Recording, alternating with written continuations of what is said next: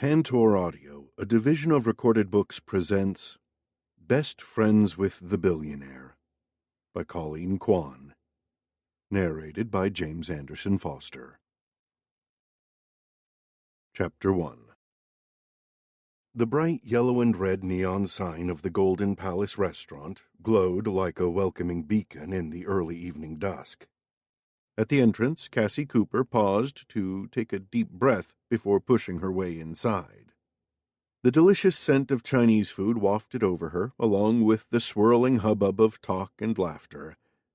When she reached the bank of fish tanks, she hesitated, scanning the half-filled dining room. There he is. Her heart thumped a deep bass note in her chest, and she involuntarily squeezed the strap of her purse. Oh, God! Why did Kirk still have such an effect on her? He sat near the window, arms folded on the table. Light from the paper lanterns gleamed on his thick dark hair and his impossibly handsome face. He'd taken off his suit jacket and tie, and the sleeves of his pale blue shirt were rolled up at the wrists, revealing muscled, tanned forearms. He was gazing out the window, his expression pensive, hooded eyes giving nothing away. What was that look about? Was he thinking, hey, I sure hope my best friend Cassie shows up soon because I can't wait to see her? Yeah, right. She could dream. He turned his head toward her, and their eyes met across the crowded room. His face brightened, and a tight sensation bloomed in her chest as she smiled back at him.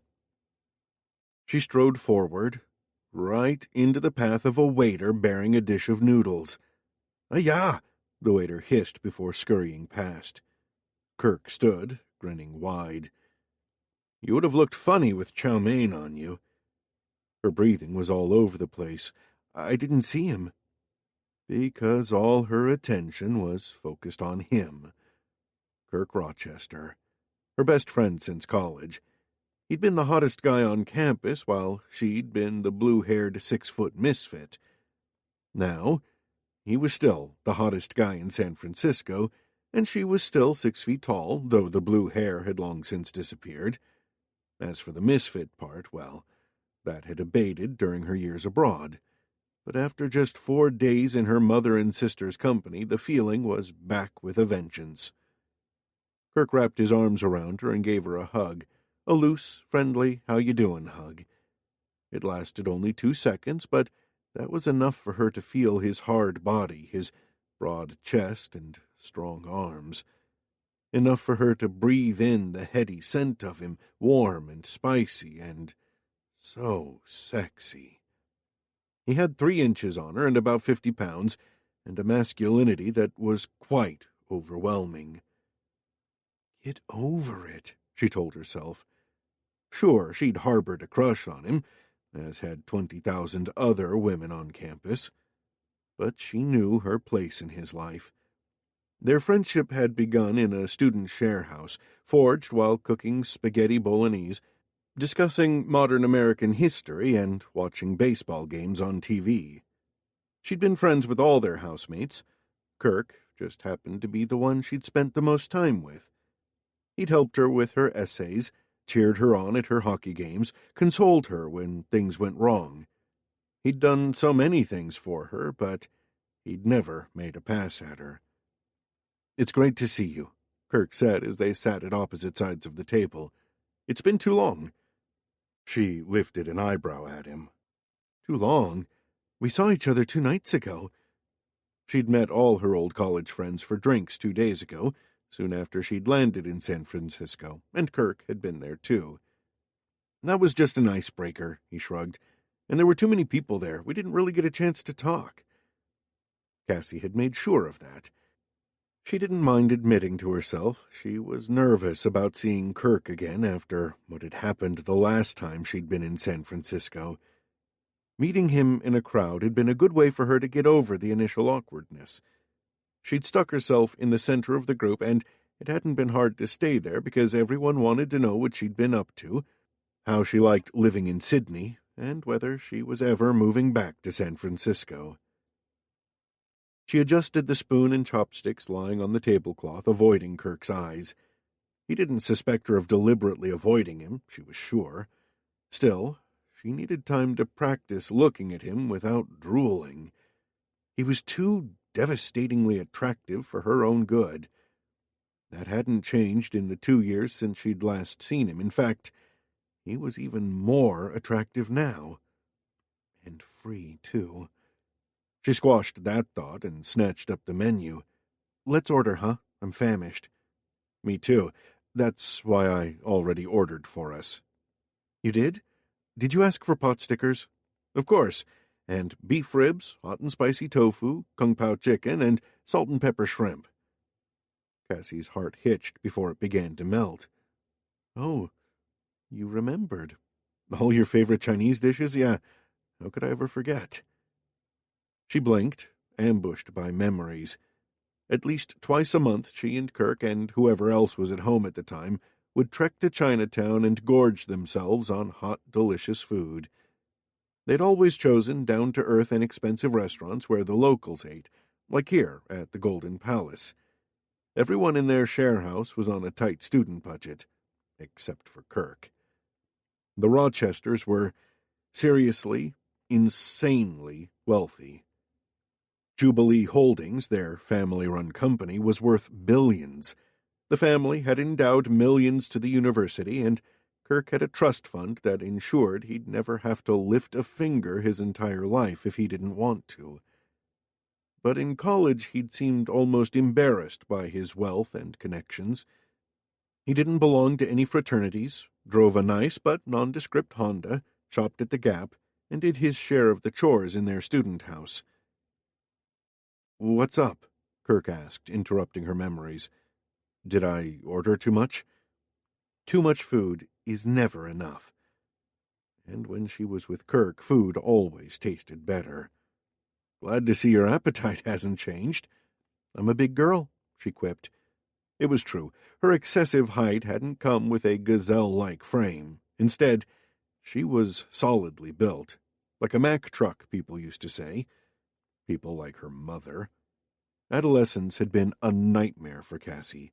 Too tall, too clumsy, too pimply, too surly. "Besides," she added, "I'm starving because my mom's put me on a diet. I've been existing on lettuce and prune juice for the past 3 days." A diet? Kirk's gaze roved over her, and she couldn't help feeling a little self-conscious. "You don't need to diet." Cassie felt a flush rise in her cheeks. This must be the first time Kirk had ever made a direct comment about her appearance, and she didn't know what to make of it. Did he mean he thought she had a good body? Or that no amount of dieting could help her? Well, apparently I do," she said. "We went for a fitting the other day, and my dress is a bit tight under the arms. I don't think it's an issue, but my mom insists I lose 5 pounds before the wedding." She rolled her eyes. Her sister Lillian was getting married in 2 weeks' time, which was why Cassie returned to San Francisco. She had never been close to her younger sister, possibly because Lillian was everything Cassie wasn't. Lillian was petite, beautiful, and popular. She could also be shallow, vain, and materialistic in Cassie's opinion. But what she thought never mattered in their family because Lillian was their mother's favorite, a fact which Audrey Cooper never bothered to hide from anyone. Cassie had long ago resigned herself to being the black sheep of their little family. 6 years ago she'd moved to Australia, and it had been the best decision she'd made. She'd managed to build a good life away from her mom and sister, and away from Kirk, too, and she'd thought she was immune to Audrey and Lillian. But after 4 days in their company, she could feel herself reverting back to the rebellious ways that caused so much friction between them. As if on cue, her cell phone beeped with an incoming text. She read it and blew out a sigh that lifted the bangs of her shoulder-length hair away from her eyes. "Unbelievable," she groaned. "My mom is reminding me that I'm only allowed 500 calories for dinner." "What does 500 calories get you?" "About one friggin' shrimp cracker." Her mouth watered as a waiter began loading their table with hot, fragrant dishes. Cassie breathed in the aroma. You know what? Screw 500 calories. There's no way I'm going to pass up a spread like this. She held up her phone to take a photo of the succulent food in front of her, then tapped out a reply to her mom. I sent her a picture of what I'm going to eat. With a mischievous grin, she turned off her phone and slipped it back in her purse. Kirk laughed as he handed her the pot stickers. I thought you were over the up yours, Mom phase. She loaded up her plate and then sank her teeth into a pot sticker. Me too, she said after a few blissful moments of chewing. But maybe I'll never be over it. The up yours, Mom phase had begun when she'd gone to college. High school had been a disaster, and she didn't want a repeat when she went to Berkeley. Dispirited by her failed attempts to live up to her mom's expectations, she'd decided it was time to rebel. She'd put in a nose stud, cropped her hair, and dyed it electric blue. Instead of being embarrassed by her build, she'd embraced her athleticism and joined the college's field hockey and basketball teams. She'd thrown away all the trendy clothes her mom had bought her and gone around in baggy jeans, rude T-shirts, and Doc Martens. Her mom had been suitably horrified. Cassie sighed as she reached for the beef ribs. I thought being away from them for so long would have made a difference. You know, absence makes the heart grow fonder and all that. But it seems the opposite's happened. I just don't get along with Mom and Lillian. I see that clearly now, and they're driving me up the wall with their obsession with this wedding. Honestly, this afternoon we spent 2 hours discussing wedding favors and how Lillian's hand-sewn, hand-stamped linen bags were so unique and it. I made the mistake of asking if it wouldn't be easier buying ready-made bags, and I was told I didn't know anything about weddings. Kirk made a sympathetic noise. Can't you do something else when they're doing all this wedding stuff that drives you nuts? I'm trying to fit in, don't you see? I'm making a last-ditch attempt to be a good daughter and sister.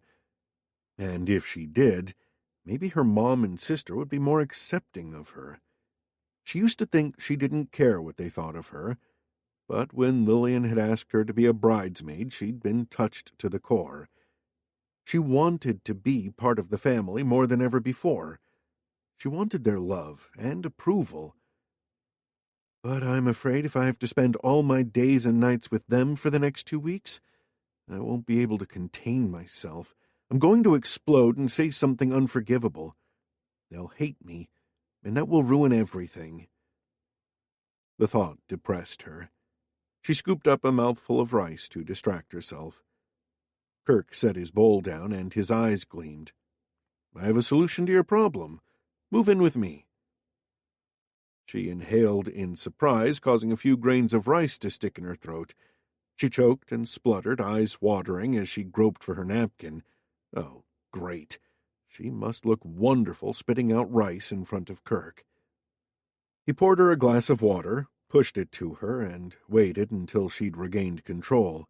I'm sorry, she wheezed. Did you say I should move in with you? He shrugged and leaned back in his chair, looking suave and nonchalant, as she wiped up the last of the rice from her chin. Yes, why not? I have room in my house, and your family is driving you up the wall. It seems like a sensible solution to me.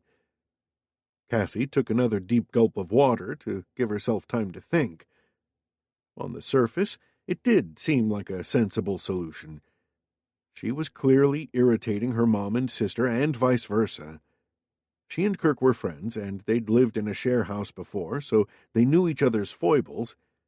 And it was only for 2 weeks, and it would give them more time together.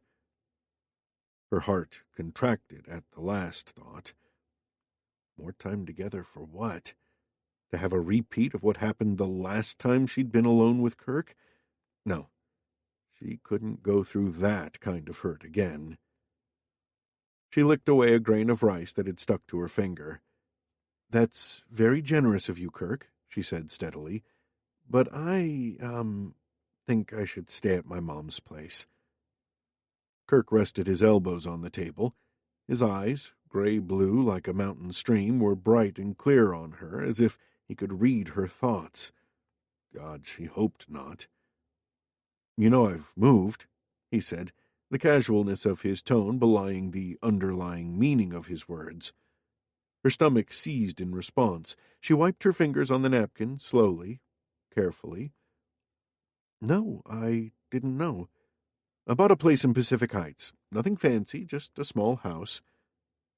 In Pacific Heights, just a small house could mean a multi-million-dollar estate, but she guessed everything was relative to a man as rich as Kirk, and nothing could be as fancy as the great big mansion he'd last lived in, with Allison, his late wife.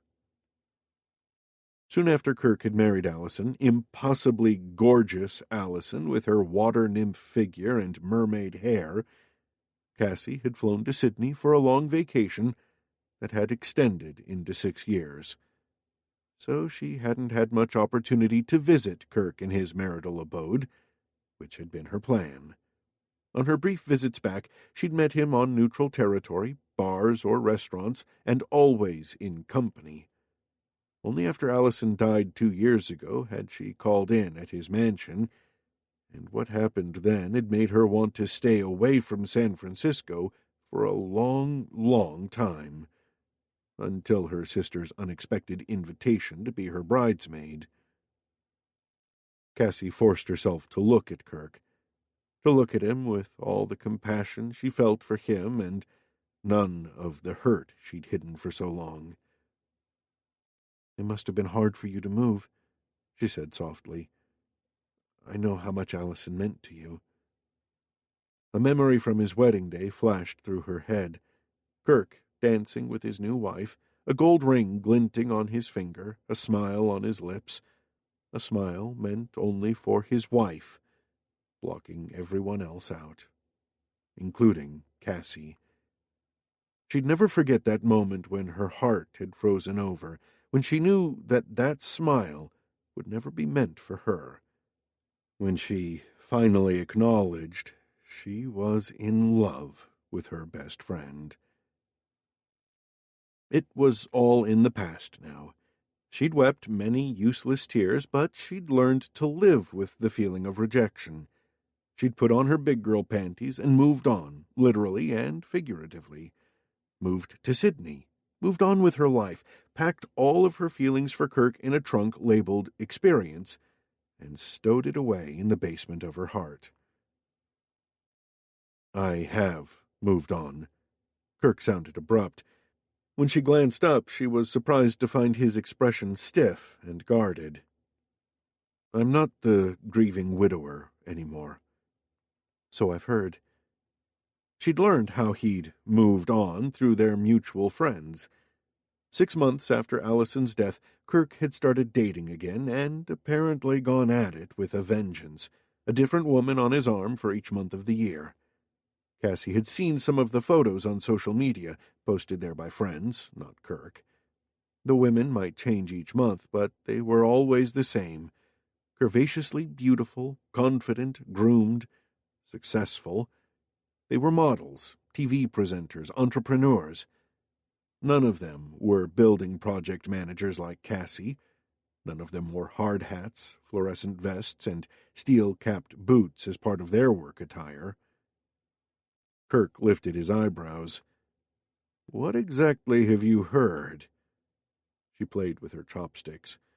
"Oh, that you're dating again." "A lot." He rubbed his jaw, long fingers scraping against the faint shadow of stubble.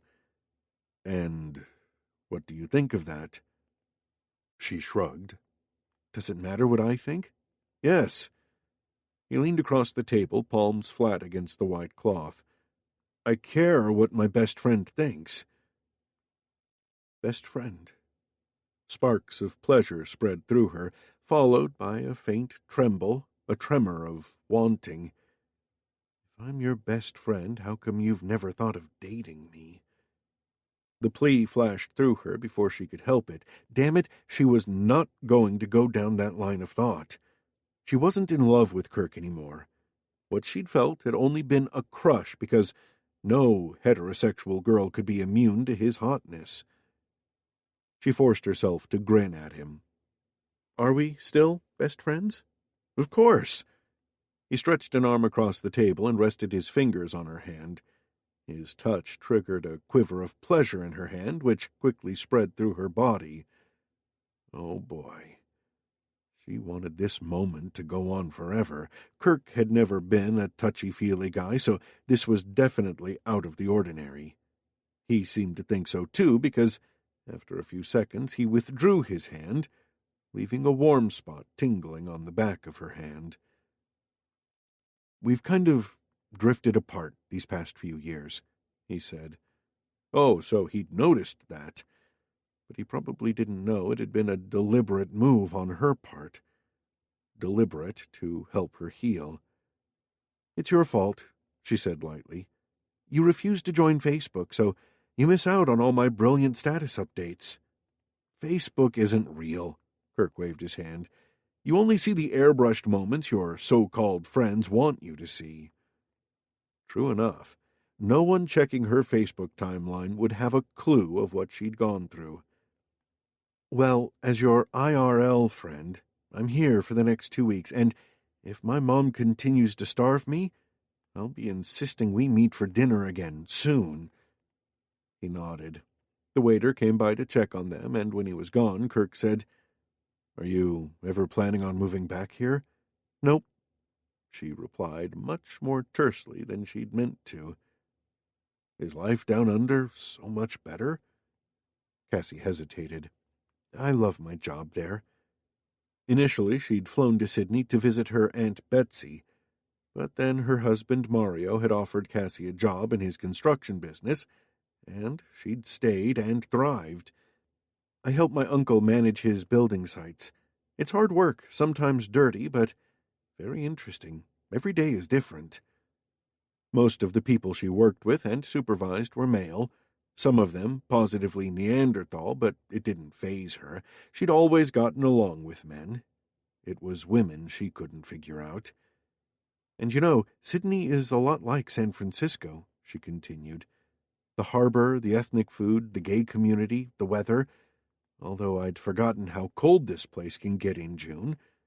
She lifted her shoulders.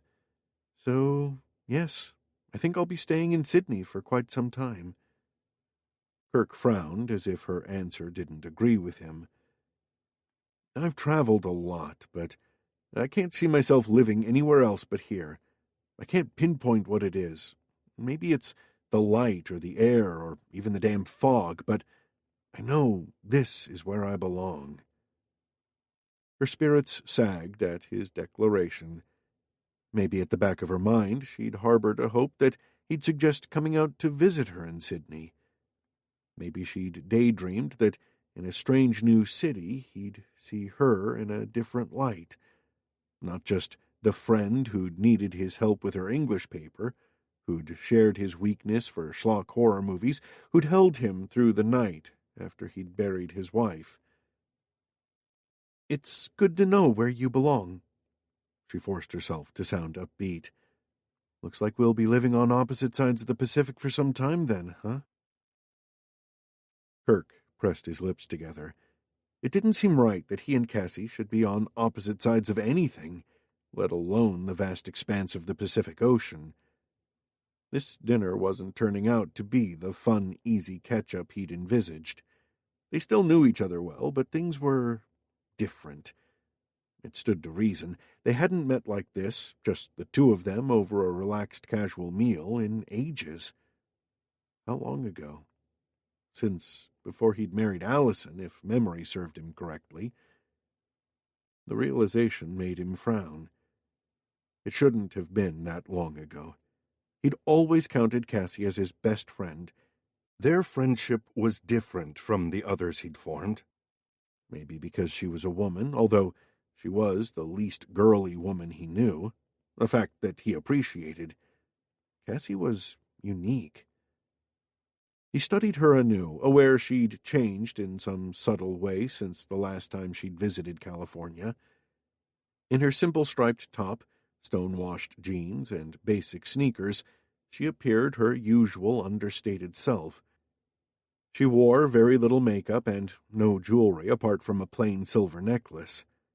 Her straight brown hair shone with health, tips brushing against her square shoulders, her wispy bangs highlighting toffee eyes that were warm and friendly, but also slightly wary, as if she wasn't completely comfortable in his presence.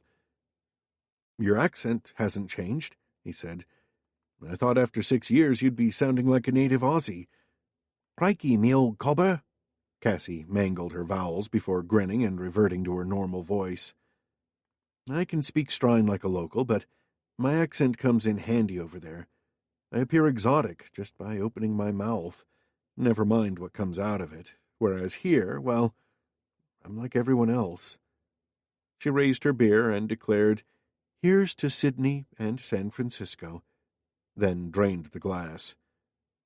"You're going to have a hangover tomorrow," he warned. "I need one," she groaned. "I'm supposed to tag along with my mom and sister to the wedding planner tomorrow. What are you doing? Any chance you can sneak out and play hooky with me?" "There's nothing I'd like better, but I've got meetings all day." "Oh, yes." Cassie sat up straighter. "I heard about your new title. Congratulations. Does this mean you've ousted your cousin from the top position?" "No, we've carved up the company to make it more manageable. Lex has taken over the property management side, and I'm the CEO of Jubilee Hotels. Our businesses are separate, but we still consult each other." "Weren't you and Lex always rivals? What happened?" "We grew up and realized we had more in common than we thought. We're good friends these days." Kirk didn't want to delve too deeply into his checkered relationship with his cousin. They'd had their differences. Kirk had stolen Lex's girlfriend and married her. Lex had hidden company information from him and suspected him of sabotage. But that was in the past, and neither of them liked to discuss old history. "And what are all these meetings you have to attend about?" Cassie asked. "I'm trying to land an important deal with a businessman named Hank Parnell. The guy owns a chain of bars and restaurants up and down the West Coast, and I want him as a partner in our new hotels. There's a lot of synergies between our businesses. I think it would be a great fit for both of us." Yes. It sounds like a shrewd plan, bringing two well-known brands together. I guess since you've taken over the hotels division, you want to put your own stamp on it." "Exactly," Kirk nodded. He liked discussing business with Cassie. She might not understand all the intricacies of his job, but she was interested, involved, and intelligent. Resting his forearms on the table, he leaned toward her. "Thing is, I have a slight problem with Hank Parnell." "Oh?" Cassie bent forward, too, her expression conspiratorial. "Is he difficult? A megalomaniac?" "It's not so much him as his daughter, Shauna." Cassie wrinkled her nose. "Go on." No one knew of his problem, but with Cassie in town, she was the perfect person to confide in. "She comes to most of the meetings. He's mentoring her or something. I'm not quite sure. The thing is, she's been coming on to me, and I've tried ignoring it, but she doesn't appear to be getting the message." A strange expression passed across Cassie's face. She pleated her napkin, focusing on the material. "Are you sure she's coming on to you? It's not a figment of your male ego?" Kirk snorted. "Yeah, right. What do you call it when the woman feels up my arm and asks if I work out? Or when she rubs her bare foot against my leg under the table when I'm trying to discuss business with her father? Or when she texts me in the evening asking if I'm free for a drink?" Cassie glanced up at him, her wide brown eyes startled, a hint of pink rising in her cheeks. "Okay, I hear you. So what's the problem? Is she not gorgeous enough for you?" Was that a touch of sarcasm in her tone? Kirk never discussed the women he dated, or chose not to date, with anyone, not even Cassie. But now he'd breached that embargo. "She's not bad-looking," he shrugged impatiently. "That's beside the point. I'm not interested in her, but she's ignored all my hints, and it's a hell of an awkward situation when Hank seems oblivious to it. I'm tempted to be blunt with her, but this deal with Hank is huge, and I don't want to screw it up, so you see my dilemma. Yeah, it's kind of funny. Funny? That was not the reaction he'd hoped for. Cassie's lips twitched. Yeah, funny. You could laugh it off, treat it as a joke.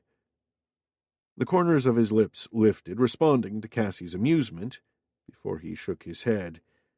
Shauna has zero sense of humor. I doubt she'd see the funny side of an SNL sketch, let alone me laughing her off. More likely, she'd run to her dad screaming blue murder, and the deal would be off. He couldn't risk that.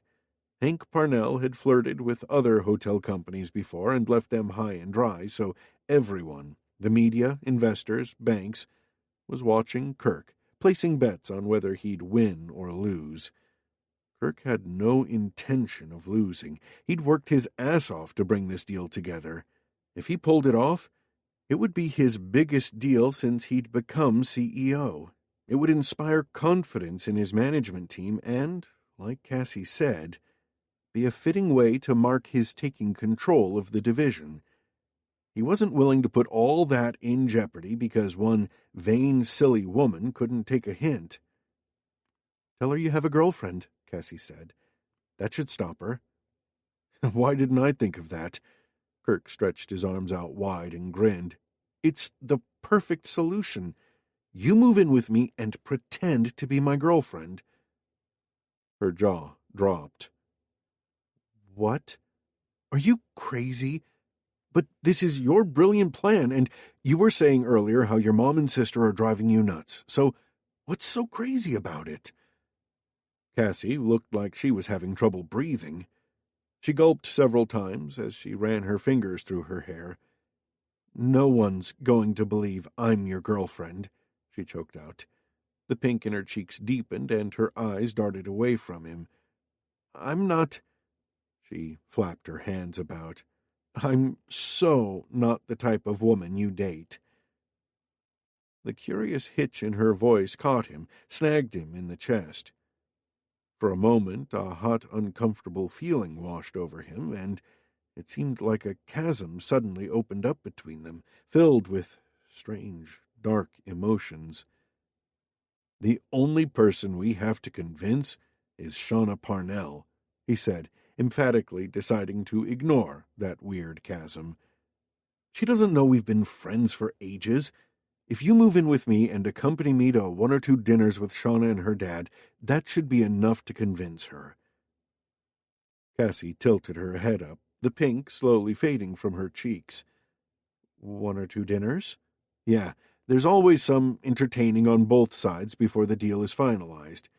It would really help if you could deflect Shauna while I concentrate on her father. She sighed. "I see. So I'm your armor, your pepper spray.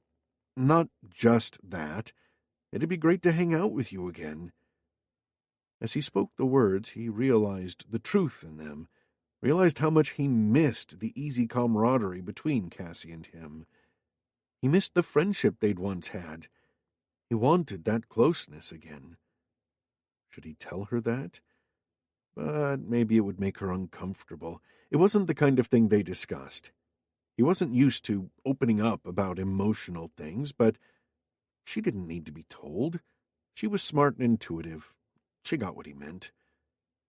But it seemed Cassie didn't have the same fond memories. She shook her head firmly. "I'm sorry. I wish I could help you, Kirk, but I can't." His stomach clenched. He didn't know why, but her gentle refusal riled him. "Come on, don't be like that." "Like what?" "Stubborn and difficult." A line appeared on her forehead. "I see. So I'm stubborn and difficult because I won't go along with your plans? Is that it?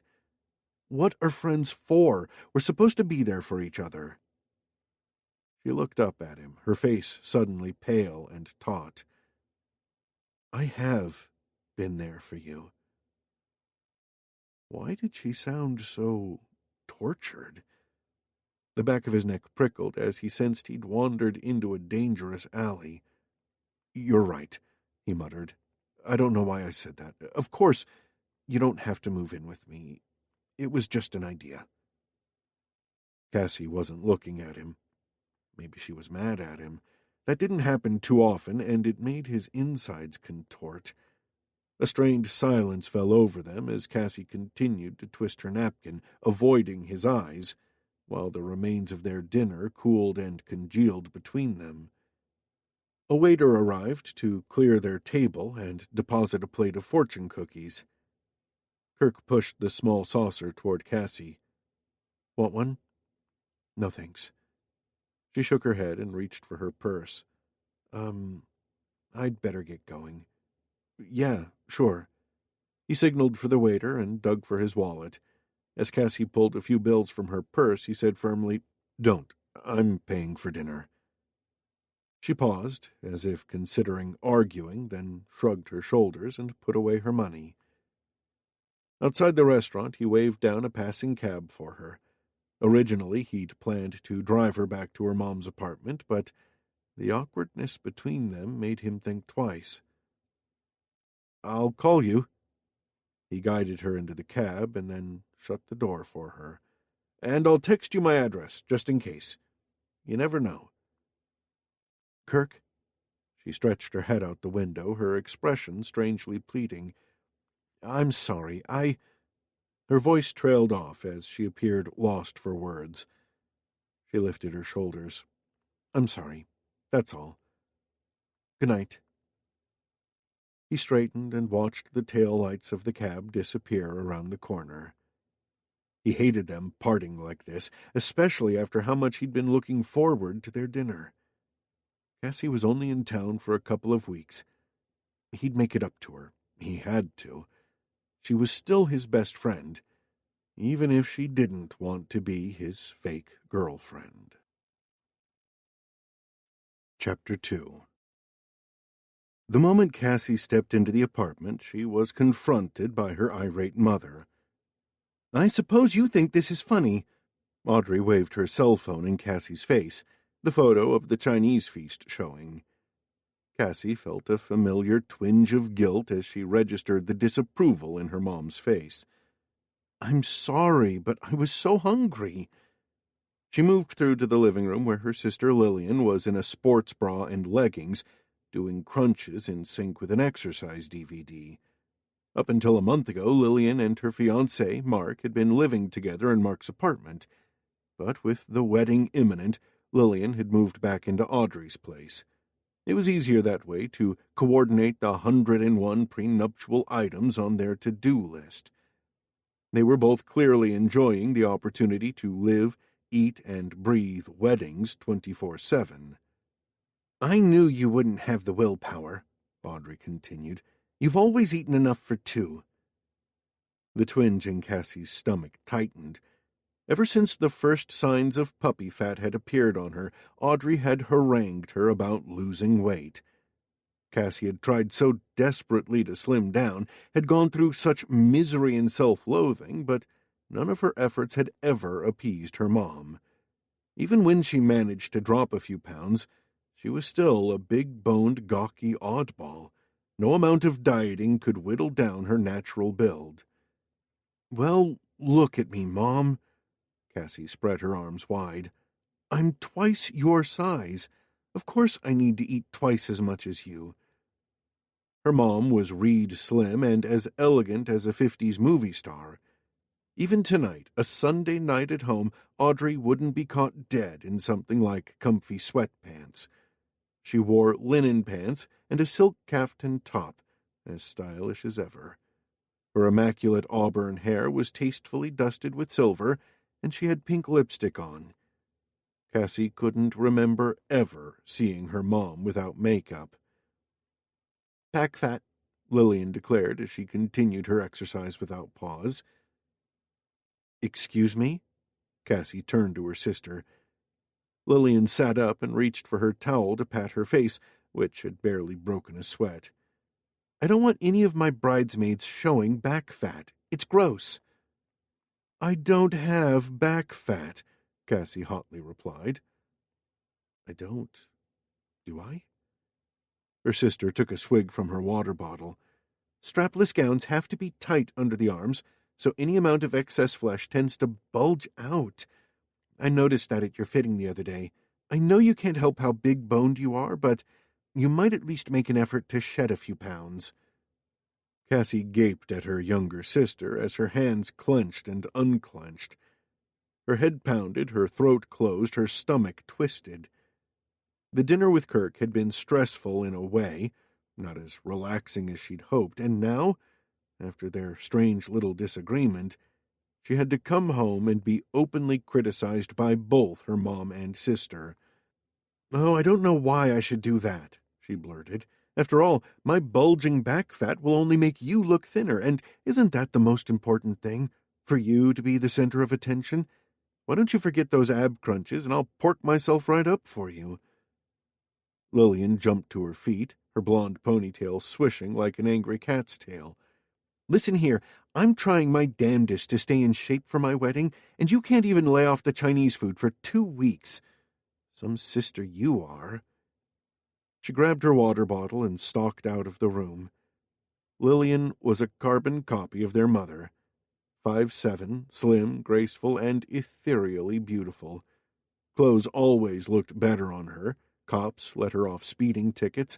Opportunities miraculously opened up for her.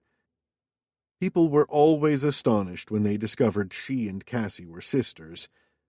Sometimes Cassie wondered, too, whether she'd been switched at birth. Maybe somewhere out there was a family of big, tall people with back fat wondering who the dainty princess was in their midst. "Do you have to pick a fight with your sister?" Audrey moved to the couch to rearrange the already perfect cushions. As an interior decorator, the gesture was automatic to her, one she performed countless times during the day. Tears pricked the back of Cassie's throat. "I didn't mean to," she muttered. She and Lillian had never been close. They were too different physically, emotionally, mentally. But Lillian was the only sibling Cassie had, and after getting to know Uncle Mario's extended family in Sydney, she wanted to be closer to her sister, however different they might be. Audrey didn't seem to hear her, and she swept on. "It wouldn't hurt you to pick up a few tips from your sister.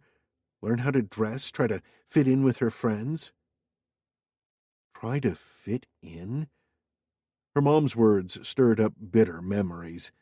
In high school, a snooty, exclusive school Audrey had insisted her daughters attend, even though she could barely afford the fees, Cassie had become the target of the Mean Girls Club, a group of popular, pretty girls led by a particularly nasty queen bee. As Cassie's life became hell, her grades suffered, and she gorged herself on comfort food, which only made her bigger and more of a target. In the depths of her depression, she'd finally confessed to her mom why she hid in her room all the time and made excuses not to go to school. Her mom's advice?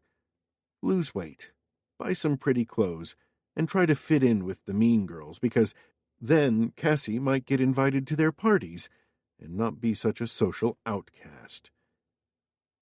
It was then that Cassie finally acknowledged that she and her mom had to have come from different planets. She'd stopped trying to fit in. With the help of a school counselor and some medication, she'd recovered from her depression and her grades had improved. She'd stopped worrying about being unpopular, about not fitting in. But even after all these years, her mom still believed changing her image was the solution to all Cassie's problems. "Lillian is under a lot of stress," her mom continued as she moved over to fluff out the drapes. "A woman's wedding is one of the most important days in her life. It's only natural she wants everything to be perfect." Cassie rubbed her forehead wearily. "Look, I'm sorry. I'm trying, but I just can't share your and Lillian's enthusiasm." Her mom shot her a frown. "Are you jealous? Because Lillian is 2 years younger than you and she's getting married first?" Once more Cassie's mouth fell. No, I'm not jealous of Lillian. Not one bit, except for the unconditional love she inspires in you. Maybe that, a little. Audrey cocked her head sideways and cast a critical gaze over Cassie. If you paid more attention to your appearance, I'm sure you could find yourself a husband, too. The hefty dose of skepticism in Audrey's voice caused something to snap in Cassie's brain. Find a husband? Is that the pinnacle of a woman's existence? Shush, why are you shouting? I'm not shouting. Oh, crap, I am shouting. Keep your voice down. What will the neighbors think? Who frigging cares what they think? Lillian ran back into the room. What's going on, Mom? Why is Cassie yelling? She's frustrated because she can't find a husband. Cassie dug her fingernails into her palms. Her head threatened to explode. For crying out loud, I can't take this anymore. She marched down the hall to her bedroom, plonked herself on the bed, and kneaded her temples where an almighty headache was brewing. She could hear her mom and sister talking about her, and they didn't bother to lower their voices. A few minutes later, they both appeared in the doorway. Cassie, her mother began, your sister and I have been discussing something. And she wasn't going to like it, Cassie surmised by the pinched lines bracketing her mom's lips. My friend Rose Gruzman lives on the floor below me, Audrey said. She lives by herself and has plenty of spare space. I'm sure if I asked, she'd let you stay with her. Only until the wedding, of course. Cassie blinked. You're kicking me out? No, I'm not. You don't have to stay with Mrs. Gruzman if you don't want to, but... Well, Audrey lifted her narrow shoulders. It might ease the tensions here if you did. You understand, don't you?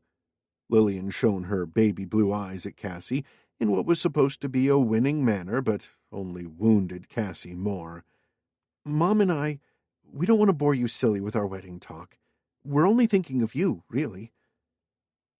She shouldn't feel so hurt. After all, only an hour ago she'd been complaining about her family to Kirk, had even contemplated moving out to preserve her sanity. Now it seemed her mom and sister felt the same way. We still want you to come with us to all the appointments, fittings, and rehearsals, Lillian added. You're still my bridesmaid.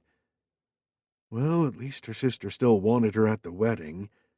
Probably because her bridesmaid gown was already set and couldn't be altered in time for someone else. No, that was an unworthy thought. She had to believe her sister still had some feelings for her. Maybe this was for the best, even though it stung. Without a word, she got to her feet, hauled out her suitcase, and began tossing her belongings into it. Should I call Mrs. Gruzman? Audrey asked. No need, Cassie said. I'll move in with a friend. In fact, he already offered. Her mother's eyes narrowed. He? Cassie picked up a sweater and folded it carefully. She'd never told her mother about Kirk Rochester. When she and Kirk had met during her sophomore year, she hadn't been on speaking terms with her mother, and later, when their relationship had thawed somewhat, she'd still kept silent about her friendship with Kirk. Because her mom would be all over her like a rash if she knew she was friends with one of the Rochesters. Audrey had been born into a wealthy, well-connected family. She'd been raised as an heiress with nothing expected of her except to look and act the part. But not long before her 21st birthday, her father had lost his fortune to gambling and bad investments. Audrey was no longer a somebody, but she soon married an up-and-coming young lawyer whom everyone said was going to make partner soon. Unfortunately, he died before that could happen, leaving her with 2 young girls to raise, and enough life insurance by most standards, but not nearly sufficient to keep the widow in the style to which she was accustomed. Audrey Cooper's life had been a succession of great expectations, followed by great disappointments. She might have been as wealthy and influential as the Rochesters, with the same social carte blanche, but instead she was an interior decorator, working for the socialites who'd once been her contemporaries. So Cassie wasn't about to tell her mom she was moving in with Kirk Rochester, the billionaire bachelor of San Francisco, or she'd incur her mother's all-consuming curiosity and none too subtle prying. "He's an old friend from college, Mom," she said, placing the sweater in the suitcase and then shutting the lid. "The one I had dinner with tonight." "Oh," Audrey pursed her lips. "I hope you won't expect an invitation to the wedding." Cassie suppressed a wry smile. If her mom knew she was talking about Kirk Rochester, she'd hand-deliver a gilded invitation to him on bended knee. "No, he won't." "Anything going on between you two?" Lillian threw her a coy look. "No." Cassie couldn't help frowning at her sister. "We're friends. Good friends." Nothing had ever happened between her and Kirk, except for that one night 2 years ago, but that had been a terrible mistake. Kirk hadn't even realized it was her. No, that night didn't count. She didn't even want to remember it. Lillian shrugged, offhand, interest waning. "Sure, remember our 9:30 meeting with the wedding planner at her office tomorrow?" She sauntered off without waiting for a reply. Audrey wagged her finger. "We have a lot to go through, so don't be late." So neither of them was bothered much that she was moving out. Huh. She wasn't surprised, but it still hurt. And Kirk? Would he be surprised when she showed up on his doorstep? She contemplated calling him first, but then decided not to. When she'd initially refused his invitation, he'd practically started an argument over it, so she wasn't going to let him have second thoughts. She had his address from the text message he'd sent her before she'd arrived home. She'd catch a cab to his place and see his reaction when he opened the door. Maybe he'd be overwhelmed with joy. Maybe he'd catch her in his arms and swing her around. Yeah, right. And maybe she was too darn optimistic. But it was nice to dream. Kirk prowled around his living room, too wound up to relax or do anything.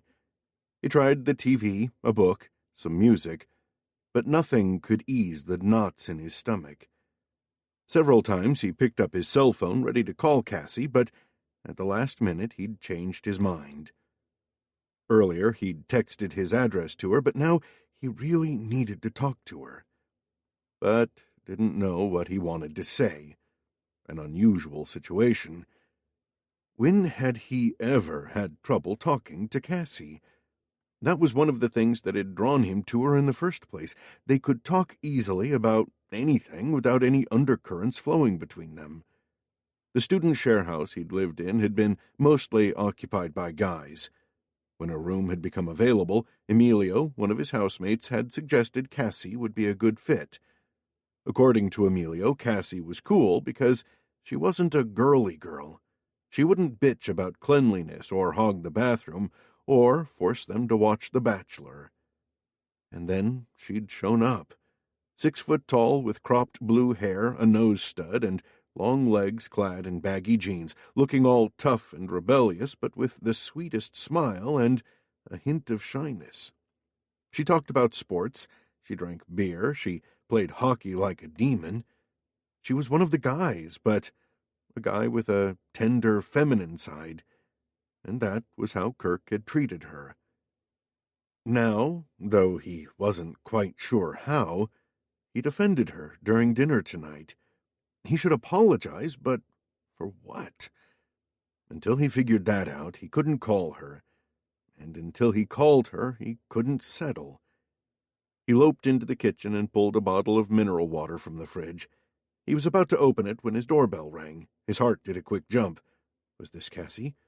Who else could it be at 11 o'clock on a Sunday night? He abandoned the bottle of water, ran downstairs to the front door, and then wrenched it open.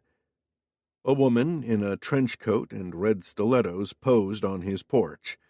Her fire-engine-red lips spread into a wide smirk at his appearance. "Shauna?" Kirk groaned inwardly. "Hi, Kirk," she purred. A bottle of champagne dangled from her red-tipped fingers.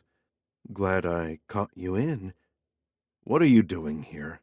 Irritation burst through him, and he folded his arms across his chest. I thought you could do with some company. She angled forward, tossing back her hair, her voice artificially breathy. Some men might go for that pouty siren look, but not him. When it came to women, he preferred to do the chasing, and nothing about Shauna Parnell inclined him to chase. But he couldn't cut her off cold like he'd normally do in this situation. She was only 22 and clearly immature. If he rejected her too harshly, she might go running to Daddy Parnell, telling him how nasty that Kirk Rochester was, and then he might as well kiss his deal goodbye. He couldn't risk that. It's late, Shauna, and I've got a full day tomorrow. Pouting, she loosened the belt of her trench coat, letting it slide open a little to reveal a glimpse of some lacy underwear. Kirk's body remained stubbornly cold. It's not too late for a little drinky-poo, is it? Just in time, Kirk stopped himself from rolling his eyes. I think you'd better go home. Let me walk you to your car. He scanned the street, hoping she had driven here and that her car wasn't parked too far away. Why don't you like me, Kirk? Shauna lunged for him and grabbed his upper arm. I do like you, he replied woodenly, cursing his lame acting abilities. It's just that, well, I have a girlfriend. The words popped out of his mouth before he could stop them. He blamed it on the fact that her talons were digging into his arm. A girlfriend? Shauna pulled a face. Since when? Who? No one you know. The red convertible with the lights on that was parked a short distance away must be her car. He started walking toward it, Shauna following uncomfortably close, still clinging to his arm. She dug her heels into the pavement, forcing him to stop. I don't believe you. You're making this up. A cab slid to a halt at the curb right beside them. I'm not, Kirk replied. Well, how come I've never heard of her before? A woman emerged from the cab, a tall, familiar woman with brown, shoulder-length hair. Kurt exhaled. Thank Christ. He couldn't believe his luck. He broke free from Shauna's grip and moved toward the cab. Cassie, honey, you're back, he stated loud enough for his neighbors to hear. As he closed in on her, Cassie's eyes widened in surprise, and she made to take a step back, but then her gaze darted past his shoulder and must have landed on Shauna. Hi, darling, Cassie stuttered. Kirk could feel Shauna eyeing them suspiciously, sizing up the situation. Pulling Cassie into his arms, he brushed his lips against her ear. In case you're wondering, he murmured, that's Shauna. I'll explain later. That you will. Cassie's soft hair brushed his cheek, and he found himself hugging her tighter. Damn, she smelled nice. Felt nice, too. Then he remembered their spectator and swung them both around to face Shauna. This is Shauna Parnell, honey. Shauna, this is my girlfriend, Cassie Cooper. Cassie's just returned from a business trip. Shauna didn't say anything, her face still screwed up with suspicion. Cassie offered a brief greeting before turning to the cab driver, who had hauled her suitcase from the trunk. When the cab had disappeared, Shauna was still studying them, hands on hips. Is that your car? Kirk gestured to the red convertible, his meaning obvious. Shauna's lips thinned. Without a word, she flounced to the car, got in, and drove off, tires burning rubber. Kirk smiled at Cassie, picked up her suitcase, and held his hand out toward the open door of his house. Let me show you around. Kirk's house was compact compared to his neighbor's, but still large by Cassie's standards, and no expense had been spared.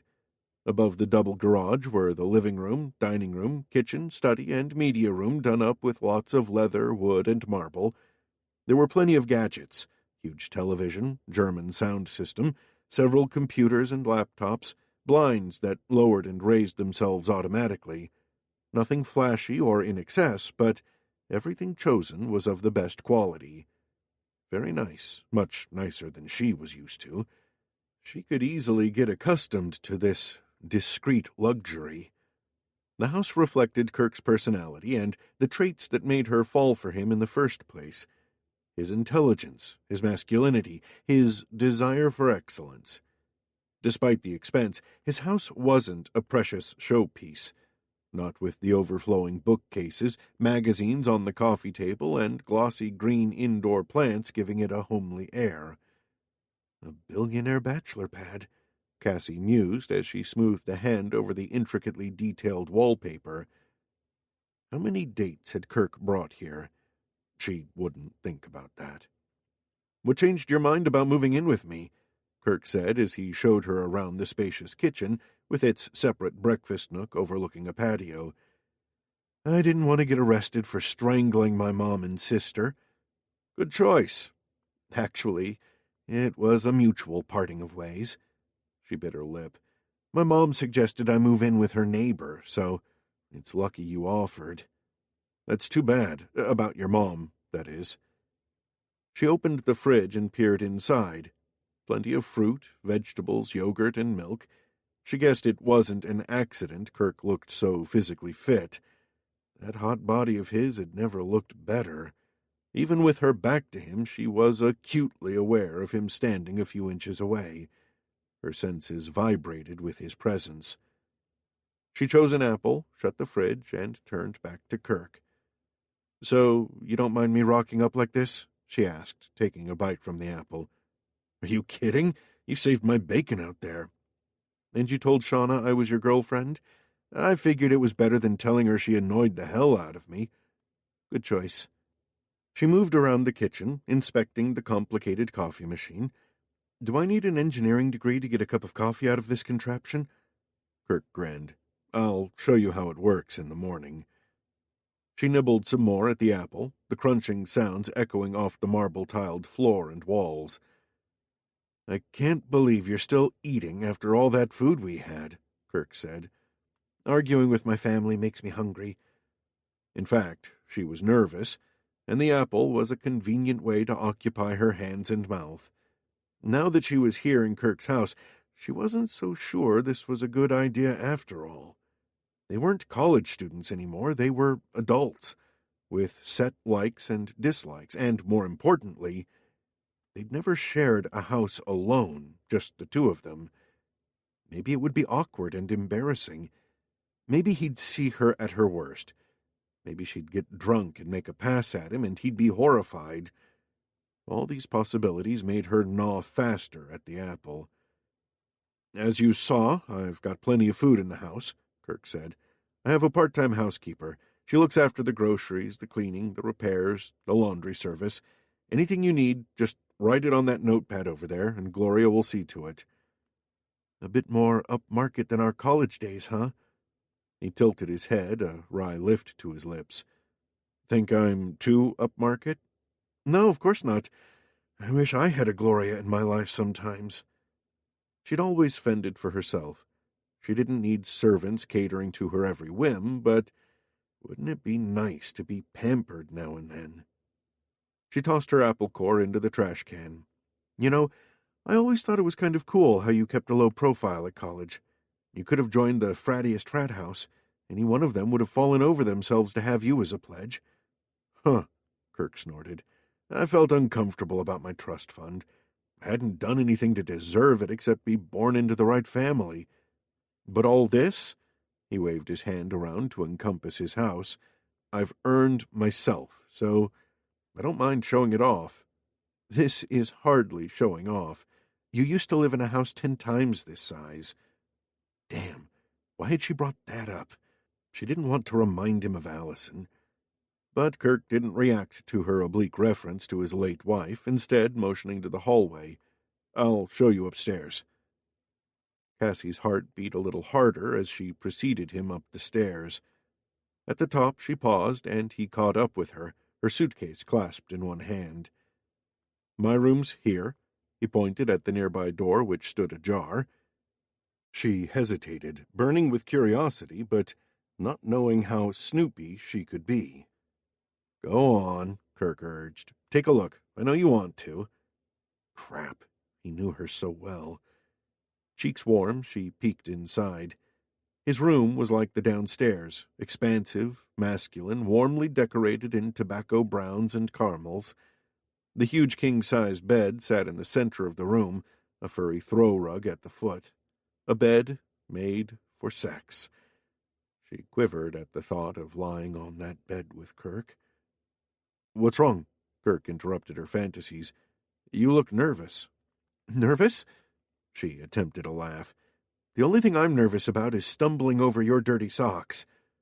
He spread his hands. "No dirty socks, see? And I keep my whips and masks in the closet." He winked at her. A furious blush heated her cheeks. "Whips and masks? No shit." She gulped as her imagination went into overdrive. "Cassie, I'm kidding." He squeezed her shoulder, and a deep shiver worked through her. "Hey, whatever floats your boat, right?" For her, it was Kirk, with or without whips and masks. For a few moments they gazed at each other before Kirk finally said, "The guest room is down the hall." He showed her into a spacious room done up in calm, neutral tones with an ensuite bathroom and windows facing the city. "Towels are in the bathroom," Kirk said, setting down her suitcase, "and extra pillows in the closet." "Thank you, Kirk. If it weren't for you, I'd be moving in with Mrs. Gruzman and feeling sorry for myself." "Don't thank me. If it weren't for you, I'd still be trying to get Shauna back into her car right now and feeling sorry for myself." She smiled, but the thought of Shauna made her smile fade. She couldn't stop thinking about the woman she'd seen clinging to Kirk's arm. "She's young and attractive, you have to admit," Cassie said. "You sure you're not the least bit interested in her?" Kirk raised his eyebrows. "I know what I like, Cassie, and she's not it." His emphatic answer made her throat tighten. Yes, he did know what he liked, and it had never been her. Thankfully, she'd never opened herself up for humiliation like Shauna had. But maybe that was cowardly of her. At least Shauna had the guts to go after what she wanted. "So, are you happy being the bachelor forever?" His gray-blue eyes narrowed on her, making her insides squirm. "Don't tell me you want to fix me up with someone, too," he said. "Two?" "Lex has dropped a few none-too-subtle hints that I should think about settling down. Typical Lex. Since he's deliriously happily married, he thinks I should be the same." "Well, it's natural. Most people want to be in a relationship." "I don't." He looked almost fierce. "Okay." She lifted her suitcase onto the bed and fumbled with the zipper. She could hear Kirk breathing heavily in the sudden silence. "What about you?" he asked. "Do you want to be in a relationship?" Her heart stumbled, then began to thump madly in her chest. What should she say? Her first instinct was to deny in case he caught an inkling that, yes, she would like a relationship, and not just with anyone, but with him, the man who lit up her life, who made everything better and brighter just by being there. But if she denied it too vehemently, then they would carry on as before, and he might never look upon her differently. So how could she imply that, yes, she did want a relationship, but no, she wasn't desperate, certainly not for him? Perspiration prickled on her nape as she yanked at the zipper of her suitcase. If Kirk could lie about his relationship status, why shouldn't she? Why couldn't she make up some story that conveyed the right tone, that she was free, but not quite? "I'm not looking for a relationship right now," she said breezily, "because I recently broke up with my boyfriend." Her statement was greeted with complete silence. She glanced up at Kirk to find his shrewd gaze pinpointed on her with unnerving intensity. Oh, crap. What morass of lies had she wandered into? "Your boyfriend?" His incredulous tone made her bristle. What did he think? That she was so plain and frumpy no man would touch her with a barge pole? My ex-boyfriend. She pressed hands on hips. Weren't you listening? Kirk shook his head. This is the first time you've mentioned a boyfriend. I mean, ex-boyfriend. Well, I don't blab on about it, but that doesn't mean I don't have a love life. She tossed back her hair to show him some sass. While she'd lived in San Francisco, within Kirk's orbit, she'd never had a steady boyfriend, but when she'd moved to Sydney, she had been determined to get on with all aspects of her life, and she'd had a couple of boyfriends. Her relationships had been nice and uncomplicated, and when they had ended, she'd had a few sniffles and quickly recovered. What's his name? Kirk asked, a frown hovering on his brow.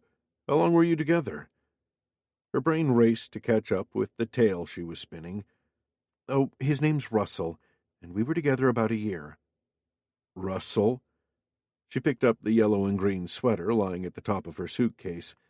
He bought this for me. It was true. Russell, although not her ex-boyfriend, had bought her the rugby jumper for Christmas. Kirk's gaze flicked over the sweater, then returned to her face. He looked like a prosecutor about to cross-examine a hostile witness. Tell me more about this Russell.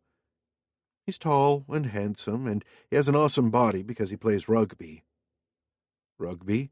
Yes, rugby. It's like American football, except it's not. Russell has the cutest Australian accent, and he looks a bit like Hugh Jackman. Wolverine. Wolverine. Kirk folded his arms, the shirt stretching tight over his solid biceps. He looks like Wolverine, does he? Uh-huh. She could blather on like this forever, because everything she said was true.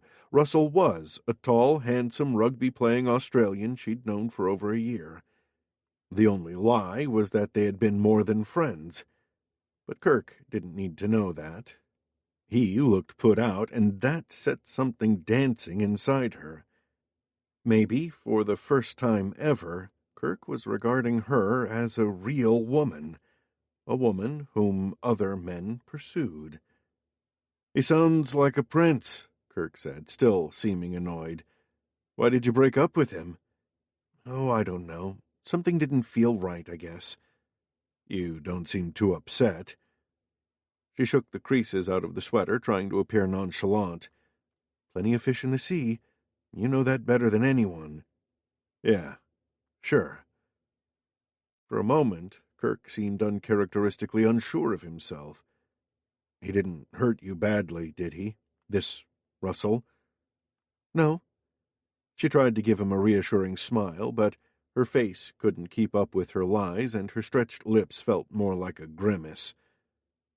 Kirk regarded her for a while before saying, I'll let you get settled in, then. He turned to leave, then paused at the door. Good night, Cassie. I'm glad you're staying here. His soft words made her knees tremble. I'm glad too, she murmured. When she was alone, she picked at the sweater in her hands, wondering if she'd made the right decision moving into Kirk's house. 9 years had passed, and she was back where she started, occupying a room down the hall from Kirk's. She'd lost her naive sophomore heart to him, and secretly died inside each time he hooked up with a girl, though, thank God, he hadn't brought many of them back to his room in their share house. Now she was older and tougher. Now she had an opportunity to get over her unrequited crush, or to risk everything and ask him for more. Now she might get what she'd always wanted, or have her heart broken all over again. Kirk lay in bed staring at the ceiling and wondering why he felt on edge. He'd gotten what he'd wanted. He'd managed to discourage Shauna without insulting her, and he had Cassie staying with him. Now that she was here, he realized how much he'd missed her. She was still his best friend, though they'd drifted apart in recent years. But he was going to make it up to her. They were going to hang out together, and it would be like the old days, the old, uncomplicated days when He could relax with her in a way he couldn't with his other buddies. Cassie didn't demand or expect anything from him. She was always happy to see him and always good company, funny and smart and natural. With her, he could forget he was an in-demand Rochester and just be himself. But Cassie wasn't exactly like she'd been in the old days. She was more confident now, maybe because she'd dated a man who looked like Wolverine. Christ, he hadn't seen that coming. Cassie had changed, but hadn't they all?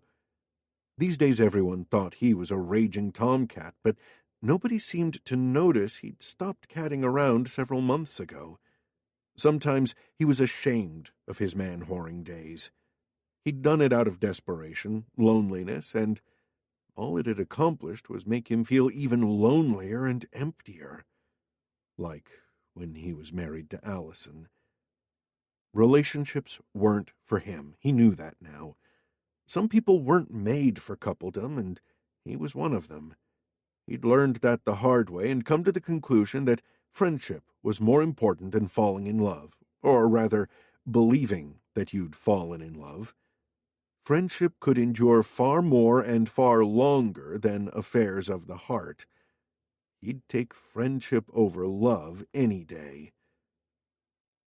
Then why did the thought of Cassie and her Wolverine boyfriend make his gut tighten? Why did his hands clench when he imagined her kissing that guy? Shit. Was this what jealousy felt like? He hauled in a deep breath and forced his hands to relax. He wasn't jealous of Cassie's ex-boyfriend because he was her friend, her best friend, and that was better than being her boyfriend. Wasn't it? Chapter 3. She'll have to wear flat-heeled shoes.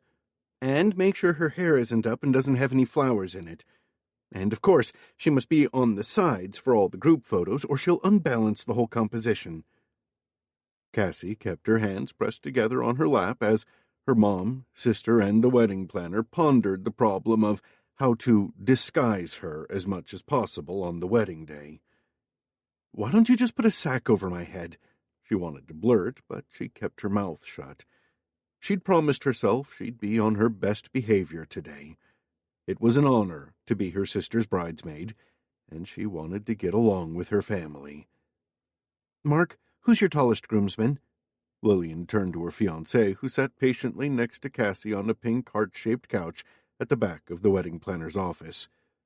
"Probably Brad," Mark said. "I think he's around 6 feet. Can he wear lifts in his shoes so he appears taller than Cassie?" Sure." As Lillian's attention shifted back to the wedding planner, Mark leaned toward Cassie and muttered, "Sorry about this. Brad's a nice guy, honest." "No need to apologize," Cassie grinned. "You forget, I grew up with Lillian and my mom."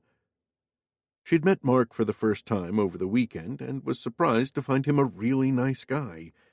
He was an up-and-coming young lawyer working for one of the best firms in the city, and he bore a passing resemblance to Cassie's late father, prompting Cassie to wonder if Lillian was subconsciously following in their mother's footsteps in every way possible.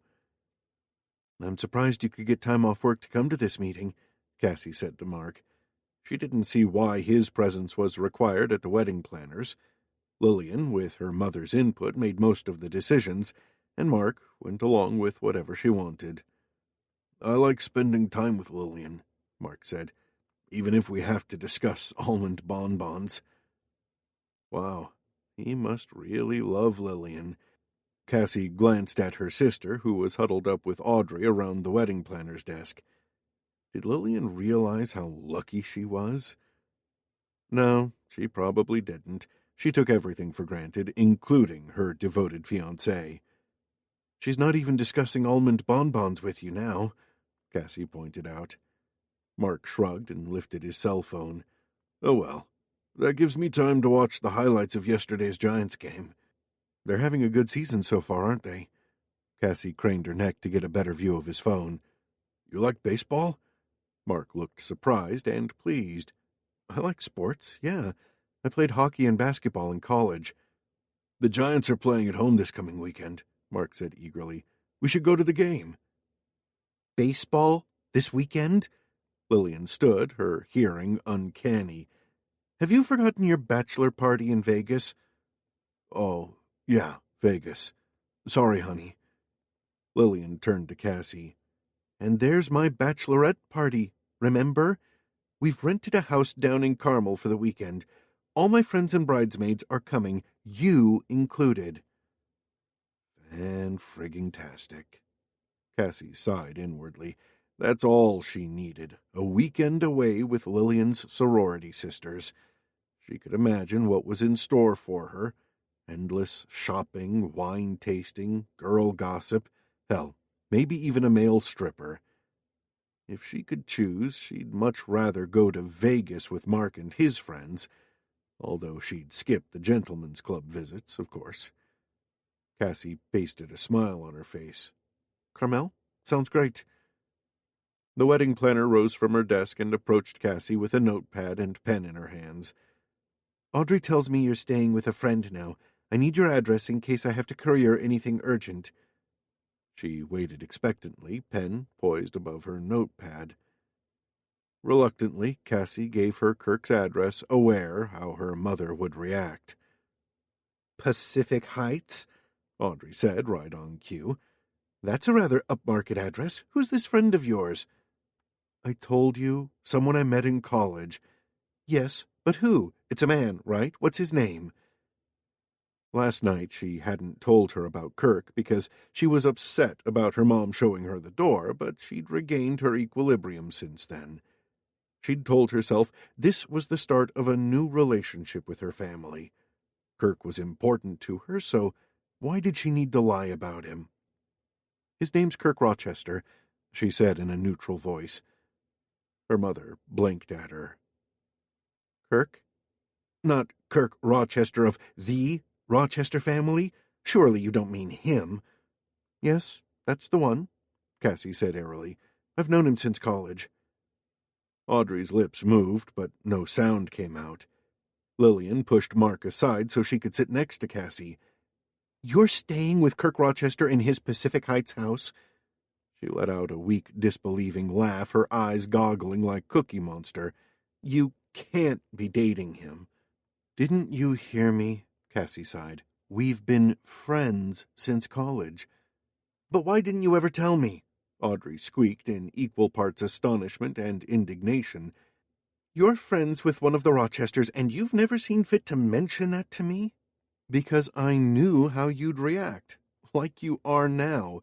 It's no big deal that he's one of the Rochesters. So what if he's rich and well-connected? It's not important. Even as Cassie spoke, she knew she couldn't stave off her mom's inevitable reaction. Not important? Audrey's perfectly arched eyebrows disappeared behind her bangs. She grabbed Cassie's hand. You have to bring him over for dinner. Tomorrow night, I insist. Cassie's heart sank as she sensed the cogs spinning in her mother's head.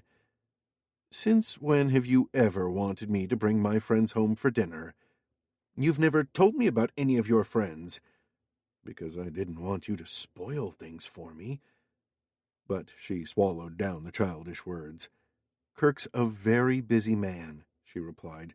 I don't know if he has time. And she'd rather spend the evening with Kirk doing something fun than take him to her mom's for dinner, which definitely would not be fun or relaxing. You could at least ask him, Audrey said. If he's not free tomorrow night, any other night will be fine by me. She wasn't going to give up. He's not in the market for an interior decorator, Mom. Audrey drew herself up, looking very put out. As if I'd embarrass myself and you by touting for business over a first dinner. I simply want to meet your college friend, Cassie, that's all. Well, that wasn't all, and everyone knew it. But this was the first time her mom had ever shown any interest in her friends, so that had to count for something. Okay, Cassie shrugged. I'll ask him. But don't hold your breath. Of course not. Whatever he decides is fine. But Cassie could see her mom was already drawing up menus in her head. "You don't have to go. In fact, you'd be doing me a favor if you said no." Kirk gave the pot of bolognese sauce another stir before glancing at Cassie. "Tomorrow night? Sure, I'll go." "No, really, you're not obligated. I heard you." He picked up the boiling pot of pasta and then dumped the contents into the colander waiting in the sink. "I want to meet your mom and sister. Will her fiancé be there too?" "I'm betting my mom and Lillian will drag him there," she said gloomily. She filched a strand of pasta, blew on it, and then popped it into her mouth. "Why did you never tell your mom about me back in college?" "I wasn't talking to her, remember? I was going through my up yours mom phase, which she likes to refer to as my butch phase. I think she would have preferred I were a lesbian. That, at least, would have given her some cachet." Kirk playfully tugged at her ponytail. "Are you sure you're over that up yours mom phase?" Her nape tingled where his knuckles had brushed her skin. I'm trying so hard." He piled pasta and bolognese sauce onto 2 plates. "So, take me home for dinner tomorrow and earn a few brownie points with her." "You'd do that? For me?" "Sure. What are friends for?" He was being nice. Too nice. It was bad for her heart to have him so accommodating and empathetic. Still, she'd done as her mother had asked, and Kirk had said yes, despite her protests. "Fine," she sighed, "but don't blame me if the dinner bores the pants off you. I'll remember to wear a belt then." Her attention drifted below his waist. Kirk had come home from the office in his smart gray business suit, shrugged off his jacket, and instantly got to work in the kitchen. The fine woolen trousers hugged his slim waist and hips, emphasized the muscular heft of his thighs. What would it take to get those pants off him? Her attention moved to his upper body. His rolled-up sleeves revealed tanned, muscled forearms dusted with fine dark hairs. He'd pulled off his tie and undone the top buttons of his white business shirt. The urge to run her hand over his chest hit her in a hot rush, and she sucked in a breath. Cool down. Kirk pushed one of the plates across the marbled granite countertop toward her. "Here, tell me if I've still got my magic touch with spaghetti bolognese." "I can eat only half of this," she said, pointing to her heaped plate. "What? I thought you were allowed 500 calories for dinner." "I promised my mom I'd try to eat less, no matter the calories." She sure as hell didn't want Lillian complaining about her back fat on the day of the wedding. His gaze traveled over her. "You look just fine to me." Her toes curled. She wasn't used to Kirk assessing her, and she wasn't sure how to take his verdict. Just fine sounded like faint praise, but then she'd never purposely dressed to attract his attention. Maybe one day she would, when she had the courage. She picked up a fork and divided her food into 2 halves. "Just fine doesn't cut it with my sister. I don't want to ruin her wedding photos." She tipped 1/2 of her dinner into a Tupperware container, then cast a doleful look at the small remainder on her plate. Her stomach would be growling by 11 tonight. They sat side by side at the kitchen counter and began their meal. Cassie groaned in appreciation after her first mouthful. "This is amazing." She glanced up. Kirk's eyes had narrowed on her as if he found something fascinating about her expression. "Amazing, huh?" She swallowed. "You've definitely still got your magic touch." Kirk had the magic touch with everything. When she was with him, the sun shone brighter, jokes sounded funnier, even sad songs were sadder because she was with him. He sharpened the flavors in her life, deepened all her sensations, enhanced every experience. She wasn't exactly sure what it was about him that did this to her. Maybe it was a unique combination of his sexiness, his drive, his simmering alphaness which was always present even when he wasn't goofing off. "I admit, I have an ulterior motive for going to your mom's dinner," Kirk said. "And what's that?" "I'm taking Hank Parnell and his daughter to dinner Thursday night, and I need you to accompany me." Cassie set her fork down. "As your fake girlfriend?" "Yeah." He paused. "We're going to Rollins, so you might want to, dress up." Her toes curled again as embarrassment seeped through her. What was he implying?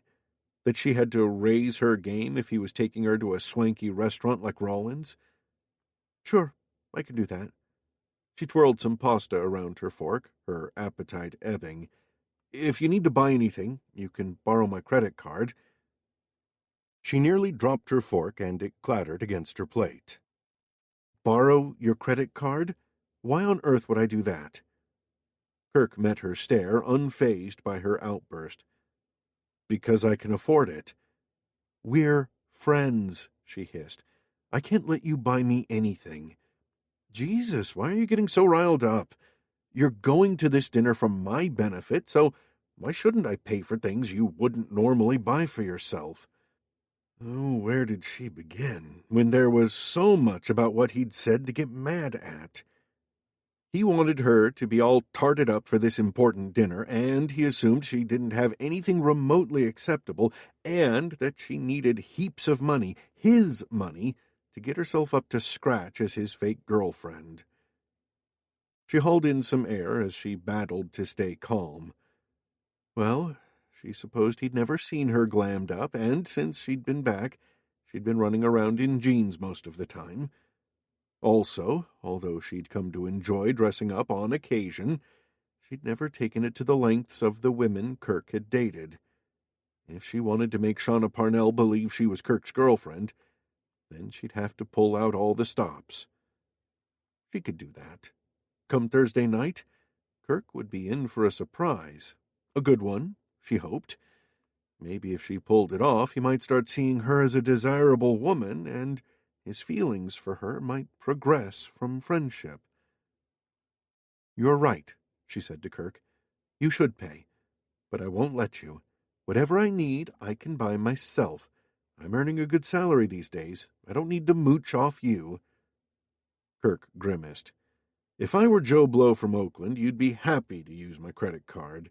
You're refusing only because I happen to be loaded, and you're determined to keep money out of our friendship. It's a kind of reverse discrimination." She pondered over his words. "Maybe," she replied, "but I thought you'd be glad about that." "Ordinarily, yes. Too often I wonder if people are friendly to me because of my money." He leaned toward her. "But I've never wondered that about you.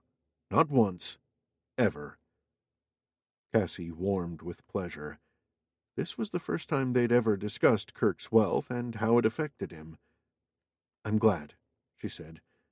"Money can come between friends, especially if one has so much and the other doesn't. But since you chose to ignore it, I ignored it too." She hadn't totally disregarded his wealth, though. The fact that Kirk was so insanely rich had been another reason she'd never been game enough to put herself out there for him. Because hot billionaires like him usually dated super gorgeous women oozing with style and sophistication. Not girls like her.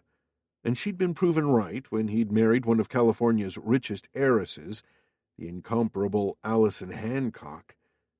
Kirk might have ignored his privileged background at college, but when it came to marriage, he'd stayed close to home. Mean of her to think that, but she couldn't help it. But now the hot billionaire was sitting opposite her, looking more delicious than the dinner he'd cooked for her.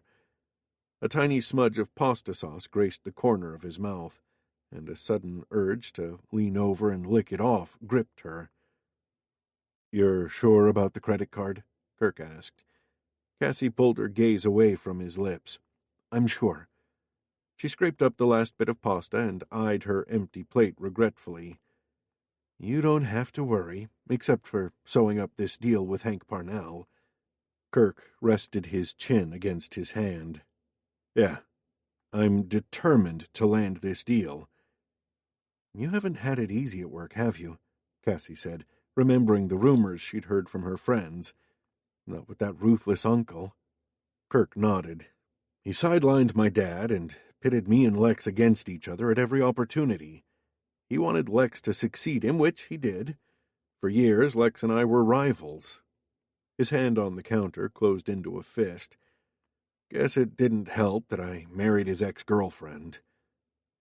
Cassie remained silent. She'd known from the gossip columns that Allison had first dated Kirk's cousin. Not that she read gossip columns, but her mom did, and repeated everything to her. It wasn't clear whether Allison and Lex had officially broken up when she and Kirk had gotten together, but after 2 months of dating, they'd suddenly gotten engaged. At the time, Cassie had been on a 3-month work assignment in San Diego. She'd returned home to find a wedding invitation waiting for her. The next day, red-eyed and nauseated, she'd emailed Aunt Betsy in Sydney and told her she'd be visiting sometime soon. Kirk's hand remained fisted mere inches from her. She wished she could place her hand over his, but she didn't want to touch him when he was thinking about Allison. She'd learned her lesson the hard way. Kirk's hand gradually relaxed. Anyway, that's all in the past. He sounded more upbeat. I'm having Lex and his wife Jacinta over for dinner Friday night. Holly, too. You remember my little sister. That dollop of pasta sauce on his lips was killing her. Yes, of course. Holly was a spunky elf, a ball of energy who'd always made Cassie feel like a slow giant. What about your dad? Will he be coming? Kirk shook his head. No, he's away at the moment. His shuttered expression caught her attention. Kirk rarely talked about his father. She knew his dad was a widower, and that Kirk's mom had died when Kirk was a teenager, but that was about it. From Kirk's silence on the subject, she intuited that he and his father were fond of each other, but not particularly close, and maybe that was another contributing factor to Kirk's emotional distance from other people. She had to say something about that sauce on his lips before she pounced across the table. It was driving her hormones out of control. You've got some sauce over there? She said, indicating the spot on her own face. Here? He swiped a finger over his lips. As he licked his finger, she imagined his tongue flicking over her body and her stomach clenched. You missed a bit. Here, let me get it for you. Unable to resist, she stretched an arm out and wiped the last fleck of sauce from his mouth. It took only a second, but the feel of his warm, kissable lips sent a shaft of lust through her. Their eyes locked, and the atmosphere between them pulsed with tension for a moment, before a look of confusion came over Kirk. Thanks, he muttered, then began cleaning up their plates. When he wasn't looking, Cassie surreptitiously sucked the sauce off her fingertip, and it seemed to have extra flavor because it had touched Kirk's lips. Cassie's mom crossed her legs and fixed Kirk with a blue-eyed stare. She was thin and elegant, a green silk dress draped over her coat-hanger frame, an Hermes scarf casually knotted around her neck, stockinged feet in narrow leather pumps. Cassie's never told me how you two met in college, Audrey said. We were roommates in the same share house, Kirk replied. Oh, you didn't belong to one of the fraternities? Sitting beside Audrey, Cassie's sister Lillian looked intrigued. The striking similarities between Lillian and Audrey only highlighted how different Cassie was from them. Kirk hadn't been in Audrey's apartment 15 minutes before he saw why Cassie had difficulties with her family. The living room where they sat was a showcase for Audrey's interior decorating skills. Everything was tastefully done: slick couches and chairs, modern rugs, color-coordinated accessories, and he could see why Cassie wouldn't feel comfortable here.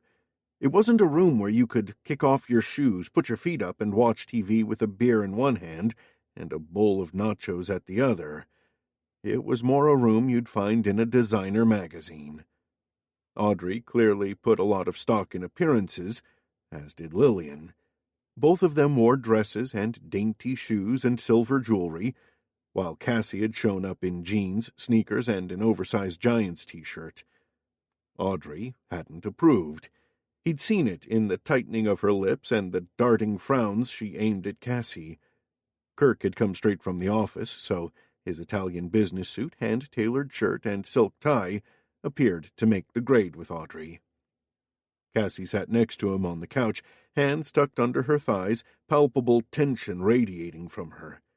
She'd barely said 2 words while her mom and sister dominated the conversation. "So sorry my fiancé couldn't make it tonight," Lillian said. "Mark works at Gordon & Smith, so he has to put in long hours. Maybe you could meet him next time." "Oh," Cassie broke in, "you and Mark are way too busy with the wedding, and afterward you'll be away on honeymoon, and by the time you get back, I'll have returned to Sydney." Lillian pursed her lips at her older sister. "Aren't you getting tired of that place?" "No, I'm happy there. And being a construction worker? I've told you before, I'm a building manager." Cassie sat up, hands pressed between her knees. "And I like my job." "I hope you wear sunscreen," Audrey tutted. "Outdoors all day, and that Australian sun is so strong, you'll end up prematurely aged." She narrowed her eyes at her daughter as if inspecting her for wrinkles. As Cassie sighed, Kirk glanced at her, and the suppressed dejection in her brought him up short. Her mom and sister were so dismissive of her choices, and even though she'd grown up expecting this attitude, he saw it still hurt her. And seeing Cassie hurt made his gut burn with acid. "I think it's incredible what Cassie's achieved," he said. "She's made a new life for herself in a foreign country, and she has a job she's good at and enjoys. Not many people can say they've done all that. I really admire her." Cassie let out a tiny gasp while her mom and sister stared at Kirk. Audrey eked out a polite smile. "Yes, well, she's gone her own way." She turned to Lillian. "Honey, could you lend me a hand in the kitchen?" When they were alone, Cassie nudged him in the side with her elbow. "I really admire her?" Amusement bubbled in her voice. "Laying it on a bit thick, weren't you? But thanks, anyway." "Any time." He tilted his head toward her.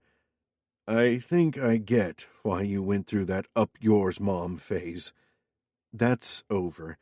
I know my mom and Lillian aren't people I'd want to mix with, but you don't get to choose your family, and they're all I've got." "I understand."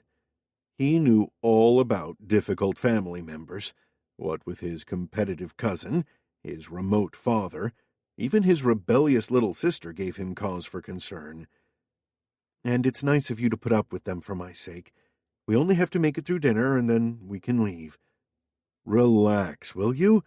I want to sing your praises a bit more." "They won't believe you if you overdo it. It's like perfume. A little goes a long way." As she led him into the adjoining dining alcove, he mused that Cassie wasn't used to praise from her family, or him. He wasn't joking when he'd said he admired her achievements. He did. It wasn't easy moving to a foreign country and starting all over again, but Cassie had succeeded. Not for the first time, he wondered what had prompted her to do it. She'd never expressed any burning desire to visit Australia before she'd abruptly picked up and left. They dined on salmon, asparagus, and baked potatoes. At least, Kirk was served baked potatoes, while the women had a pile of boiled spinach each. Beside him, Cassie sighed as she longingly eyed his baked potatoes, but Audrey was watching her like a hawk. "I'm taking you shopping tomorrow for wedding shoes," Audrey declared to Cassie. "Let's hope we can find something in your size." Cassie rolled her eyes at Kirk. "As you can gather, I'm something of a freak in my family." "Freak is good. You were awesome at hockey." He glanced at Audrey and Lillian. "Did you ever see her play? She was an incredible right wing." He and his housemates had often turned out to watch Cassie play. On the field, she had displayed an athletic ferocity that belied her self-effacing nature. Even now he could picture her racing down the field, her figure lean and strong, her blue hair shimmering in the sun. Was she really? Audrey dabbed her lips with her linen napkin. Kirk gritted his teeth at her blasé attitude. Yeah, he insisted. And she's great at basketball, too. Leaning toward him with an ingratiating smile, Audrey said, So, tell us about your work. It must be so exciting running a family empire like yours. It's not always exciting, but it's definitely challenging. Challenging, yes, of course. Audrey had stopped eating, focusing all her attention on him. But you do have some compensation, like private jets and helicopters and limousines. Cassie made a choking noise, which she quickly smothered. I enjoy my work, Kirk said, trying to be diplomatic. And when you're not working, I suppose being a Rochester means you're a member at the Pacific Union Club? Audrey let out a trill of laughter. My father loved going there. The PUC? Lillian chimed in. I've been to a dinner dance there. Such a beautiful place. As Kirk's father was a PUC member, Kirk could have joined too, but why would he want to spend his spare time at a stuffy men's-only club? He chewed on his salmon for a while before answering. When I'm not working, I like playing basketball or watching movies or hanging out with my friends. Oh. Audrey's lips pinched as if she was disappointed with his answer, before she lifted her shoulders philosophically. Are you doing anything next Saturday? We'd love you to come to Lillian and Mark's wedding. He sat back and looked at Cassie. She was plowing through her spinach with a grim expression. I'm sure you don't want me at such late notice. I'll mess up your numbers. Oh, it'll be fine. Lillian waved her hand. Bring a date if you want. That'll keep the numbers even. Beneath the table, Cassie trod on his foot. He was pretty sure that was her signal for no frigging way. I think I have something going on that day. He reached for his wine glass. Audrey's face screwed up in disappointment. Oh, that's too bad. But if you change your mind, please let us know. We'd love to have you. Cassie's heel found his toe again. I'll keep that in mind, he muttered noncommittally, moving his foot out of harm's way. As Kirk put his Aston Martin into gear and drove off, Cassie uttered a half-groan, half-splutter from the passenger seat. Oh, my God! She clutched at her hair. I feel like I've been holding my breath for hours, and now I want to scream my head off. She flicked on the AC and leaned her flushed face toward a vent. How can you sit there looking so calm? Aren't you glad it's over? It wasn't that bad. I've had worse. I have to apologize for my mom. Her family was rich once, and she grew up expecting to be rich too, but my grandpa lost all his money, and my mom has never really adjusted to her plebeian status. I hope she didn't embarrass you with her questions. Don't worry about it. Kirk hadn't cared about Audrey's inquisitiveness, but he did care about her apparent indifference toward Cassie. At times it had verged on dismissiveness.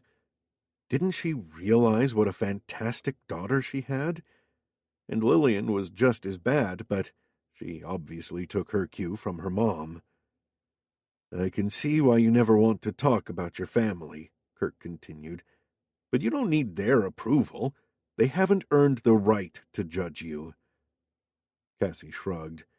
That's why it was easy to ignore them when I was younger, but it's different now. I want to get along with them. She ruffled her hair again, making it even more untidy. Oh, let's forget about them. Where are we going? Home, I thought. I don't want to go home. I need to blow off some steam before I'll be able to go to sleep. She snapped her fingers, turning to him eagerly. Let's stop by Emilio's place for a drink. I'm sure something's happening over there tonight. Emilio was one of their old college friends who owned a string of bars and nightclubs. It was at his newest bar in North Beach that Kirk and their friends had met Cassie the previous week to welcome her back to San Francisco. Kirk lifted his eyebrows at her request. You sure you want to go there now? Cassie wasn't an all-night rager, and neither was he. One drink, that's all. She beamed at him. Please?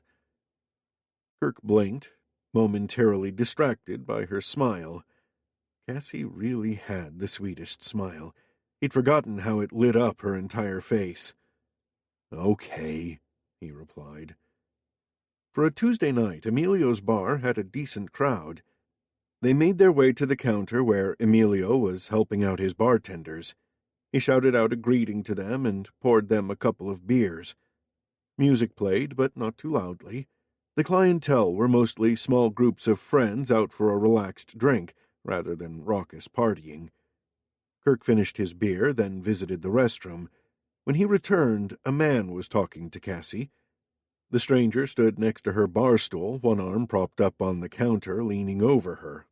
He was well-groomed, probably in his 30s, and the way he was blocking Cassie off from the rest of the crowd indicated he was definitely interested in her. Kirk stopped dead in his tracks.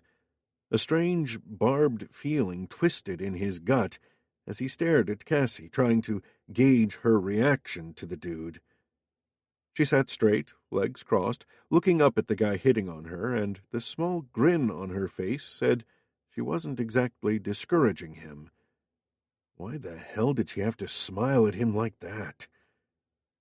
As he watched, Cassie straightened her Giants t-shirt, and the movement drew his attention to her breasts.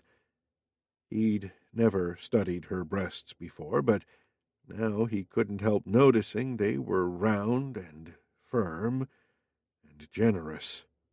He found himself noticing other things about her, like the soft fullness of her lower lip, the thick sweep of hair brushing her eyes, the curve of her upper thighs encased in denim. The prickling in his gut intensified and rippled through his limbs. His fingers spasmed and the muscles in his back contracted. Heat sparked and bloomed in him and spread to his groin in a hot, inexorable tide. Shit! What was going on with him? He was staring at Cassie, leering at her, like a man who'd just gotten out of prison. Why hadn't he ever noticed how sexy she was? Not glaringly sexy, not in a pouty, mincing, cleavage-thrusting way, but in a subtle, fresh, natural way, a way that snuck up and hit him on the head like a sledgehammer. He rubbed the back of his neck, confused and dismayed by these novel sensations. How could he be turned on by Cassie now, after all these years? She was his best friend. She trusted him, relied on him. She'd never shown any amorous interest in him, not once in all the years they'd known each other. If she knew what was going through his head, if she knew he was sorely tempted to touch her, kiss her, run his hands all over her, she'd be horrified or frightened. He couldn't risk it. He'd already decided that he valued friendship over sex. Lust was transitory, and Cassie was too important to him to risk scaring her off. He had to forget how much he wanted to hold her. The guy chatting her up let out a braying laugh, at the same time slipping an arm around her waist. That does it. Kirk strode up to Cassie's bar stool, jostling the man's arm so it dropped to his side. "Are you ready to go?" he asked Cassie, acting like the other man didn't exist. "Hey, dude, what's your problem?" Kirk kept his focus on Cassie. She glanced between the two of them, bewildered. Sure." As she stood, she looked at the other guy. "Sorry, we have to go." "But I don't have your number." Kirk's lips tightened. "It's 1-800-IN-YOUR-DREAMS," he snapped, before he took Cassie by the arm and ushered her out of the bar, barely pausing to wave goodbye to Emilio on the way. Outside on the sidewalk, Cassie chuckled. 1-800-IN-YOUR-DREAMS? I've never had the opportunity to use that line before. Kirk blinked at her, struggling to get his ruffled emotions under control. He was still holding her arm, and he realized how close they were standing together. Close enough to smell her delicate lemony scent. Close enough to see the flecks of umber in her eyes, the smattering of freckles across her nose, the denseness of her eyelashes. Her head was tilted up toward him, her face filled with bubbling amusement.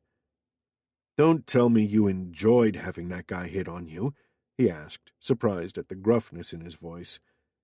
"I don't know. Guys don't hit on me very often. They're more likely to treat me like one of the guys than a hot chick." Guilt panged inside his chest. Yeah, that's what he'd always done. Viewed her as one of the guys, instead of a woman with feelings and needs. "So?" he asked, defensive. "That's better than having to fight off sleazebags, isn't it? Or being treated like a sex object." Her eyes grew large, and she became very still in his grasp. "Maybe," she bit her lip. "Maybe once in a while I wouldn't mind being treated like a sex object." Her husky, uncertain murmur sent a shaft of heat through him. His fingers tightened around her arm as his attention focused on her lips. Her mouth looked so soft, inviting. What was she saying? That she wanted him to treat her like a sex object? Right now? Before he knew it, he was pulling her closer.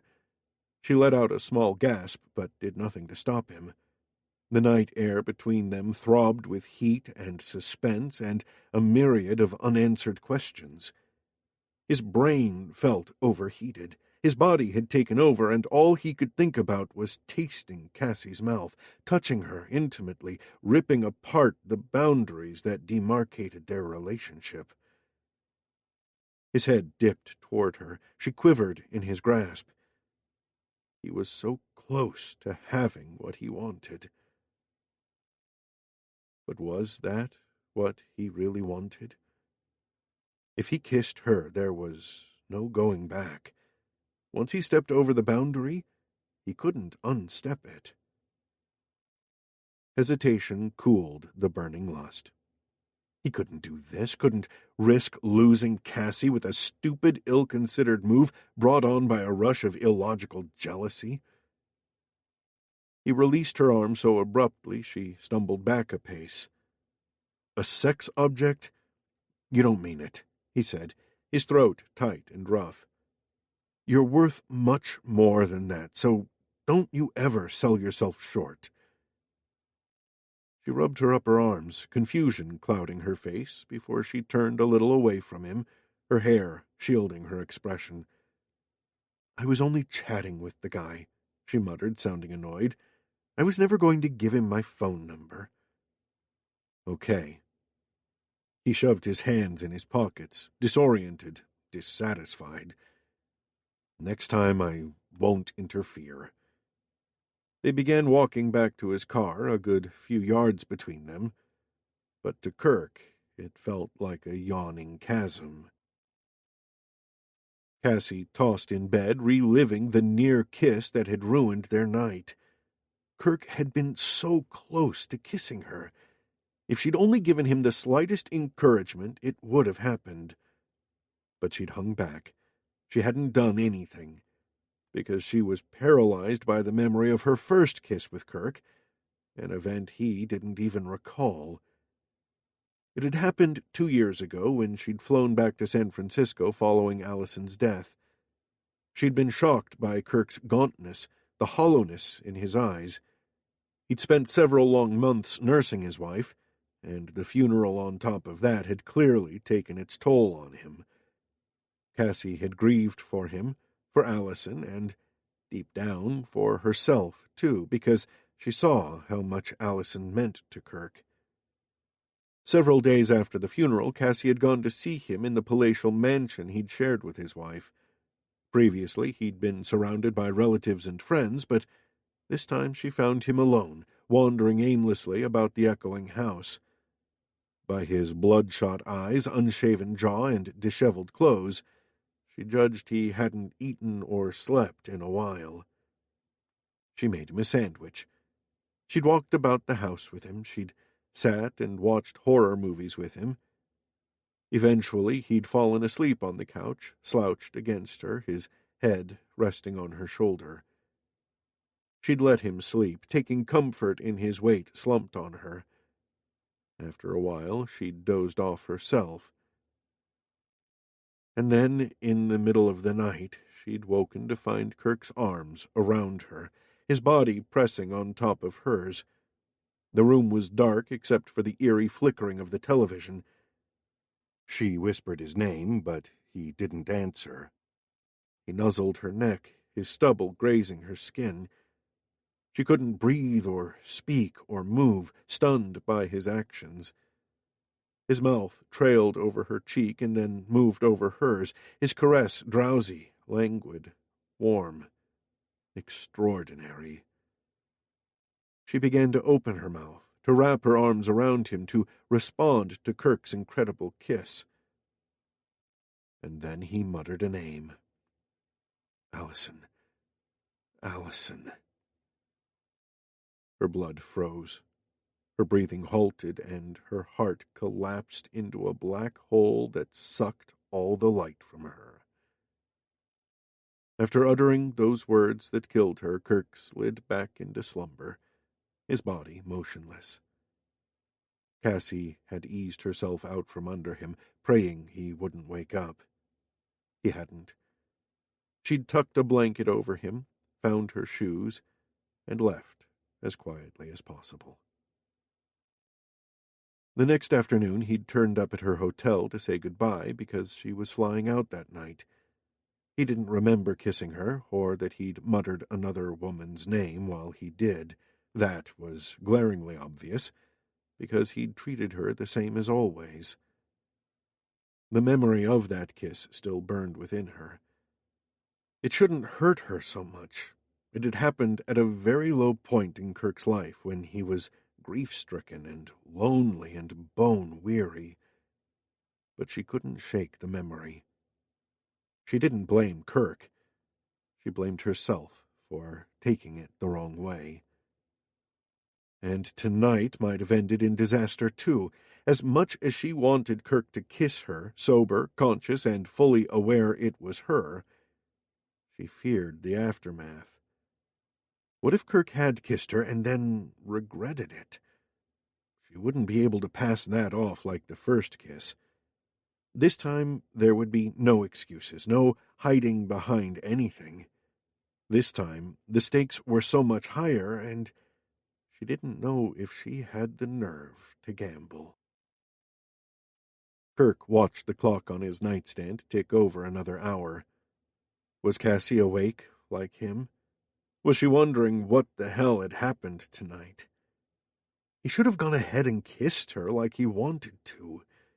His blood surged at the image of Cassie pressed up against him, her lips beneath his, her body molded to him. Now that he was lying alone in his cold, empty bed, he couldn't think of anything else. He couldn't remember ever wanting to kiss a woman this bad and not letting himself. It was damn torture. Since he'd started dating 6 months after Allison's death, he'd kissed a lot of women. Too many women. At the time, he'd told himself he was merely getting back in the game, enjoying his single status. But now he had to be honest with himself and acknowledge why he'd gone through so many women. Subconsciously, he'd been trying to regain something, some memory. Not so much a kiss, but rather a feeling. A feeling of light, warmth, harmony. A feeling of pure bliss. To his frustration, he couldn't recall the source of this memory, and each time he kissed a woman, he found himself wondering if this time the feeling would return. But the sensation had remained elusive, and eventually he'd given up searching. It was just a figment of his imagination that symbolized something lacking in his life. So, in the past few months, he'd stopped dating, stopped kissing women, and hadn't regretted it. Until now. Now that he'd almost kissed Cassie but denied himself, that was all he wanted. Well, tough. He wasn't young and impulsive anymore. He wasn't going to risk everything important to him for some base urge. He needed Cassie as his friend, and if that meant throttling the beast in him, then he'd do it. She was too important to lose. Chapter 4. Kirk wiped his forearm across his brow and grinned at Cassie. "Come on, Cooper. You're trailing by 2 points. Cassie bounced the ball slowly, keeping her distance from him. "You haven't won yet, Rochester, so don't smile yet." He'd come home from work to find Cassie shooting hoops in his driveway. She'd challenged him to some one-on-one basketball, and he'd instantly accepted. Glad to put aside the troubling almost kiss of last night, he'd donned a t-shirt and shorts and joined Cassie in the warm summer evening. This was more like it. This was the Cassie he was used to. For half an hour they dribbled, hustled, feinted, and shot for the net, just like old times. But as Cassie did a crossover dribble, her eyes fixed at the hoop, Kirk couldn't help noticing how great she looked. She wore regulation baggy shorts and loose t-shirt, but that didn't disguise the athletic curves of her long, endless legs, or the mesmerizing bounce of her generous breasts. Her ponytail flapped in the air, tendrils of damp hair clinging to her cheeks. He enjoyed seeing her like this, disheveled, sweaty, and going all out. Allison had always been so immaculate, and even when she exercised, she looked like an ad for a sports deodorant. But not Cassie. She didn't care what she looked like when she was doing something she enjoyed. Cassie made her move, and because he was distracted by his errant thoughts, he was almost caught out. She drove to the center, he blocked her advance, and their bodies bumped together. Her breasts squeezed up against his chest and sent a sizzle through his veins. God, that felt so good. Holy crap, what was happening? Why couldn't he stop thinking about her breasts? He stumbled back, and Cassie took a jump shot. Yes! She crowed as the ball swooshed through the hoop. Not fair. He'd been ambushed by her breasts. Damn it, this one-on-one was meant to help him forget about Cassie's physical attributes, not remind him. He grabbed the ball and dribbled it down to the top of the key. But his concentration was a mess, and he missed his next shot because he was too busy trying to avoid contact with Cassie. He didn't put up much defense as Cassie's next shot went in from behind the three-point line. "I win." She raised her arms and did a little victory dance. "You look like a chicken hopping on a hot plate." He breathed out a sigh, glad the game was over. He didn't think he could risk pressing up against Cassie one more time. Cassie tilted her head to one side. "I think you let me win. Want another game?" "Thanks, but I think I'll have a shower instead. A long, cold one." "Okay." She twirled the basketball in her hands, looking suddenly unsure. Do you have any plans for tonight?"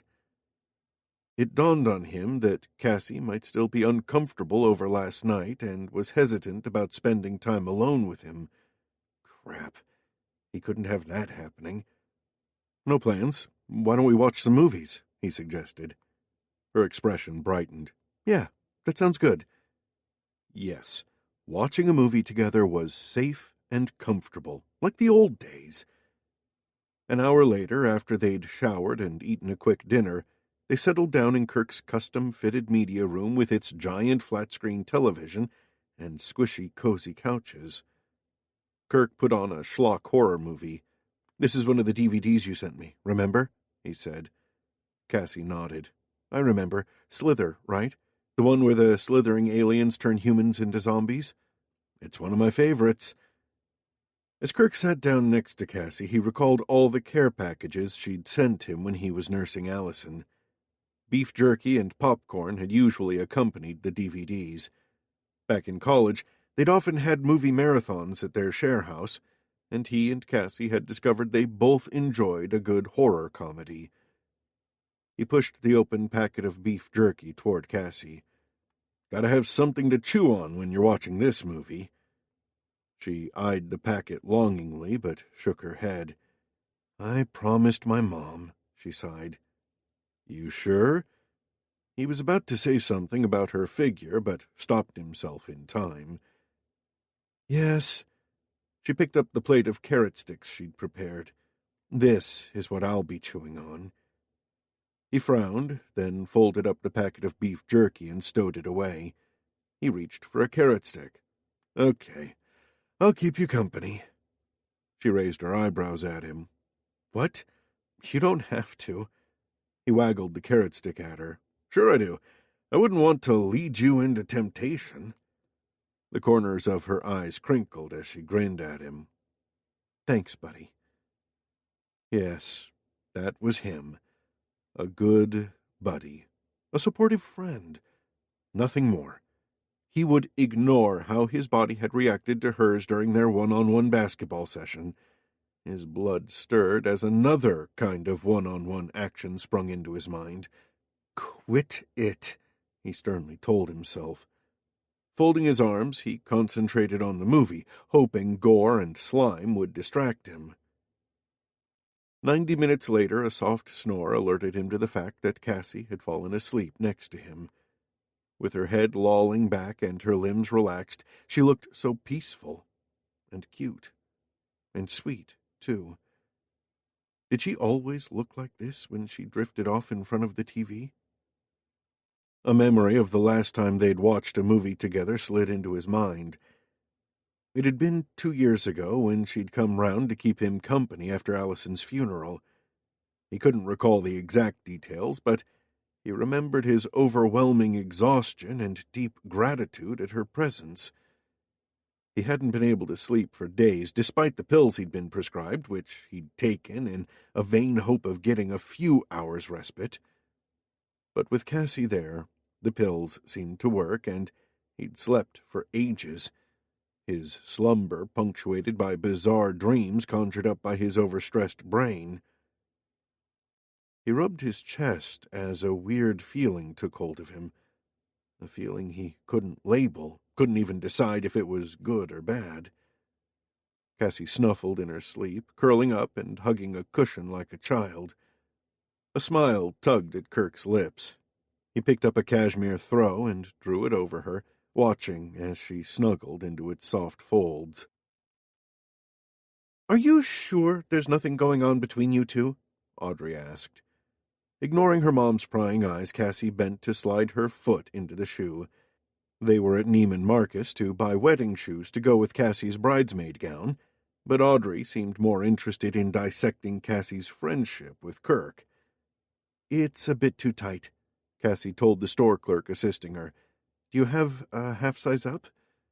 The store clerk said she'd check and disappeared into the stockroom. "Well?" Audrey tapped Cassie imperatively on the arm. "No, Mom. There's nothing going on between me and Kirk." That near kiss the other night had been an aberration. When she and Kirk had played one-on-one basketball last night, there had been no repeat. It was like being back in college with him, a fact reinforced by their movie night. Everything between them was relaxed, friendly, platonic. Deathly platonic. Audrey pursed her lips. "Perhaps he'd take more notice of you if you made more of an effort. Put on a dress, have a manicure, do something with your hair. Have you forgotten that he was once married to Allison Hancock?" "Ah, Allison Hancock." Audrey turned misty-eyed. "Now there was a beautiful girl in every sense of the word." Cassie ignored the sudden pinching in her stomach. Of course, Kirk hadn't noticed her yesterday when she was all hot and sweaty playing basketball. "Precisely. So do you really think Kirk would be interested in me?" "I know it's a long shot, but if you don't try, you'll never know, will you? Mom, we're not having this conversation." Cassie huffed at her mental torture threshold. She jumped to her feet and made a show of examining the other shoes on display. A pair of shimmering jade green stilettos drew her attention. Now these were sexy shoes. The front was sharply tapered, the straps delicate, the toothpick heels 3 inches high. If she wore these, Kirk was bound to notice, and she did need to buy a suitable outfit for tomorrow's dinner with Hank Parnell and his daughter. Shauna would expect her to dress up like one of Kirk's glamorous girlfriends, and these shoes were perfect for that. "Cassie!" She started at her mom's outburst. Audrey pointed at Cassie's bare feet. "I insist you have a pedicure soon. You can't walk around like that."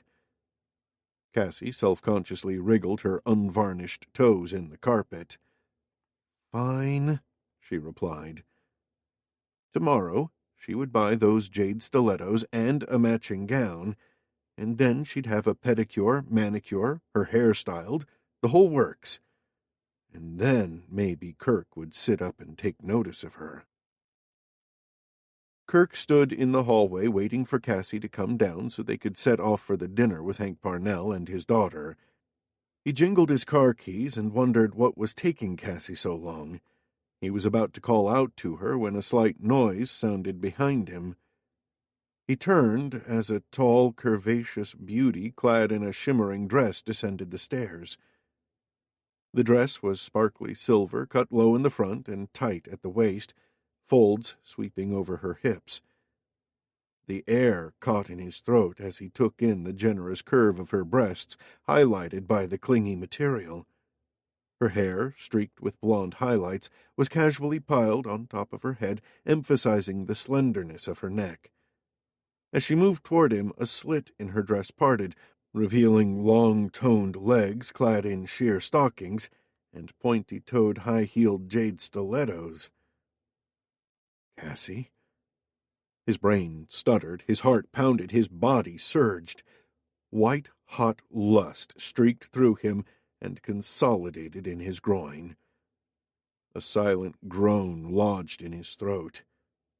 That dress. So help him God, that dress was made for pulling off. He could picture it already, sliding the fabric off her shoulders, moving his hands to cup her naked breasts, lifting her legs in those come-fuck-me heels so they wrapped around his hips as he pressed into her. "Hi, Kirk." She paused a few yards away, hands twisting together. She was nervous, he realized with a shock. She might have glammed herself up, but beneath the dress, the shoes, the makeup, she was still the Cassie he knew. Conflicting emotions rushed over him. He couldn't show her how much her appearance turned him on. He had to treat her like always, like the familiar old friend, not a horny goat. He cleared his throat. "You look, very nice." A small V appeared between her eyebrows. "Nice?" He forced himself to look away from her cleavage. "Very glamorous. You sure you won't get too cold in that?" She pressed her lips together. They were colored with scarlet lipstick, plump and luscious and inviting. Heaven help him, how was he going to ignore her lips all night? "I have a wrap." She lifted a diaphanous wrap from the coat stand and settled it over her shoulders. Her gaze ran over his dark suit and clean white shirt. She gave a nod of approval. "Shall we go?" As she walked out the house ahead of him, he found himself hypnotized by her hourglass figure. Why had she kept this hidden for so long? Or was he only noticing now? The dress, which should have come with a warning label, stretched seductively over her ass, inviting him to squeeze and caress. His cock hardened in anticipation. Damn. This was not the time or place to sport a boner. But it seemed his self-control had deserted him. He was flustered, turned on, and very confused. He slammed the front door shut, his frustration leaking out. One way or another, this was going to be a tough night. "Charming, charming." Hank Parnell shook Cassie's hand for a few extra seconds, his expression filled with appreciation. Cassie finally got her hand back and took her seat at the table. At least Hank had complimented her on her appearance. He hadn't labeled her nice like Kirk had. Nice. Huh. All that effort she'd gone to, and all he could say was nice. And then he'd qualified it with glamorous after a very long pause that had revealed his true feelings on the matter. She should have known that no amount of tarting up could put her on par with Allison. To Kirk, she would always be one of the guys. He probably didn't even notice she had boobs. But at least Hank noticed, and Shauna, too. The young woman put on a languid, don't-care attitude, but her sharp eyes darted between Cassie and Kirk, and Cassie sensed she hadn't completely given up on Kirk. The restaurant was packed with well-off diners. Reservations at Rawlins had to be made months in advance, but she guessed being a Rochester meant Kirk could jump the queue. She was studying the menu, which featured infusions and emulsions and prices that made her eyes water, when Kirk leaned in and murmured, "Try the caviar. It's really good. And the sea urchin. I think you'll like it." Caviar and sea urchin? She'd never had either before, but she trusted Kirk to know what she liked food-wise. "You order for me," she said. He lifted his eyebrows, smiling. "Okay." As he gave the order to the server, Cassie couldn't help the warm toffee feeling inside her at his solicitous manner. Even though they were pretending, she knew this was how he'd treat her if they were a real couple. Taking her to a Michelin-starred restaurant, helping her to choose exotic food, ordering an expensive bottle of wine that he knew she'd enjoy. For a few moments she indulged her fantasy, imagining that Kirk was really hers. He and Hank quickly fell into business talk. As Cassie listened on, she saw the intelligence in Kirk's arguments and admired his business skills. He'd always been the smartest man she knew, and now she got to see his cleverness in action. But Hank seemed less enthusiastic, so Cassie turned her attention to Shauna, thinking she could at least keep Hank's daughter occupied.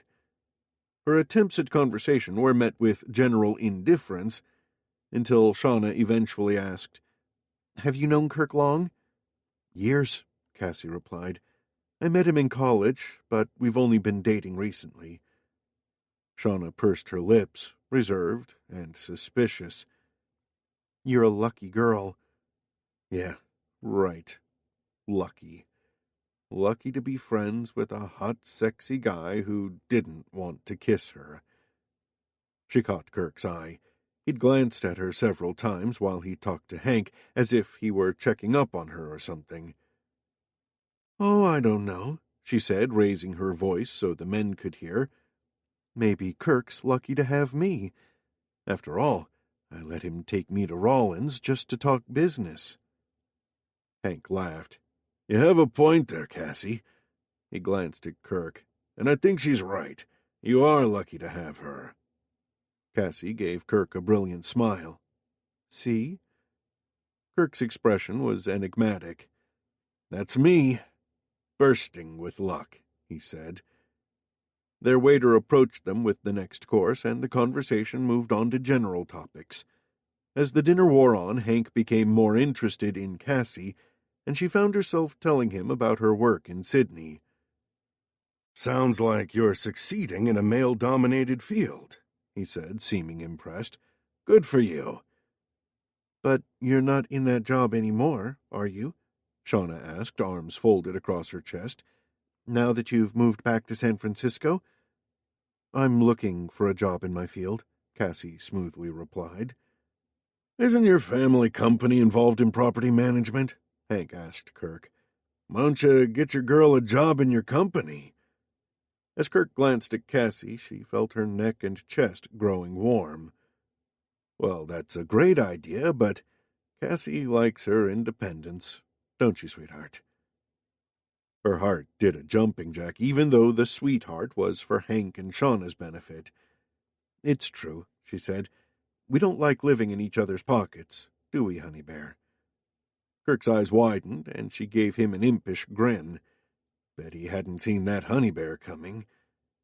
His gaze lowered to her cleavage, and his mouth tightened. Why? Had she dropped something down her dress? He looked away as she fussed with her napkin. Hank leaned back and patted his stomach. "Well, that was a great meal," he said to Kirk. "Say, I've got a great idea. Why don't you and Cassie join me and Shauna at the baseball park this weekend? The Giants are playing the Dodgers, and I got a corporate box. What do you say?" "That's very kind of you," Kirk said without hesitation. "We'd love to come, wouldn't we, Cassie?" Cassie cleared her throat. "Oh, I'm sorry, but my sister's bachelorette party is this weekend, and I'll be away in Carmel." Kirk's face tensed. He hadn't consulted her. He'd ignored her efforts at dressing up, and he'd accepted invitations without asking her. He was behaving like a typical boyfriend, and she wasn't going to take it lying down. "But Kirk is mad about baseball," she continued, turning to Hank. "He's a huge Giants fan, so he'd love to go to the game with you and Shauna." "That's settled, then," Hank nodded. "We'll make a day of it." Shauna batted her eyelashes at Kirk as she simpered. "I don't know much about baseball. You'll have to teach me the finer points." The waves coming off Kirk were pure irritation, Cassie knew. She knew, too, that this wasn't the end of it. On the drive home, Kirk said tersely, "Since when am I mad about baseball?" Cassie fiddled with her seatbelt. "You like baseball? I think you enjoyed pushing me into going to the game. You'd already accepted, but I didn't know you were going to Carmel. I'd like you to come with me." He cast her a quick frown. "Can't you cancel?" For a second, she considered it. Kirk was asking for her company, but so was Lillian, and her sister had never done that before. "My sister's bachelorette party? I don't think so. But you don't go in for all that girly stuff, and you like baseball too. And it's important I keep Hank sweet at this stage."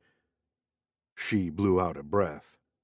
So he only wanted her at the baseball game because of his business deal, not because he wanted to spend time with her.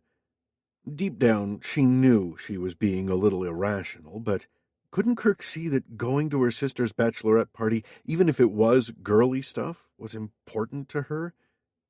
"I'm not canceling. I'm going to Carmel." She crossed her arms and stared ahead.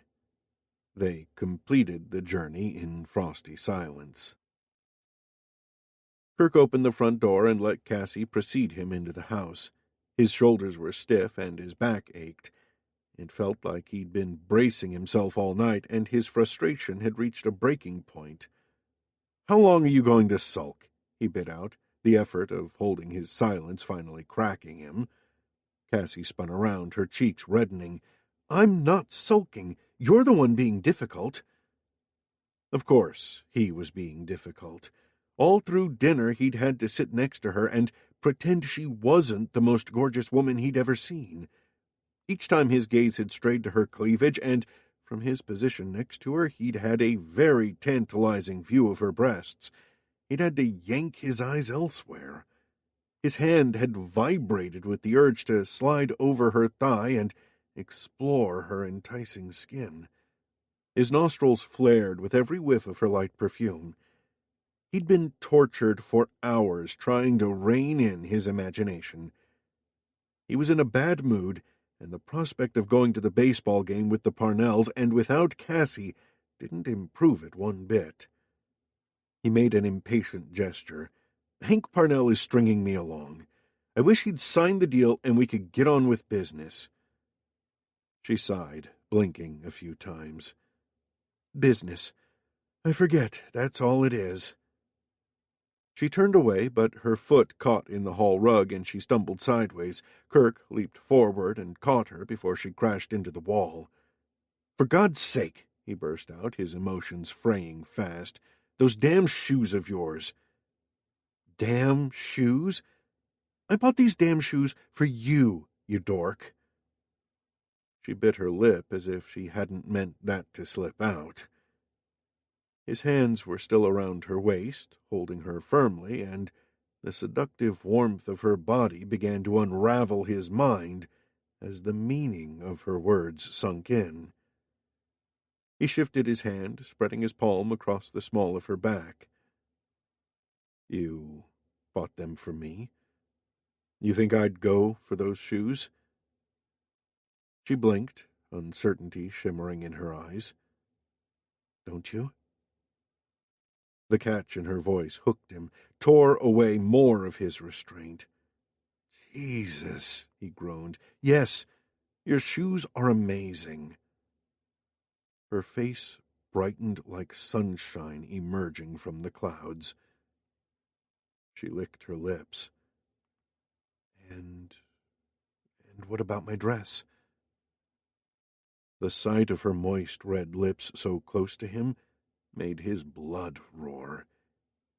He traced his hand up her back, following the curve of her spine until he reached her neck. He stroked the exposed flesh, his breath quickening as he watched her pupils dilate. Their faces were mere inches apart. In her stiletto heels, she was almost as tall as him. He cradled his fingers around her nape and bent toward her. "Your dress is crazy hot," he murmured, closing in on her. "As hot as you are." He touched his lips lightly against hers, holding back the urge to crush her. For a second, he savored the fragile moment, wanting to preserve it in his memory, but then the quivering lushness of her lips broke through his control. He pulled her into his chest and kissed her deep, the passion in him bursting through the barriers. Cassie made a muffled gasp before she circled her arms around his neck and kissed him back like there was no tomorrow. The abandon of her kiss was like gasoline thrown on a raging fire. He lost himself in the panting sweetness of her mouth, his tongue sweeping past her lips to flick against hers. His hands had a mind of their own, trailing over her back and hips as he explored her body, thrilling at the novelty. For so many years he'd taken Cassie for granted, had never wondered what lay beneath her non-provocative clothes. But now she was a mystery he was desperate to solve, the hints thrown out by her clingy silver dress too seductive to resist. Curling one hand around her hip, he backed her up against the wall. He paused in his kissing in order to watch her face as he cupped his other hand around her breast. With a moan, she leaned her head against the wall and arched her back, her breast nestling farther into his eager palm. Lust scorched him as he stared at her. Cassie was extraordinary, beautiful, 1 in a million. He leaned in again, his need for her irrepressible, and their mouths met in a sizzling conflagration. The kiss softened as they paused for air, but he didn't want to stop kissing her. He moved his lips more gently over hers, and their embrace became tender, slow, honeyed. Fresh emotions raced through him. God, this was somehow even better. This kiss was like velvet, dense, warm, soft, like coming home. His heart skipped a beat as he recognized the feeling. This was the strange yearning he'd experienced off and on for the past few years. This was the reason he'd stopped dating a few months ago, because all the women he'd kissed had left him feeling the exact opposite of this. But this wasn't a woman he was dating. This was Cassie, for God's sake. She was his best friend, not some random date he could feel up in the dark. He broke off the kiss abruptly and tore his hands away from her. She was pressed up against the wall, hair coming down, lipstick smudged, eyes as big as saucers, lips parted as she panted for breath. His heart squeezed as terror shook him. Oh, Christ. What had he done to Cassie? I'm sorry. The words jerked out of him. He sucked in a desperate breath and rubbed the back of his neck as he fought for self-control. For what? She whispered. For everything. The self-control was taking a while to return. He stepped back, feeling horribly off balance. For taking advantage of you. I didn't mean to kiss you. It's just that... He thrust his fingers through his hair. Shit. I don't know. Maybe I'm a pig. She swallowed several times as if she had trouble composing herself, too. You're not a pig. Her hair was all tangled around her flushed cheeks. Her lips looked like crushed strawberries, and all he wanted was to hoist her into his arms and carry her upstairs to his bed, where he'd unwrap that sparkly dress from her and kiss every inch of her body. Heat throbbed in him, his erection strained against his zipper. Yes, he was a pig, a damned stupid pig, too. Cassie was driving him wild with her unexpected sexiness, but he couldn't risk their friendship. If he'd learned one thing from his calamitous marriage and his serial dating, it was that love was a chimera, always tricking him. Love wasn't for him. The women he took to his bed knew they were only hooking up for a brief time, that they would soon part ways without any false promises on either side. But how the hell could he do that to Cassie? Impossible, unthinkable. No way could he treat her like one of his casual hookups. Her friendship meant too much to him. It won't happen again, he said, loudly, harshly, as if he needed to convince himself. A look of hurt bewilderment hovered on Cassie's face. Shit. What had he done? Had he wounded her already? He turned away from her, unable to witness the effects of his carelessness. He had to get away from her before he said something stupid, or worse, kissed her again. Growing dismay filled Cassie as Kirk walked away from her, his back and shoulders rigid. Don't blow it. Don't blow it, for God's sake. Don't blow this. The refrain echoed in her head, pounding louder and louder in time with her heart, but, damn it, she couldn't figure out her next move. The sparkling shock and delight he'd triggered with his kiss was ebbing away, overtaken by a fog of indecision and fear. How many years had she waited for Kirk to take notice of her? Well, she hadn't exactly waited, because she'd never dared to hope. She'd resigned herself to forever being his buddy, which wasn't a bad thing at all, because it still meant she got to see him. But now, finally, the unthinkable had happened. Somehow she'd gotten through to him. For the first time ever, Kirk had looked at her as a woman, a desirable woman, and his scorching hot kisses had been beyond her imaginings. But as quickly as the storm had broken, it had blown over. Kirk had pulled away, apologized for his animal behavior. Didn't he realize how insulting that was to her? And now he was walking away from her, and it seemed this wonderful, precious moment would become something embarrassing they'd never mention again. Unless she said something, quickly, now. She cleared her throat. Her voice rose, wobbly but determined. Why do you get to decide what does and doesn't happen between us? Kirk stopped in his tracks. He spun around, his expression wary. Excuse me? She followed him into the living room, her stomach a seething mass of butterflies. She couldn't let him see how nervous she was. Pausing, she flicked back her hair in a way she hoped conveyed confidence. You heard me, she said, resting one hand on her hip, smoothing down the rumpled material of her dress with the other. We're both adults, equals. Why is it up to you whether we kiss or not?" He muttered something under his breath as a furrow appeared between his eyes. "Cassie, it's a bad idea."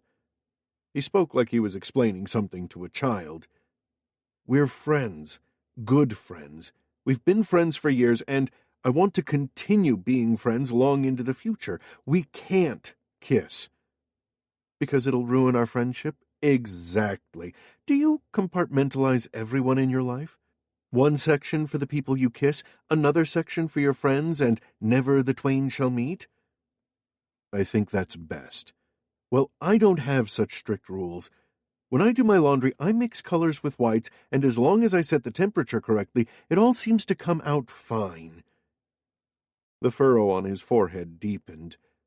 "This isn't a joking matter, Cassie, but it's not life and death either." She swallowed, her confidence wavering at the sight of his closed-off expression. When Kirk made up his mind, he stuck to it. He could be so stubborn at times, but somehow she had to convince him. She took a couple of steps toward him, her feet unsteady in the unfamiliar heels. "In fact, by kissing me, you're doing me a favor." His blue-gray eyes narrowed on her. "How so?" "You're helping me get over Russell." "Your ex?" She crossed her fingers behind her back as she nodded. "Uh-huh. You're like my rebound guy. You know, the one who helps me forget about my ex." She hesitated as Kirk looked her over, his expression unreadable. Her heart began to patter as he stepped toward her. There was something quite deliberate and forceful about his movements, something that made her breath catch. He leaned in, his breath feathering her face. "If you want me as your rebound guy, we need to get one thing straight." "What's that?" She gulped, not sure if she was ready for his answer. His voice lowered to a molasses-dark growl. "I'm going to kiss you until you don't remember your own name, let alone anyone else's." The heat in his eyes seared through her, setting her senses dancing. She was responsible.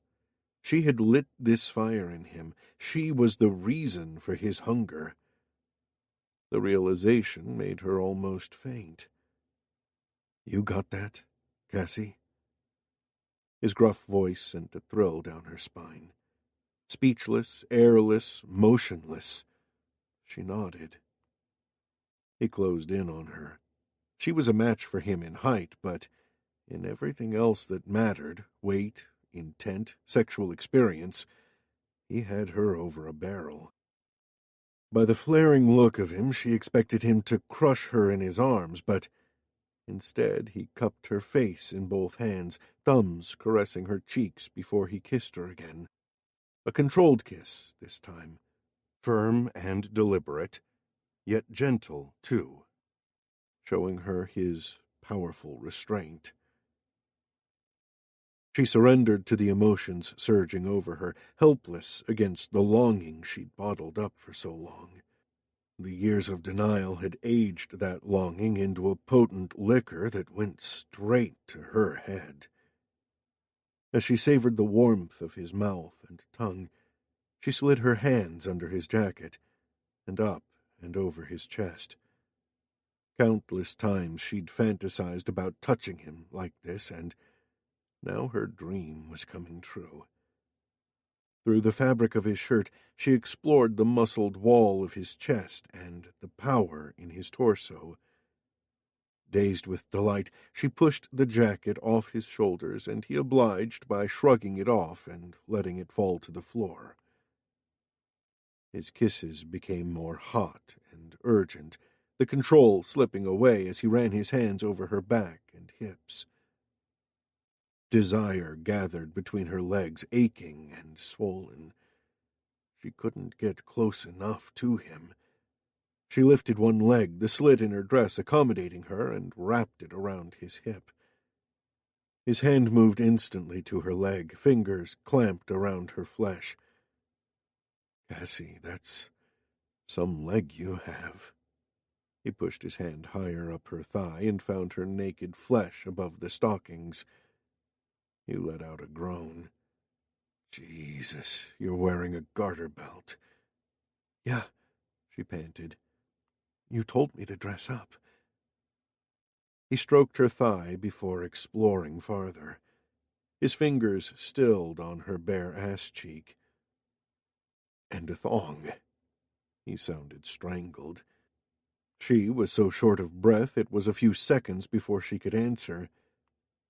This dress shows off everything. I didn't want a VPL." "Stockings, garter belt, and a thong? You're killing me here, Cassie." "Just so you know, I don't make a habit of it." The thong was the worst. It felt like she was wearing dental floss. Thank Christ, or I'd never be able to concentrate on anything else.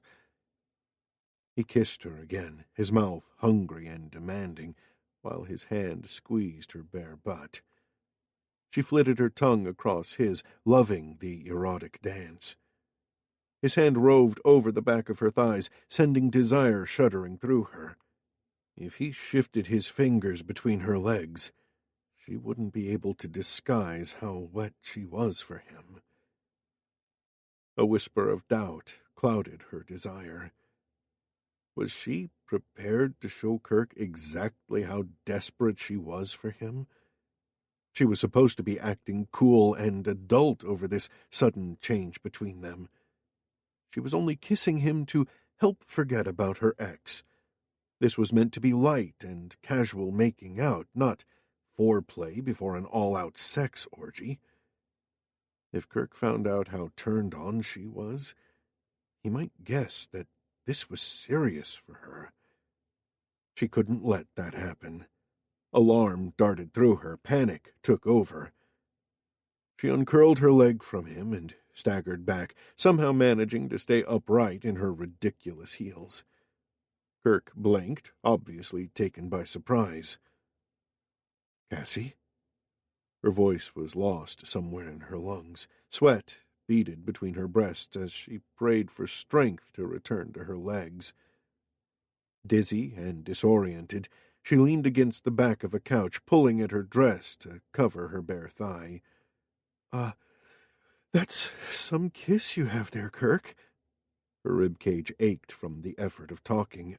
I never knew it could be so, lethal." He tugged at his shirt, undoing several buttons. "Did I succeed in making you forget?" The wedge of tanned, toned chest bared by his half-opened shirt made her forget everything. Belatedly, she realized she was gawping at him. She snapped her jaw shut and hoped she hadn't been drooling. Oh yeah, totally." "That's too bad," he said huskily, lifting a strand of hair from her flushed cheek. "I wouldn't mind making you forget some more." The brush of his fingers sent a quiver of longing right down to her toes. Even the lightest touch from Kirk was enough to combust her. "Keep it cool. Don't let him guess how much his kisses mean to you." She forced a light laugh that made her ribs creak. "Maybe we should keep some in reserve. Don't burn through all the fuel at once." Kirk's eyebrows lifted. Could he tell she was lying? "I've got fuel enough," he said slowly. "But you're right. We've probably done enough forgetting for one night." He tucked his hands into his pockets, and regret panged in her at the realization she wouldn't have those captivating hands on her any more tonight. But she should count herself lucky for bailing out before he found out how completely at his mercy she was. She backed away, half smiling, half grimacing, feeling slightly idiotic, not knowing how to make a graceful exit from a situation she'd never expected.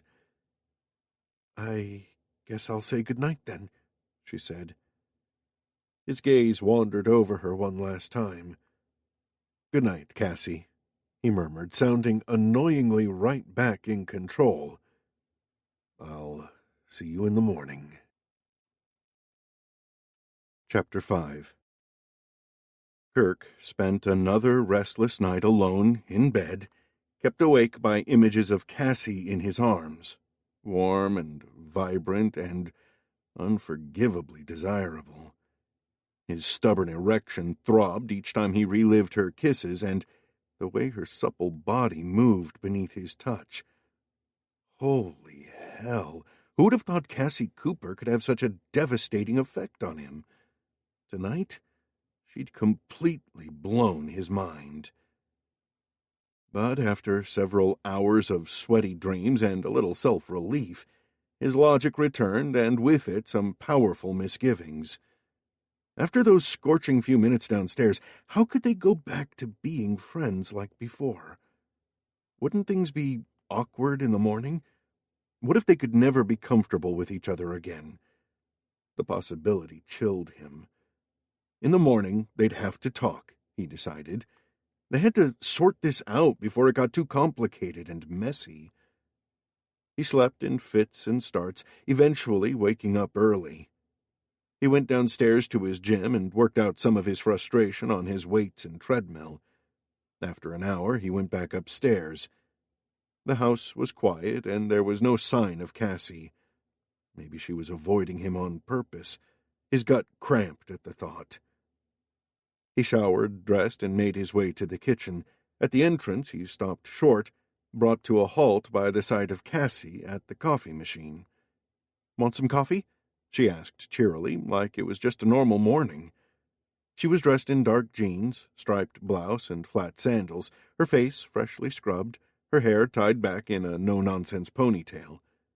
Nothing remained of the slinky siren from last night with her high heels, garter belt, and thong.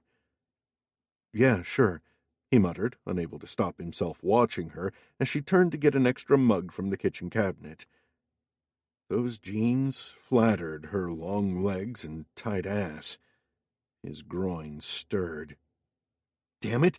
This was what he'd been afraid of. Even when dressed her usual self, Cassie played havoc with his imagination. She poured him out a mug and pushed it to him across the island countertop. "What's up?" she asked. "Just my cock." He pressed his lips together. "Why do you ask?" "You look like you ate something disagreeable." She paused to take a sip of coffee. Her eyes seemed wary over the rim of her mug. I hope it's nothing to do with last night." She trailed off, sounding uncertain. "Last night was unexpected." She traced a finger around the rim of her mug. "Yeah, I'll say. It's not every night I end up kissing my best friend, but it's no big deal, is it?" "Tell that to my dick." He took a deep breath. "I'm just your rebound guy, right?" "Not just. It's an important role." She studied the depths of her coffee mug. "You know me, Kirk. I can trust you. You're helping me get over Russell, and that's great. That's what friends are for." "So we're still friends, then?" Cassie glanced up, her eyes widening. "Of course. We'll always be friends. The fact that we enjoy a bit of kissing has no bearing on that." A pink hue tinged her cheeks.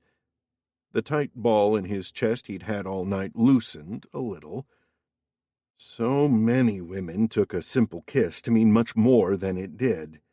But not Cassie. She was level-headed, pragmatic. She enjoyed his kissing, but for her it was therapy, and by kissing her, he was showing her how much he valued their friendship. A win-win situation. "Glad to hear it." He downed another gulp of coffee. "Is it working?" "Is what working?" "The kissing. Is it helping you forget about Russell?" "Oh," the pink in her cheeks deepened to red. "Sure. You're a good kisser, buddy." He shouldn't ask, but he couldn't help it. Better than Russell? The red reached the roots of her hair, making her look adorably cute and flustered. I don't know if I should answer that. Instantly, he was ashamed and uneasy. Had he upset her by bringing up Russell? Was she remembering what it was like kissing Russell? Maybe she still missed the guy. The spike was back in his chest, but this time for a different reason.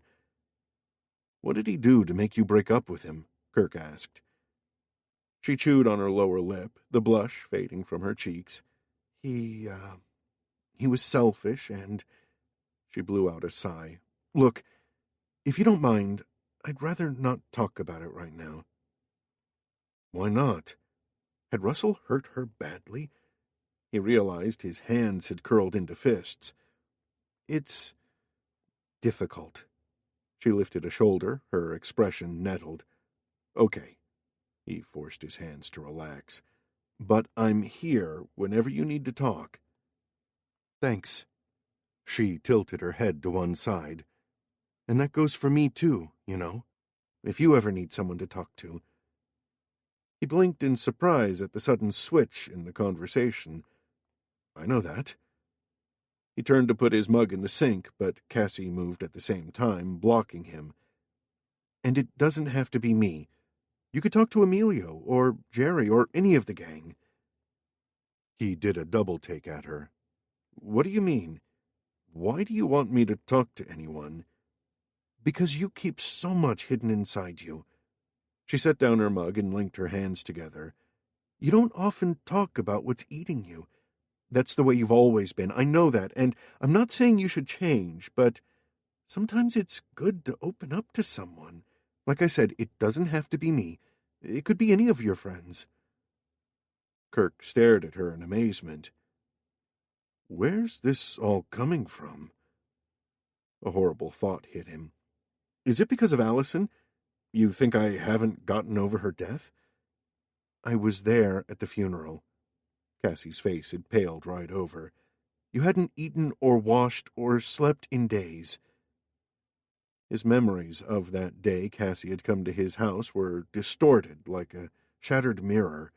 He'd never managed to remember all the details, but he was acutely aware that Cassie had seen him at the nadir of his despair. That was then. His jaw flexed under the grinding of his teeth. I'm fully recovered now.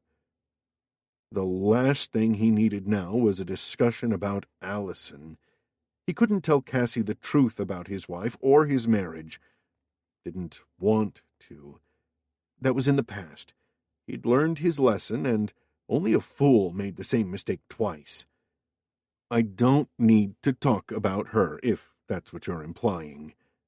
He moved resolutely around her and dumped his empty mug in the sink. But thanks for offering. A glimpse of utter sadness flitted through Cassie's eyes, and for a second it felt like his chest had been pierced by a white-hot needle. What could make her so bleak? Any time, she answered briskly, the moment of melancholy gone. She poured the remains of her coffee down the sink and rinsed out both their mugs, making a lot of splashing and noise. Should he tell her the truth about his marriage? All his insides clammed up at the prospect. Nope, he wasn't going to go there again. Didn't need to relive the pain of his disillusionment. Didn't want Cassie to know how wrong and stupid he'd been. What are your plans for today? He asked as he began to fasten his tie. I'm hanging out with my mom and Lillian. She stacked the dirty mugs in the dishwasher and banged the door shut. We need to revisit the dressmaker, and I have to break in my shoes, and my mom and sister are arguing about the seating arrangements. So, yeah, a fun day ahead of me. What about you? Are you meeting with Hank Parnell again? No, not until tomorrow. He scowled, but then remembered what he had planned for the evening. You coming back for dinner tonight? Remember, Lex and Jacinta and Holly are coming over at 7. Yes, I'll be back. She paused, arching an eyebrow. You do still want me to come, right? Hell yeah. Relations between him and Lex had improved vastly over the past year or so, but there were still unexpected tensions at times, and his little sister Holly liked stirring the pot. Kirk was looking forward to having his relatives over for dinner, but they could be a prickly lot sometimes, and having Cassie here would help smooth over any awkwardness. Besides, he didn't want her staying away when she was only here on a short visit. "Fine." Cassie slung a satchel over her shoulder and picked up her wallet and phone. "I'll see you tonight." He moved toward her, at the back of his mind wanting to kiss her before she left for the day, but he stopped himself just in time. They weren't a couple. They should only kiss when she needed to forget about her ex, which should be soon if fate was kind to him. "So, the Parnell deal is almost closed?"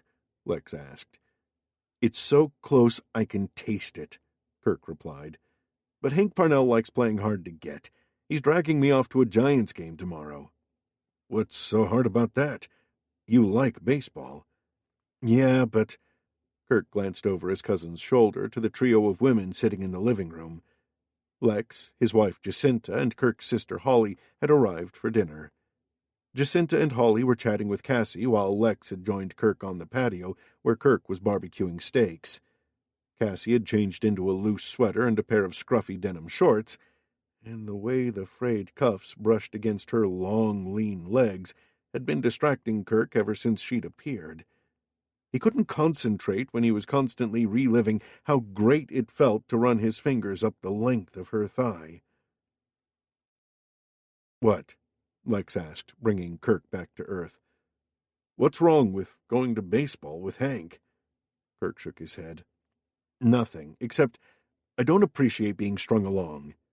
You gotta do what you gotta do if you want this deal bad enough." His lips firmed. "I'll get the deal, don't you worry. It's going to set us up well for the next phase of expansion." Kirk had ambitious plans for his hotel division. He was finally going to put his stamp of ownership on the company and succeed where his father hadn't. To be fair, Ralph Rochester was more interested in art than business, and was obsessed with running the Rochester Foundation to the point that he rarely visited his children. Kirk loved him, but his father had always been a distant man. Kirk's mom had provided all the sunshine and warmth in their family, and, after her death, Kirk's dad had become even more withdrawn. Another example of love's vagaries. Kirk wasn't prepared to be a bystander in his family's fortunes. He was just as smart and ambitious as Lex. For years, his jackass late uncle and his troubles with Allison had dampened his career, but now he was intent on turning Jubilee Hotels into the best premium hotel brand in the country. He wasn't just one of the Rochesters, he was the Kirk Rochester, and he was going to build something to be proud of. "I know you'll succeed," Lex clapped him on the shoulder. "Go for it." Yes, he'd have to suck it up and go to the game with Hank and Shauna. He wasn't so accustomed to all this schmoozing that went on before a deal was struck. That had previously been Lex's domain, but now Kirk would have to get used to it too. If only Cassie were coming to the baseball game, she'd turn a work chore into a fun outing. But she'd be away for 2 days in Carmel. It surprised him how long and dull the weekend stretched before him without her around. "Those steaks look done," Lex remarked. They piled up the meat and returned to the dining room to serve up. Cassie pulled a face at the modest portion Kirk set before her. "You're torturing me here. That's still too big." She cut her steak in two and slid one half onto his plate. "And no baked potato, either." She turned to the others. "My sister's getting married next week, and she'll kill me if I don't fit into my bridesmaid's gown." "You shouldn't care," Holly immediately piped up as she dove into her steak. "Eat what you like and be damned what others say." "Well, yeah, that's my general philosophy." Cassie grinned at Kirk's feisty sister.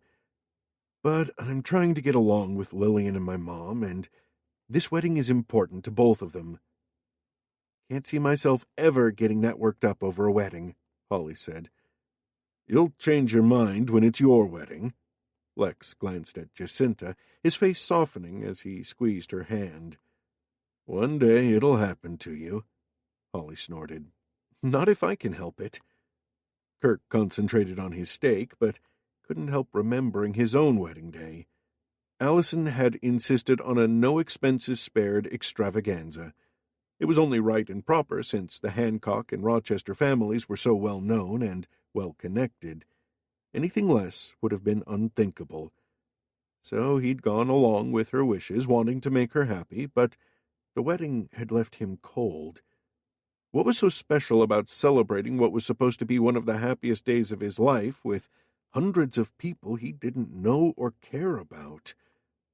It was also on his wedding day that he and Allison had had their first argument over Cassie. Cassie had seemed so pale and out of sorts, he'd worried she was seriously ill, and he'd been sitting with her in a quiet spot until Allison had dragged him away. She'd muttered something about him wasting time on a fugly girl that had made his blood run cold. When he'd challenged her, she'd denied she'd said that, but his anger lingered. As soon as he could, he'd returned to where he'd left Cassie, but a friend had told him she'd left because she hadn't been feeling well. Kirk had called Cassie to check if she was okay, and then returned to his wedding spectacle. Now, when he recalled the incident, his shoulders grew rigid. That argument with Allison had been an omen, but he hadn't heeded the warning. He looked up from his plate to find Cassie's eyes on him. Did she know how quickly his relationship had soured? He doubted it. No one knew except him and Allison. He'd thought he was in love with her, but within 6 months of marriage, he'd discovered he'd been fooling himself. His beautiful, elegant, sophisticated wife was everything he could have wished for in public, but Allison's beauty was a facade that hid her insecurities. Gradually, as the novelty of marriage wore off, she revealed herself as self-centered, mean, and obsessed with her appearance and status. Kirk blamed himself more than Allison. She was the first girl he'd believed he was in love with, but he should have known not to trust his emotions. He tried to see the best in her, tried spending less time at work and more with her, but when their first anniversary rolled around, he knew in his gut they didn't have a future. When he mentioned separation, she was appalled. To her, their marriage was no worse than her friends or her parents, and the humiliation of being divorced and dumped so quickly back on the singles market was too much for her. She used all her wiles to convince Kirk to hang in there, and, like a fool, he took her at face value. Then came the unplanned pregnancy. When she told him, she glowed with satisfaction, whereas he was sick with dread. But there was no going back. With a baby on the way, he'd stick by her no matter what. The miscarriage happened 3 months later. Allison fell apart. Her devastation moved him. For the first time, he felt something more than resignation. She refused to tell anyone about her depression. Only Kirk and her doctor knew. As she gradually improved, Kirk discovered a newfound softness for her, but it was nothing like love. They'd long since stopped sleeping together or being any more than housemates, and as their second anniversary loomed, he judged it was time to ask her for a divorce. The day he planned to bring up the subject was the day she had a chest x-ray for a cough that had nagged her for 2 months. The experts gave her at most 2 years to live. 2 years of wretchedness, of painful treatments, of humiliation and grief and waiting, but also 2 years of growing respect and snatches of happiness. As Allison lost her health, her looks, and her friends, so she lost her insecurities and her vanity. She had a horror of hospitals, so Kirk took care of her at home right up until her final day. He was only too glad to do this for her, and when she finally slipped away, he grieved for her. for the pain she'd endured, for the future she'd never have. Allison had altered for the better, but one thing hadn't changed. She'd asked him not to tell people how dire their marriage had been. She hadn't achieved much in her life. The one thing she did have was her marriage, and she wanted to protect that memory. Kirk had agreed.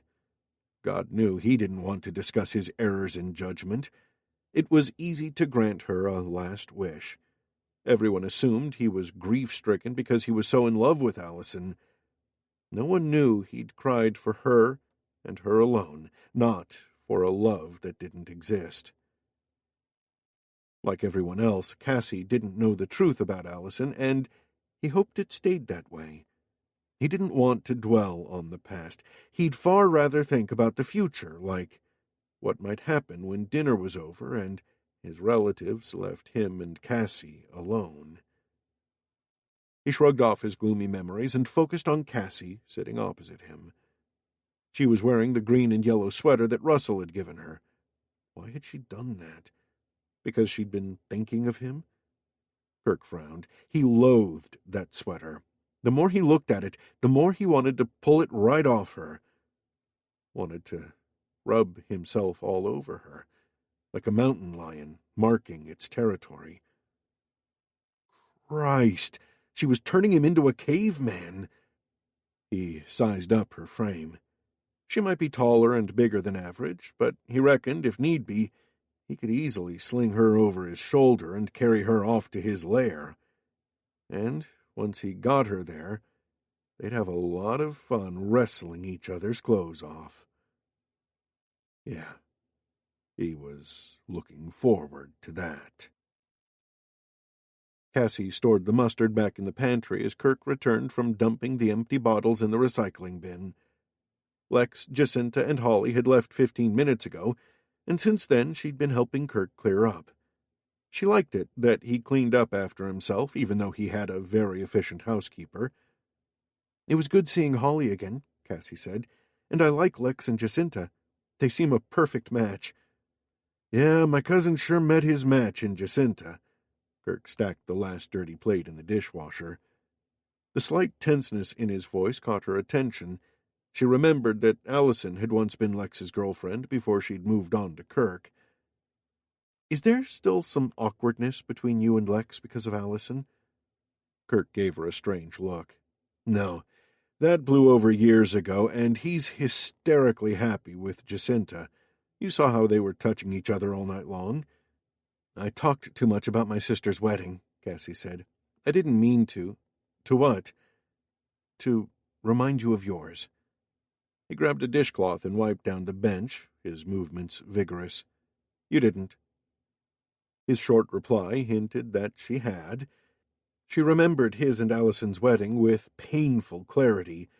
The Gatsby-esque party on the Hancock's country estate, the glittering reception with Allison transformed by mountains of silk tulle into a fairy princess, the cold sickness that gripped Cassie for days. If only she could wipe that day from her memory. "Ever think you'll get married again?" she asked softly. "No. What about you?" How quickly he deflected the question away from him. "You sound very sure of yourself." "I am." He tossed the dishcloth aside and rested his hands on his hips. "I'm very sure this isn't something I want to discuss, and you haven't answered my question." "Me? Get married?" She managed a light laugh. "That's the last thing on my mind." "Good. Now that we've got that out of the way, let's move on to something more important." The glint in his eye made her back straighten as a frisson of anticipation ran down her spine. All day she'd relived his kisses, savoring the memory of his arms around her. She'd be kidding herself if she said she wasn't hoping for a repeat performance tonight. But however much she wanted him, she had to maintain her casual facade. "And what would that be?" she asked, flicking back her hair. "That sweater of yours." He jutted his chin at her. "Why are you wearing it?" She glanced down at the piece of clothing. "Why?" Because it's comfortable, and it's the first thing I laid my hands on when I went to change this evening. It's the sweater Russell gave you. He jabbed a finger toward her. You're not pining for him, are you? She'd forgotten the sweater was a gift from her friend. Kirk seemed quite put out by it, which made her gulp. I'm not pining for anyone, she said as steadily as possible. He stepped right up to her and curled his fingers into the hem of her sweater. With his gaze fixed on her, he dragged her closer until they were only inches apart. Take it off, then, he murmured. Or I will. Her heart stumbled at the dark intent in his voice. Kirk was always so self-contained and controlled, but now his primitive side was showing, and she had to admit it thrilled her. She tipped up her head. In her flats, he had 3 inches on her, so she rose on tiptoe to meet him at eye level. I don't take my clothes off just because you tell me to. His eyes flared. He fisted his hand more tightly around her sweater. It's obvious you need more therapy to get over Russell, or you wouldn't be wearing that sweater, which, by the way, is fucking ugly. It is not. It's a Wallabies rugby jumper. Jumper? You mean a one-piece thingy? A jumper is a sweater in Australia. Kirk shook his head. Looks like I'll have to Americanize you all over again, starting with this sweater. His grip tightened. She put her hand over his to stop him. Excitement tingled through her. She was loving this animal side of him. She wanted to bring it out some more. Have you always been like this? I never realized you could be so bossy. It's you. You're arguing just for the sake of arguing. I don't want you to think I'm a pushover. He laughed softly, his other hand closing on top of hers.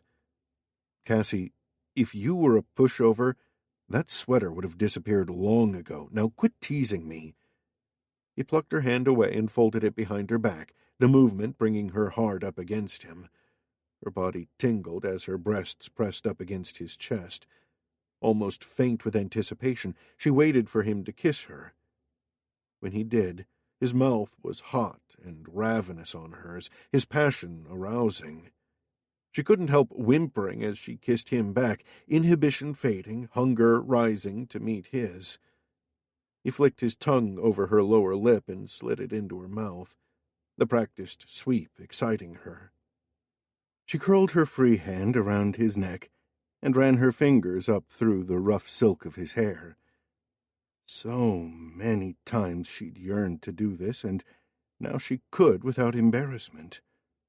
Eager to explore more, she skimmed her lips over his jaw, laying quick little kisses along his sculpted chin, before moving up to his earlobe where she couldn't resist giving him a light nibble. Oh, His surprised intake of air showed his appreciation before he gathered her closer and buried his face into the curve of her neck. The feel of his stubble against her skin was electric. His chest pushed her breasts up, making her nipples tingle, while the feel of his muscular denim-clad thighs rubbing her bare legs sent heat rushing to her center. She found herself shuddering with delight, arching herself into his embrace. God, she couldn't get close enough to him. He bit her gently with his lips, working his way slowly from her ear right down the length of her throat until he reached the neckline of her sweater. This is coming off right now, he growled in a voice that brooked no argument. He grabbed the hem of the sweater and hauled it up, giving her no option but to lift her arms to assist him. He yanked off the offending sweater and hurled it across the kitchen, then came to a halt when he registered the white tank top she was wearing underneath. He hauled in a breath. No bra, he wheezed. A warm blush rose up her neck. She was indeed braless, and the thin tank top did nothing to disguise her erect nipples. No need for Kirk to guess how turned on she was. My bridesmaid's bra was killing me. I had to get it off when I got home. And you were hiding this from me all night with that god-awful sweater. Damn, first chance I get, I'm burning that thing. He settled his hands on her hips and kissed her again. This time his kiss was slow and deliberate, his lips possessive. "Isn't it my turn to take your top off?" she eventually asked after a breathless few minutes that left her nipples even more erect. His stormy gray-blue eyes dazzled her. "Be my guest." It wasn't that easy to strip him of his black T-shirt. Her hands were unsteady, and the T-shirt was a tight fit. But finally it was off, and for the first time she could feast her eyes without shame on his bare chest.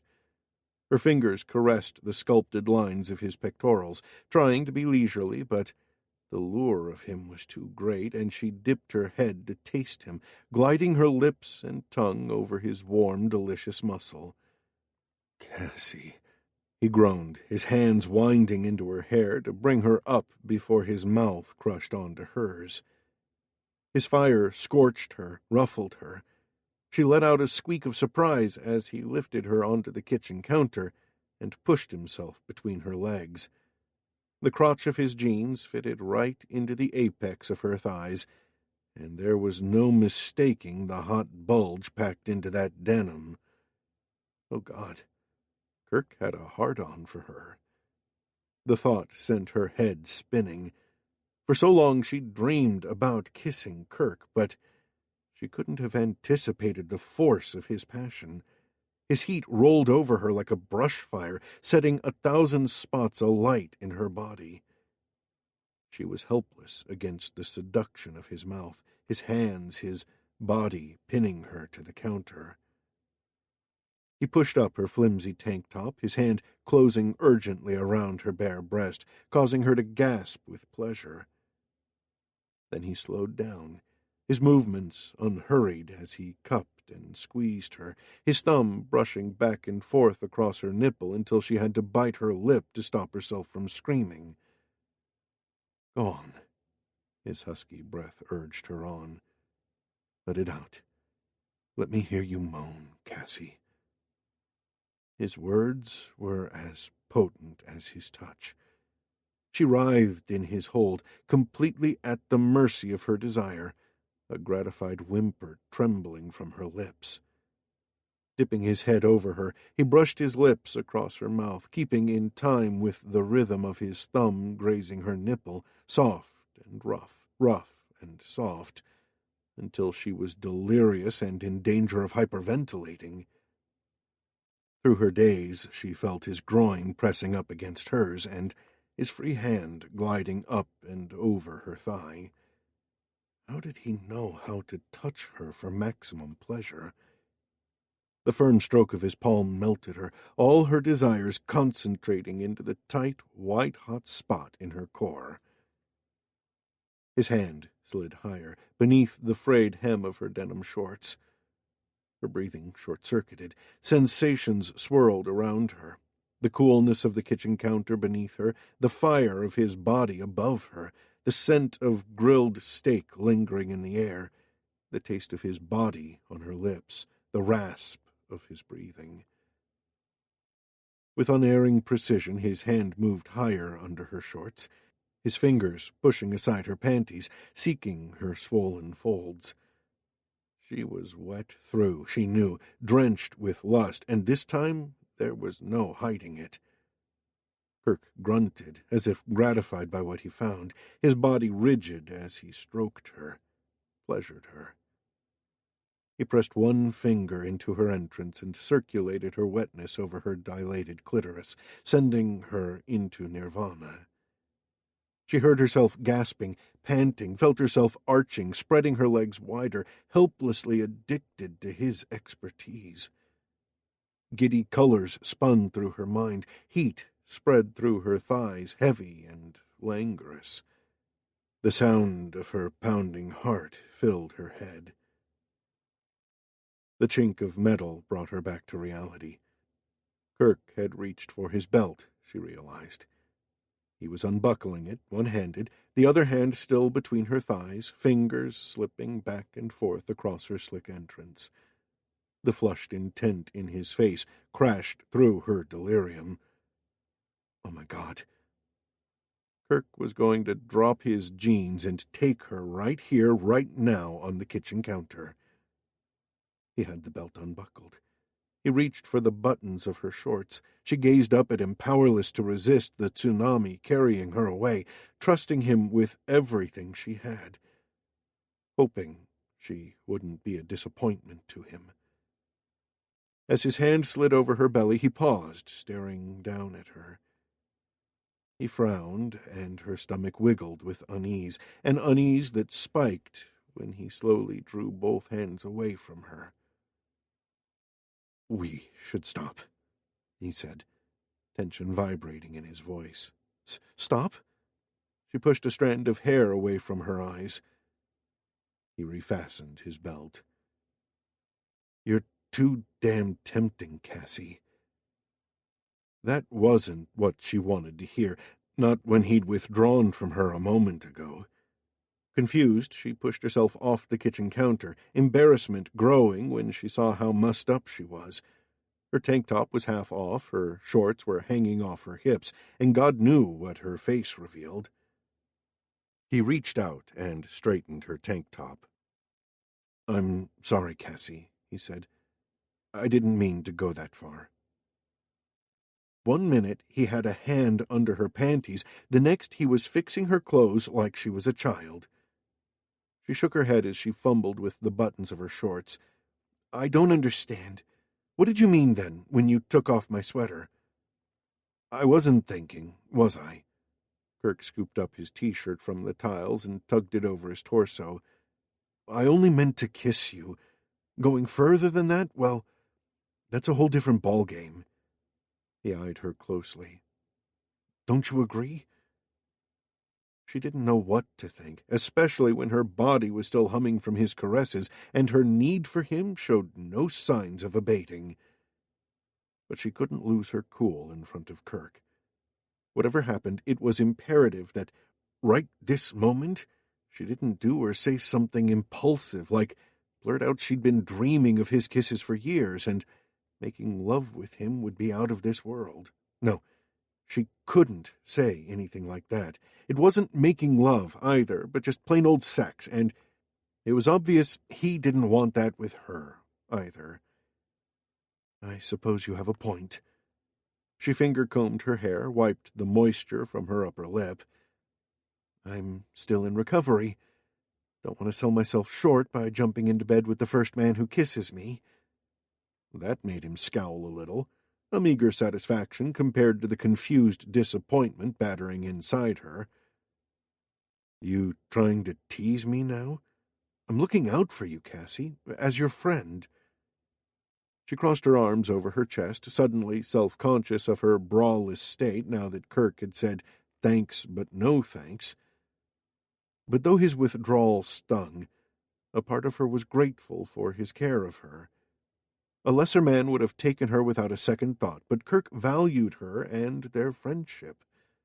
She shouldn't underestimate that. "You're right." Sighing, she moved away to collect the sweater that Kirk had flung clear across the kitchen. "It's a good thing I'm going away for the weekend, huh? You probably want some time to yourself." "I don't know about that." He waited at the doorway for her, a frown still lingering on his brow. "Are you looking forward to this bachelorette party?" She lifted her shoulders. "Hey, I believe there'll be a male stripper or two. Can't be all that bad." A spark of pique flashed in Kirk's eyes, gone before she could blink. "Don't do anything I wouldn't do." The shiver that rolled down her spine told her there was no fear of that. Channing Tatum could do his magic Mike dance in front of her, and he wouldn't do diddly squat for her. Only Kirk had the magic, the alchemy that had captivated her from the first day she met him. She'd struggled hard to free herself, and she'd thought she'd reached a happy medium. But one kiss from him, and she forgot everything. She was lucky he'd drawn back at the last moment tonight, because if he hadn't, if he'd taken her, then she'd be even more hopelessly ensnared, and the heartbreak she invited would be 1,000 times greater. Chapter 6. Heaving a silent sigh of relief, Kirk rose to his feet and applauded as the Giants won the game 10-2. Ordinarily, he enjoyed going to a baseball game, but the last 3 hours had dragged at a snail's pace as he mingled with Hank Parnell and his other guests, all the while trying not to wonder what Cassie was up to in Carmel. But his relief was short-lived. As Kirk made his way into the hospitality suite from the outdoor balcony, Hank shuffled over, his beefy face ruddy from the beers he'd consumed. "Kirk, my man, have another brewski." Kirk kept his face neutral. "I'll have to take a rain check on that. I'm driving." "You're not leaving already, are you?" "Afraid so." Kirk tilted his head at the scoreboard. "The game was great. Thanks for inviting me." "But we haven't had time to talk," Hank protested as he signaled to someone behind Kirk. "Hey, Shauna, we can't let Kirk go yet." Kirk bit back a groan as Shauna appeared. Now that she thought Cassie was his girlfriend, she hadn't come on to him so strongly, but she'd still stuck to his side, making inane conversation. A couple of times he'd caught a hint of annoyance in her, as if she was determined to seize his attention or die trying. Maybe this was her way of showing her daddy she could do business, but it didn't work on Kirk. Now she laid her fingers on his forearm as if she was going to physically restrain him from leaving. "Oh, Kirk," she pouted, "you're not going, are you?" She had too much makeup, too much perfume, too much artifice. He needed to fill his lungs with cold air, needed to rest his eyes on someone fresh and natural. He needed Cassie, needed to see her as soon as possible. "I'm sorry," he tried to sound apologetic, "but I have another engagement to get to." "Can't you cancel it?" Hank thrust out his jaw, looking like a pugnacious bulldog. "There's another room that-a-way. We can talk about the deal in private." Kirk hadn't expected to discuss business at the game. This was more a chance to grease the wheels, to eye the other man and decide on his worth. But it seemed his desire for an early departure had spurred Hank into action. For a few moments, Kirk weighed his decision. Hank Parnell had been stalling on the deal, probably hoping to drag it out to get better terms for himself, so maybe this was Kirk's opportunity to stitch it up. But did he really want to do that? Decisions made after a rowdy baseball game and several rounds of beers were rarely sound. And besides, he sure as hell didn't want to hang around here when every instinct he possessed was telling him to go find Cassie. Yes, that was what he'd do. He was going to drive down to Carmel and see Cassie. It was past 4 in the afternoon, and it wouldn't take him more than 2 hours to get there. He had to go home first to shower and change, but that shouldn't add more than 45 minutes to the journey. Shower and change? With a burst of surprise, he realized he wanted to spruce himself up before presenting himself to Cassie. He wanted her approval, her appreciation. When had that happened? "Since yesterday, you idiot," a voice snarked at the back of his mind.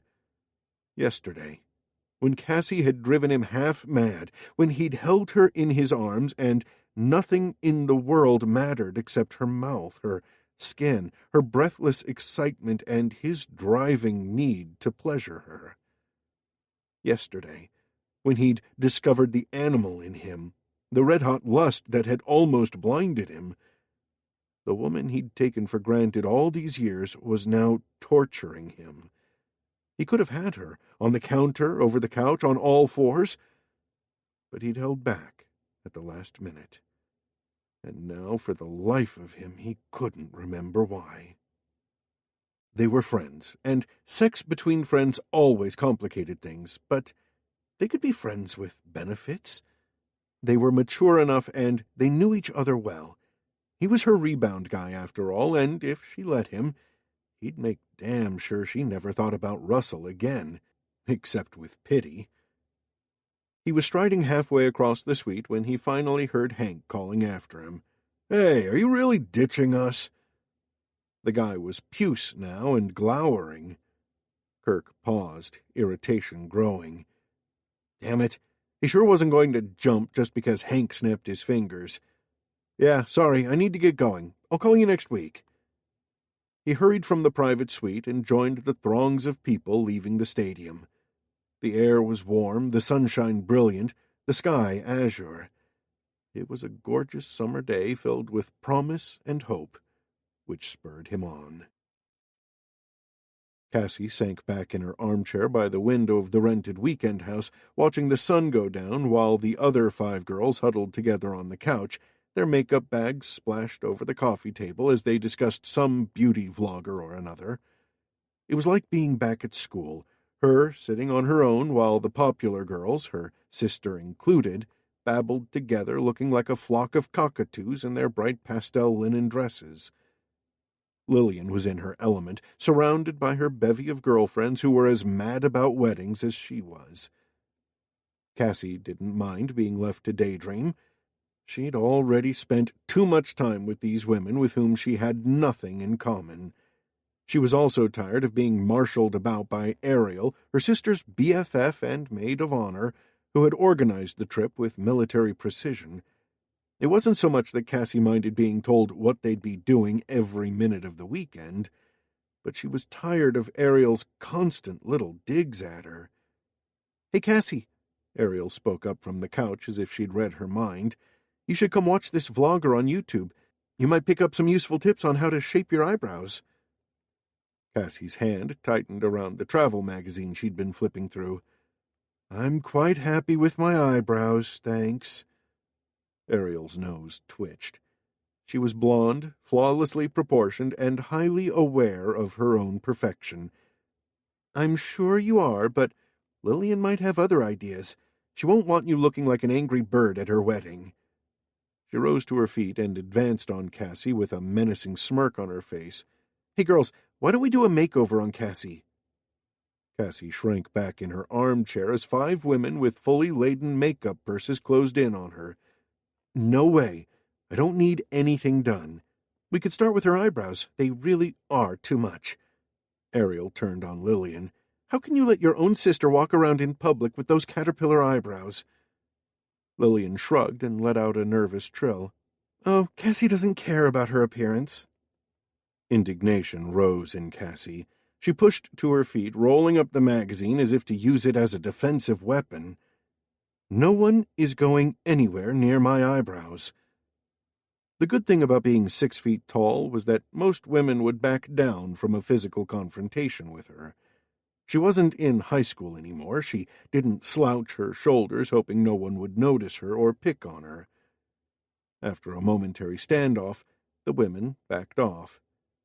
Ariel snickered to the others as they turned away. "Guess we'll have to get her when she's asleep." Oh, crap. Was this going to be summer camp again when she'd woken up with a thick black mustache drawn on her in permanent marker? They wouldn't, would they? "All right, it's time to get ready for dinner." Ariel clapped her hands. "We're leaving at 7.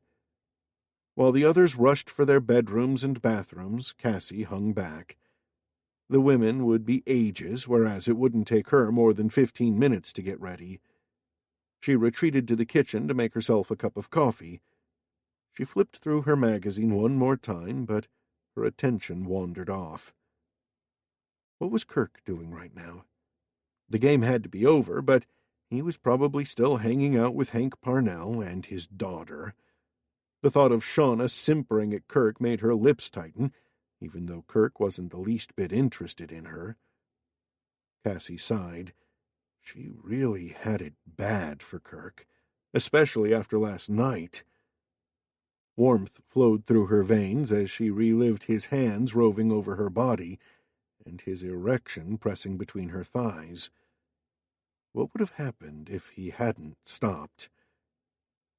She fanned her flushed cheeks with her magazine. She missed him so much. He was dangerous to her heart and her peace of mind, but there was no one she'd rather be with. He made her heart soar just by walking into a room. The evening ahead and the next day stretched out before her like a desert. She was exhausted trying to fit in with Lillian's friends, faking interest in their shopping and gossip. Tonight promised to be a trial, too. After dinner, they were going to hit a few bars and nightclubs. From a few whispers she'd overheard, Ariel had organized a male stripper who was going to pop out when they least expected it. That could either be awkward or disturbing, because Cassie wasn't sure her sister was into male strippers. At that moment, Lillian appeared in the kitchen, already dressed in a tight miniskirt and silk shirt. "Why haven't you changed?" She threw a scathing glance at Cassie's jeans and tank top. "You're not going to dinner in that, are you?"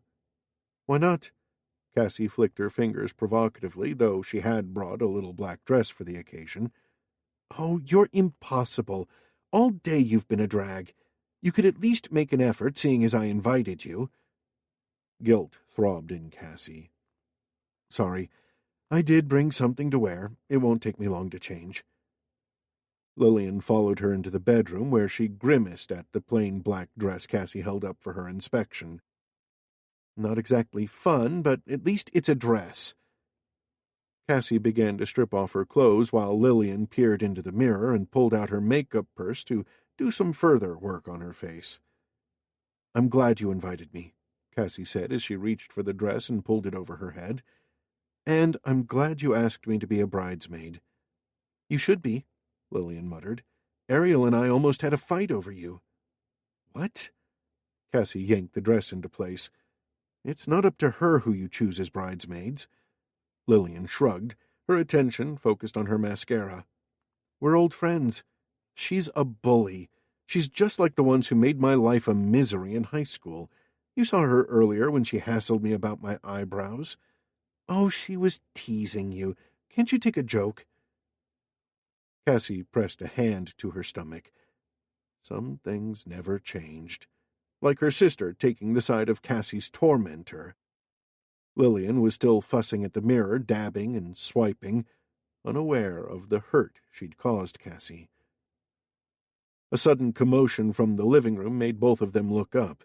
The girls squealed with excitement, sounding like a pack of pre-teens at a boy band concert.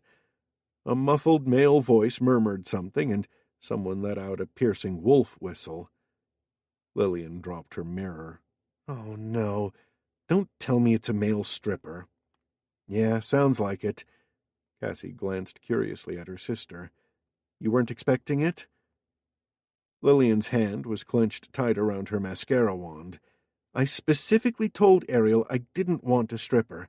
I can't believe she went ahead and ignored me." "Why don't you walk out there and tell the guy to go? And if Ariel still has to pay him, sucks to be her." "Oh, no, I can't do that. She'd be furious."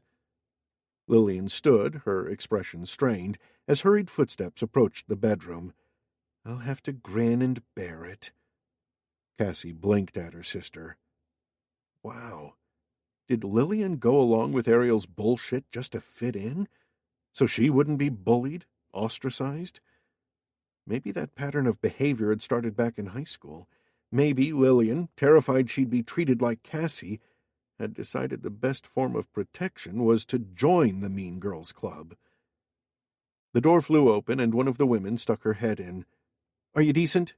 Emma asked, her face flushed with excitement. "Because there's a gorgeous stripper out here who wants to talk to you." Lillian turned pale.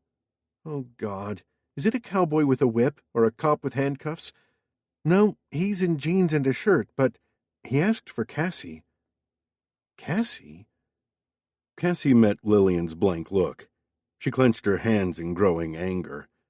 "Oh, I see. So Ariel thinks she'll embarrass me first. Is the guy going to bump and grind in my face? Well, bring it on." She pushed her bare feet into the sneakers she'd discarded and grabbed Lillian's eyelash curler from the dresser. She smiled grimly. "Huh, I've got the perfect tool for his G-string." She marched out of the bedroom, followed by Lillian and Emma. The chatter in the living room turned to whistles as Cassie entered the room. She stopped dead in her tracks as she spied the newcomer. Surrounded by 4 women, the lone male stood by the door, hands shoved in his pockets, a determined expression on his face. Kirk. She didn't know if she gasped out his name, but from behind her Lillian spluttered. "Kirk?" Lillian moved forward. "I don't understand. Are you moonlighting as a stripper?" "Hi, Lillian," Kirk said evenly. "Sorry to crash your party, but I had to see Cassie." All eyes swiveled onto Cassie.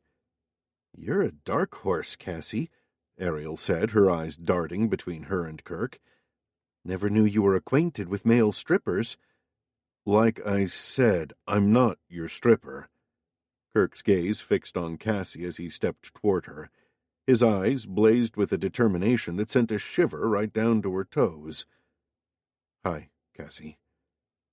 The shock of seeing him had left her lightheaded. "Kirk, what are you doing here? I thought you were back in San Francisco." His voice lowered. "Can we go out for a while? Take a drive somewhere?" Delight, excitement, trepidation swirled around her in a confusing fog. "Well, I don't know. I had plans." She glanced uncertainly at Lillian. Lillian nudged her arm. "Go on, go with Kirk. We'll be out late, so take the spare house key." "Thanks, Lillian." Kirk gave her a brief smile. "I'll get her back safe." Still dazed, Cassie handed the eyelash curler to Lillian, found her purse and the spare key, and left with Kirk. As soon as they stepped out of the house, a hubbub burst out from the other side of the door. "You really put a rocket under them," Cassie said. "They're still convinced you're a stripper." "I don't think I'd have the nerve. Those women were pretty worked up, and they weren't even drunk yet. I thought they were going to jump me." As they walked down the path, she cast an awed gaze over Kirk. Those gray denim jeans hugged his hips and butt to perfection, while the close fit of his charcoal shirt highlighted his bulked shoulders and chest. Lust stirred in her, as well as amazement that such a gorgeous hottie like Kirk had driven 2 hours just to see her. "Why were you holding those tongs?" Kirk asked as he ushered her onto the footpath. "Oh, you mean the eyelash curlers? I thought Lillian's maid of honor was trying to embarrass me with a stripper. I was going to snap those curlers near your G-string. You know, mess with your head." Kirk chuckled. "You're impossible." He paused, the glow from the sunset gilding his cheek. "I wonder if male strippers get hazard pay." "Maybe we should ask this guy." Cassie tilted her head at a man getting out of a parked car. He was dressed as a cowboy, complete with leather chaps, Stetson, and spurred boots, and he was carrying a portable boom box. This was the stripper Ariel had booked, and Lillian was still dreading. "Looking for the bachelorette party at number 56? Cassie asked the guy. "Yeah, I'm running late." Cassie took out her wallet and pressed a $50 bill into the guy's hand. "I'd appreciate it if you went easy on the bride-to-be, but feel free to go nuts with the maid of honor. She's the loud, bossy one. You can't miss her. Thanks." They passed the stripper and reached Kirk's car. Cassie couldn't suppress the butterflies swarming in her stomach any longer. Their banter about male strippers had been a mask for the questions she was burning to ask him. "Why did you come?" "I needed to talk to you." He opened the passenger door for her. "And it couldn't wait until tomorrow?" "No." He stood over her, his solid presence surrounding her, invading her consciousness. She'd always been aware of Kirk's physicality, his effortless allure. But now, after the scorching kisses they'd exchanged and last night's makeout session on his kitchen counter, she was hyper-aware of both his potency and her weakness. She was vulnerable to everything about him, from the lock of hair curling on his ear to the shadowed hollow of his throat, to the gleam in his eye as he studied her with calm determination. "Kirk?" She didn't know what to say. "Get in the car, Cassie." Her nape tingled and goosebumps rose on her bare upper arms, even though the night was warm. She found herself obeying him. Kirk got in the driver's seat and pulled off from the curb. "Where are we going?" She tried to sound casual. So what if Kirk had driven all this way just to see her? No big deal. "Want to grab a bite to eat?" "Okay, but nothing fancy. We can get some fish and chips and eat it on the beach." "Sounds great." Half an hour later, they walked onto the beach, Kirk carrying a picnic blanket, while Cassie held the warm parcel of food.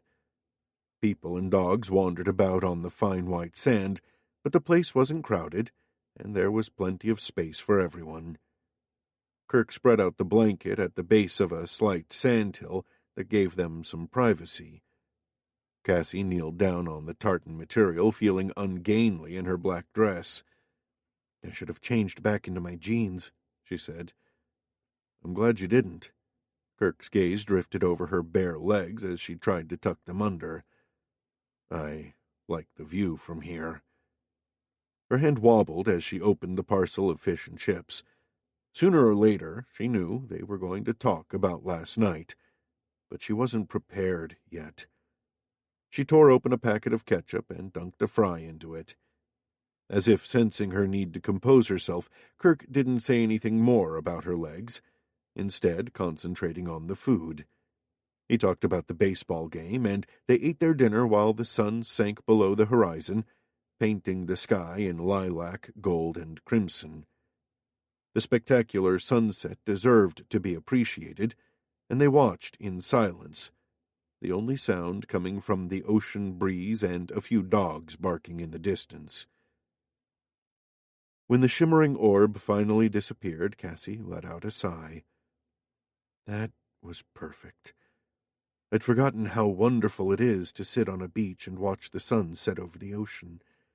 In Sydney, most of the beaches face east. Kirk was stretched out next to her, propped up on one elbow. He twisted his head toward her. "You'll have something to remember when you go back." The words were innocuous enough, but the way he said them set her on alert. Not knowing how to reply, she busied herself scrunching up the empty food wrappers and stuffing them into a plastic bag. "Cassie, will you stop that, please?" He was close to her now, hunkered on his knees like her, no longer relaxed. She sensed his tension rising, which only multiplied hers. "Don't want the wind to blow our garbage all over the beach." He wrapped his arms around her, and instantly warm and cool shivers raced over her skin. She turned to him, breathing in his presence, every muscle coiled in anticipation and need. He bent his head toward her, and his mouth coasted over hers, gentle at first, before deepening into a red, avid fever. She drank him in, senses alive to every nuance, lips tantalizing, fingers stroking, tongue teasing. The tang of lemon on his mouth, her toes curling into cool sand, his muscles shifting beneath her palms. Kirk kissed her slowly and thoroughly, holding her close, communicating with his mouth, his caresses. His need and desire demolished the last of her resistance. She gave her all, kissing him back, softening her lips against his, curling her arms around his neck to get closer to him.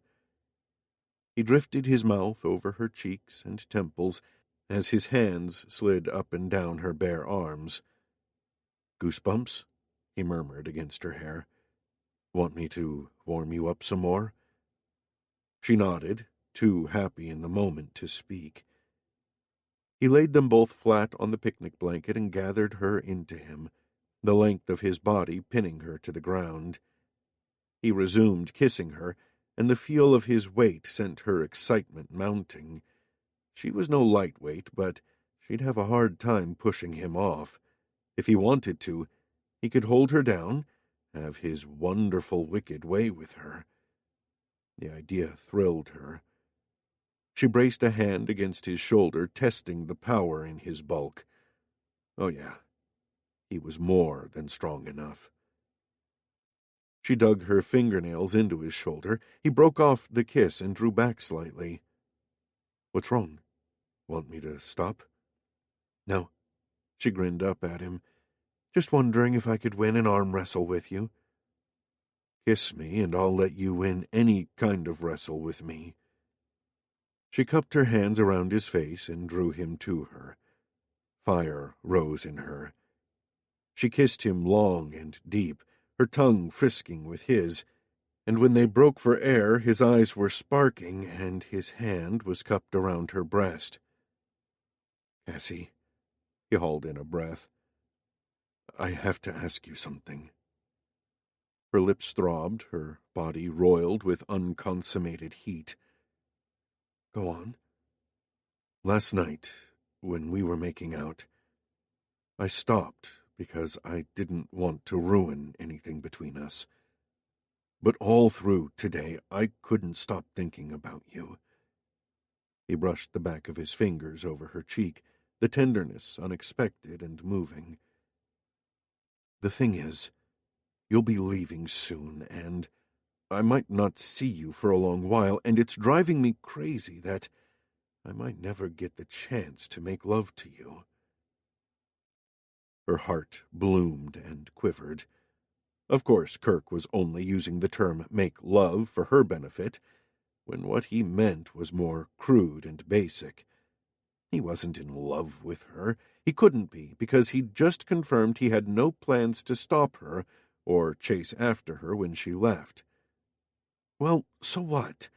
She didn't expect romantic love from him. Heck, the kissing was far more than she'd ever expected.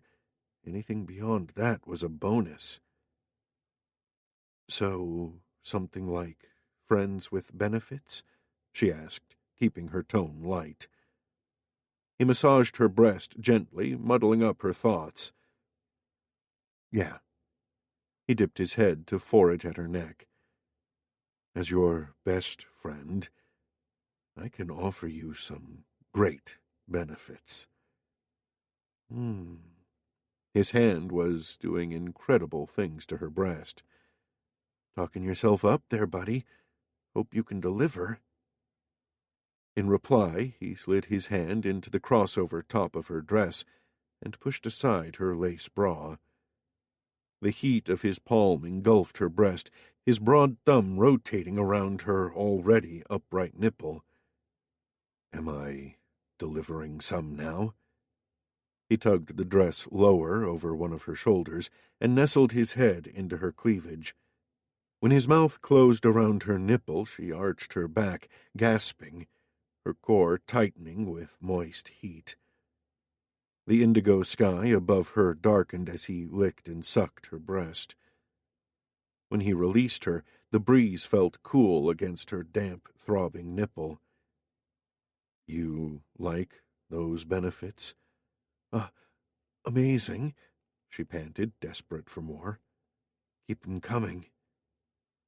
He gripped her knee, then glided his hand slowly up the length of her thigh, all the while kissing her lightly. She rolled into him and lifted her leg over his, encouraging his hand to slide higher. He obliged, his fingers flitting over her lace panties. She'd gone to some effort with her underwear, figuring she didn't want to be shown up in front of Lillian's friends, and now she was glad she was wearing a matching black lace set. Not that Kirk seemed to care what her panties were made of. He skirted his hand around to her belly, pressing his palm against her abdomen, before he moved southward under the lace, exploring the curls between her thighs. Desire convulsed deep in her, rushed through her, a manic burst of energy. She shuddered, then lifted herself half up, her momentum propelling Kirk to lie face up on the picnic blanket. Shifting her leg, she straddled him. He blinked in surprise, but didn't resist, curiosity plain in his expression as he gazed up at her. She acted on instinct. She unbuttoned his shirt and ran her hands greedily over his chest, relishing the play of his muscles. Bending over him, she skated her mouth across his shoulders, licking and sucking. He tasted of salt and something warm, earthy, erogenous. His muscular beauty thrilled her as she explored him in detail. How incredible that she had the freedom to indulge herself. She kissed the hollow at the base of his throat, enchanted by the deep, quick beat of his pulse. She squeezed her thighs around his hips, pressing her panties against the growing bulge in his jeans. He groaned, his eyes flaring, hands clenching. She knew he could flip her onto her back any time he wanted to, regardless of her weight, but it seemed he chose to let her tease him. How far could she go? Gripping his waistband, she ground herself against him, rubbing back and forth over his erection. The friction of his denim aroused her as much as the blazing look in his eyes. He grasped her thighs and encouraged her movements, molding himself into the apex of her thighs until they were moving in unison. Oh, God! She was torturing herself as much as him. She didn't know how much longer she could take this teasing. Kirk sat up, holding her firmly in his lap. "Let's go somewhere private." His voice was thick, strained. She could only nod before scrambling to her feet. She swayed, light-headed with lust, and Kirk caught her round the waist. "Easy there, sweetheart." His endearment made her knees buckle, but Kirk's arm circled her, strong and sturdy. The salty evening breeze momentarily cooled her flushed cheeks. She took several deep breaths to steady herself before they began to pack up the picnic blanket and the remains of their dinner. "Where are we going?" she asked once they were back in Kirk's car and driving off. He pressed his lips together, frowning slightly. "You know what? I'm an idiot. I didn't book a hotel room before I came racing down here." And it was 9 p.m. in Carmel on a balmy Saturday night. Their chances of finding a room were bupkis. "It doesn't matter." Cassie squeezed her hands between her knees. We don't need a room when we've got a car." Kirk's eyebrows shot up. "You sure about that?" he said, his eyes bright in the glow from his dashboard. They were driving past some sort of forest. A sign up ahead indicated a turn-off into a scenic drive. "Let's go there," she murmured. Kirk steered the car onto the dirt-side road. He leaned forward in his seat, hands clutched around the steering wheel. She sensed the anticipation boiling in him, the same thrilling hope that hummed through her veins. She could barely sit still or keep her hands to herself. Kirk shifted a hand from the wheel to her knee. Her heart started, her limbs trembled. Still steering the car down the winding road, he massaged her, his fingertips rotating over the soft inner part of her leg. She responded in kind, stroking the length of his thigh, her hand unsteady. The car bounced over a rut before Kirk guided them into a small parking bay off the road. He braked hard, the car coming to a halt with its nose deep in a bank of bushes. He cut the engine and the lights and turned to her, arms already around her, pulling her in. They kissed as if they were starved, lips and tongues desperate, hands groping under clothes. She couldn't get enough of him, couldn't get close enough to him. Kirk's Aston Martin was the ultimate in luxury, but the central console was like the Great Wall of China, keeping them apart. "Wait." Kirk pressed a button that made his seat shift back and slowly recline. Cassie didn't wait for an invitation. She was on top of him before he was fully horizontal. She fumbled with his shirt while Kirk efficiently unzipped her dress and pulled it off her. She was still getting rid of his shirt when he unclipped her bra and cupped her breasts. Then she lost focus as his mouth and fingers went to work on her nipples. Oh, she could let him do that all night, if only she wasn't desperate to have him inside her. She was boneless with pleasure when Kirk pushed himself up, his hands gripped her panties. Maybe you should get rid of these before I tear them off. With a few gymnastic maneuvers, she shucked off her underwear while Kirk unbuckled his belt and pulled down his jeans. When she finally caught sight of his erection, rigid as a flagpole, she had to gulp to stop herself from gasping. She wrapped her fingers around his girth. He was hot, ribbed, rock-hard, and velvety soft at the tip. She stroked him, astonished that she could touch him, that very soon she would feel all that moving inside her. "Wait," Kirk muttered again. He felt inside the storage bin of his door and pulled out a packet of condoms. She sat back on his knees. "So you forgot the hotel room, but you remembered the condoms? I have my priorities." He rolled the condom onto himself, then wrapped his hands around her waist. "We're going to swap places, sweetheart, because as much as I love having you straddle me, this first time I want to be on top." Cassie didn't care who was on top as long as she didn't have to wait too long. She didn't know how he did it, but with remarkable dexterity he had her on her back in 3 seconds flat. Bracing himself over her on one elbow, he slipped a hand between her thighs and found her seam of moisture. She thought he wouldn't wait to bury himself in her, but it appeared he had other ideas. He explored her flesh, his fingers soft and caressing, unerringly discovering all the points of pleasure surrounding her opening. Heat flooded her as she shifted in time with his fingers, her core swelling and aching for release. Finally, when she was almost at her peak, he rolled his body in between her legs, spread her wide apart, and sank deep into her with a husky grunt of satisfaction. She'd thought she was nearing her climax, but the wonder of Kirk filling her up sent her soaring to a new height. He slipped his hands around her thighs, supporting her as he began to move in and out of her. She lost herself in a whirlpool of sensations. Their bodies rocked together, slick with sweat, burning with torrid fire. One of her legs was draped over the center console, while her other foot was braced against the steering wheel. Kirk's body crushed hers, but she reveled in his weight, biting his meaty shoulder as he thrust harder and harder into her.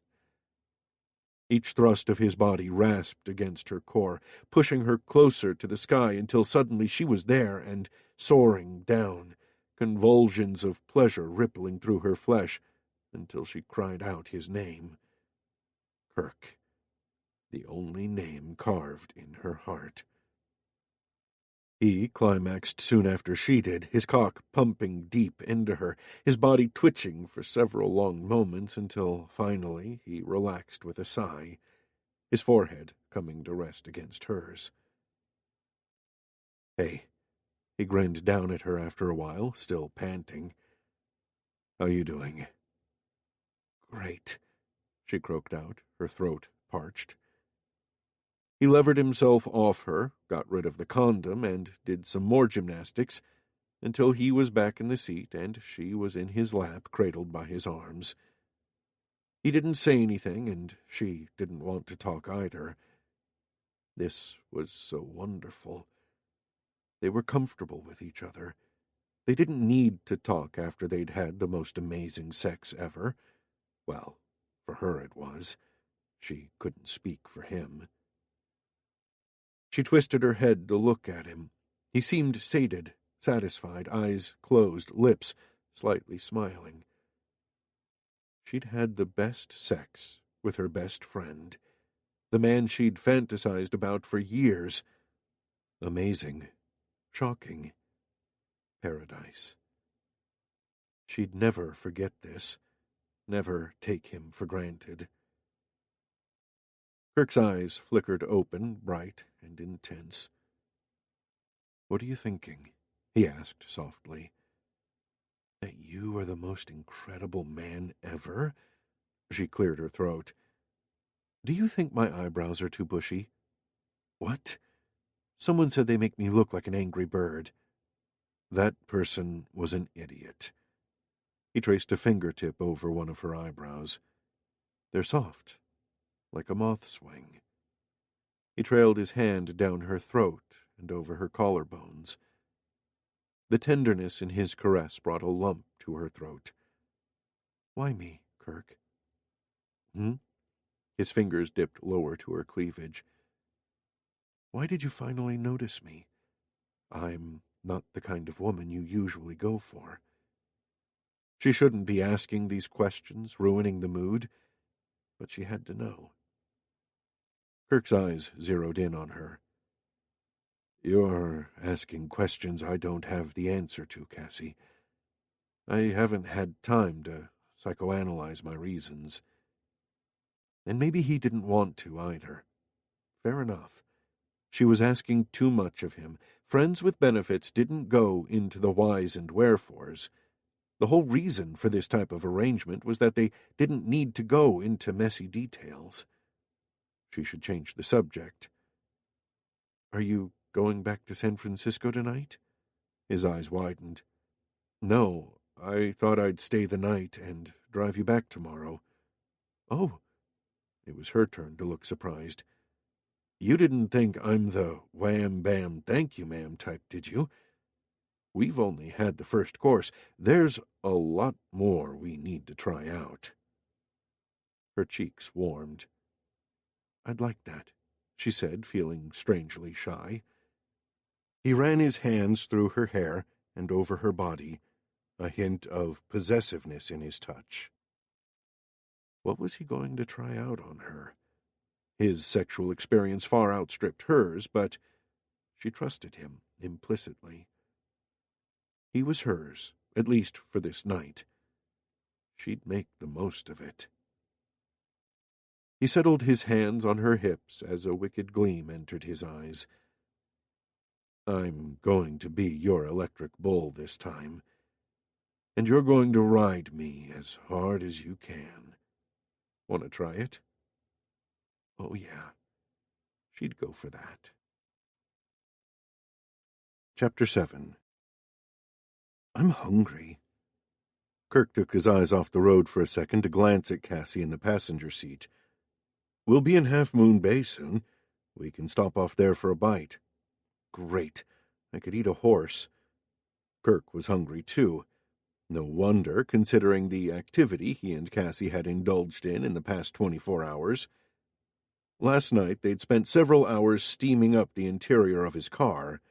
When they were finally sated, he drove them back to the beach, where they went for a swim. The memory of the moonlight shimmering on Cassie's wet breasts was indelibly seared in his brain. At 1 a.m, he took her back to the rental house.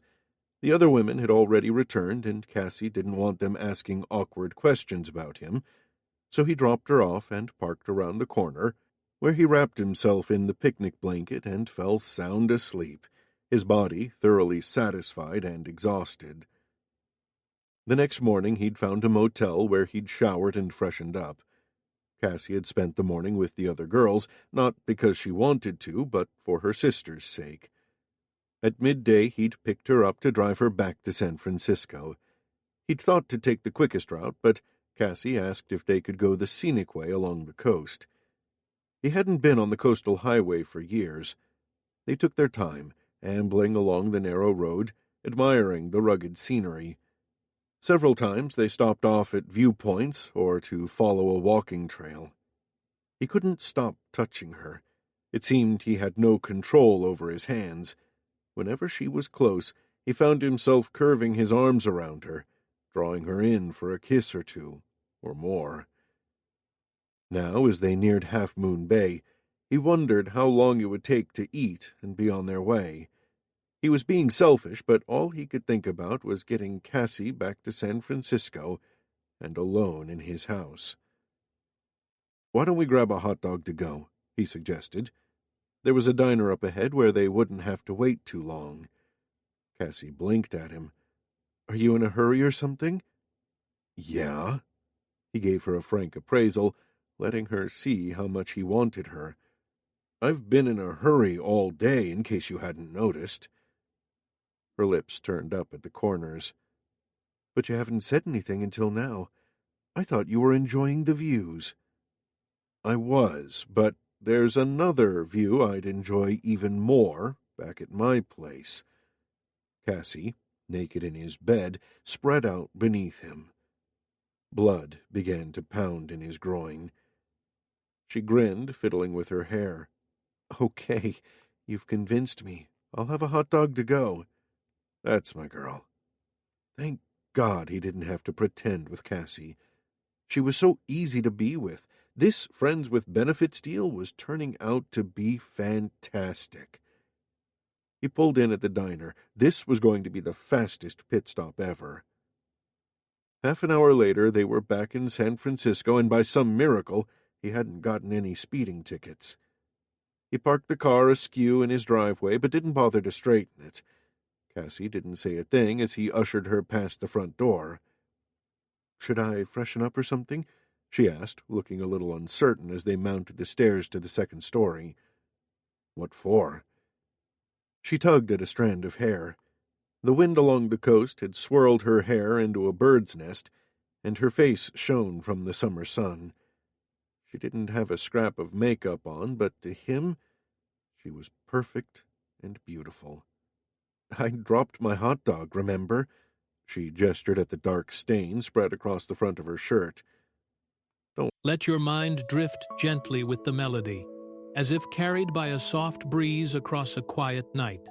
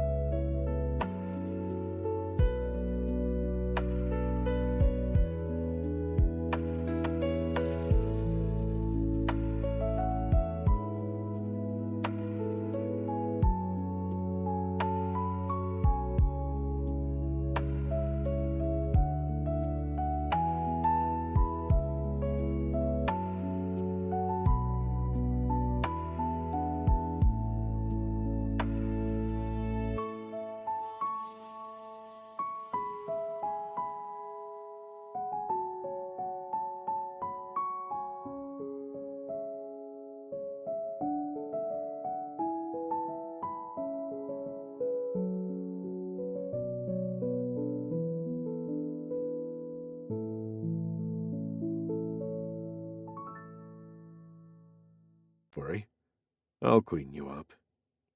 Placing a hand in the small of her back, he guided her into his bedroom and shut the door. He cupped her face and gently licked the smudge of ketchup in the corner of her mouth.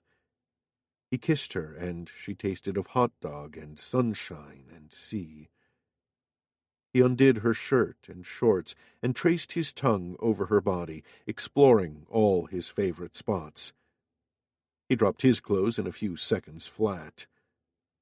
Holding her, he spun her around, and when she knelt on all fours on his bed, he took her from behind, fingers massaging her firm, smooth ass. Quivering, she arched down in front of him, inviting him to push even deeper, and he steeled himself to thrust in and out slowly, to take her with him as his body surged, crested, and exploded. She gasped out his name as she climaxed, and when she turned to face him, her eyes were like stars. Kirk sank with her onto the pillows, their limbs tangled together, bodies washed with golden light from the afternoon sun slanting through the windows. He'd forgotten to shut the blinds. Little wonder, given how hot he was for Cassie. He stroked her hair as she rested on his shoulder, and wondered if he'd ever get used to her exuberant brand of sex. He doubted it, especially as she'd be leaving after her sister's wedding. A faint apprehension stirred in him. He didn't want her going back to Australia so soon. He had a mind to persuade her to delay her departure, stay on for a few more weeks. He could take some vacation time, and they could go somewhere balmy where not much clothing was required. And after that, what then? She'd still go back to Sydney. She hadn't expressed any desire to return to San Francisco permanently, so what right did he have to try to change her mind? They might enjoy having sex together, but they were friends, not lovers. And friends lasted longer than lovers. He shouldn't ask for more when this was already more than he'd expected. She rose from the bed, 6 feet of gorgeousness, and smiled down at him. "I'm all sweaty." She piled her hair on top of her head, her breasts lifting tantalizingly. "Want to join me in the shower? I'm almost your height, so it should be fun." He was on his feet in an instant. "I'm all yours." Cassie eyed Kirk over her glass of orange juice. It was Monday morning, and Kirk was dressed for work, looking incredibly fit and sexy in his tailored pants and white business shirt. He whistled as he spread jelly over his toast. He'd been in a good mood since they'd woken up together in his bed. She eased her position on the stool at the breakfast bar, enjoying the faint throb between her legs from their morning shower together. The last day and a half had passed in a haze of lust, but now Monday had arrived, and she couldn't help feeling a little down that they had to resume their normal routines. Why couldn't they hold on to that wonderful passion that had ignited over the weekend? Why couldn't they draw it out a little longer? She set down her juice glass. "I have to assemble some welcome baskets today for Lillian's out-of-town guests, but if I hurry, I could get them done in an hour, and then I'd be free for the rest of the day. How about you? Anything urgent at work today?" Kirk looked at her in surprise before comprehension broke. "Are you asking me to play hooky?" "Well," she leaned toward him and twirled his tie around her fingers, "the rest of this week is looking pretty busy. I don't think I'll get another day free until after the wedding." He chewed his toast, eyeing her speculatively. "What do you want to do?" "Anything. It's another beautiful day. I wouldn't mind doing something outdoors." She glanced outside at the patio garden, drenched in early morning sunshine. The sky was clear blue, and the weather forecast was perfect for an al fresco excursion. "Okay," Kirk nodded, shoving the last bit of toast into his mouth. "I'll reschedule my appointments. Meet me back here at 10, and wear something comfortable. I've got an idea where we could go." "Where?" "It's a surprise." He stowed his plate in the dishwasher and picked up his briefcase. Before he headed for the door, he leaned over her and gave her a quick kiss on the lips. "See you at 10. Cassie touched her mouth. She hadn't expected that kiss. The first kiss he'd given her without being sexually aroused. Did it mean anything? Was he developing tender feelings for her, or was it an absent-minded gesture? She sighed at her irrepressible yearning. She shouldn't read too much into every little action. Kirk hadn't meant anything by that kiss. That was the basis on which she should operate. She finished her breakfast and got herself ready to travel to her mom's apartment. She'd braced herself for her mom's inquisition over Kirk's sudden appearance in Carmel, but when she arrived at Audrey's home, she quickly discovered that Lillian hadn't breathed a word about the incident. She didn't have a chance to ask Lillian why or to thank her, as her mom and sister had to rush off to an urgent meeting with the wedding planner. Cassie was left at home to assemble the welcome baskets. She had them done in record time, all to Lillian's specific instructions. She even curled the ribbons and crimped the cellophane as her mom had shown her. When the baskets were completed, she took a cab back to Kirk's house. He was already there waiting for her in the living room. Her heart lifted when she saw him. How handsome he looked in cargo shorts and navy blue polo shirt. He was in the prime of his life, attractive, young, and vigorous, and he was also kind, generous, and thoughtful. She was so lucky to have him as her friend, with benefits. "Hurry up and get changed," he said with a grin. She dashed upstairs and came down a few minutes later dressed in denim shorts, t-shirt, and sneakers.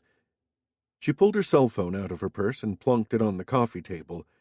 "I'm leaving this here," she said. "Don't want to run the risk of my mom or sister thinking up some job for me." Maybe that was selfish of her, but something in her sensed the sands of time running out for her and Kirk. She had to grab what opportunities she had with him while she could. When they were in the car, she turned to him. "Is this like a mystery tour? You're not going to tell me until we reach our destination?" "I'm taking you to Yosemite." "Yosemite? We'll never make it there and back in one day." "We will if we go by helicopter." "Helicopter? Really? Are you going to echo everything I say?" He lifted an eyebrow at her. "Yes, I've chartered a helicopter to fly us out to Yosemite. Think you'd like that?" A gooey feeling gathered in her chest. "Oh, Kirk, I would love that." For a moment, she couldn't speak. Sure, Kirk was worth billions, and hiring a helicopter for a day was peanuts for him, but he'd never been one for extravagant displays of his wealth, and this was more than she'd ever expected. Of course, she had trouble finding her breath. 3 hours later, she was again puffing for air, but this time because of the hike up to Glacier Point. The helicopter had deposited them at an airport near the border of the park. From there, they'd transferred to an off-road pickup fully equipped with supplies, and Kirk had driven them into the heart of the Yosemite Valley, where they'd decided to take one of the walking trails. Kirk had already reached the lookout point. When she finally caught up with him, he handed her a water bottle from his backpack with a triumphant grin. "You're getting slow, Cooper.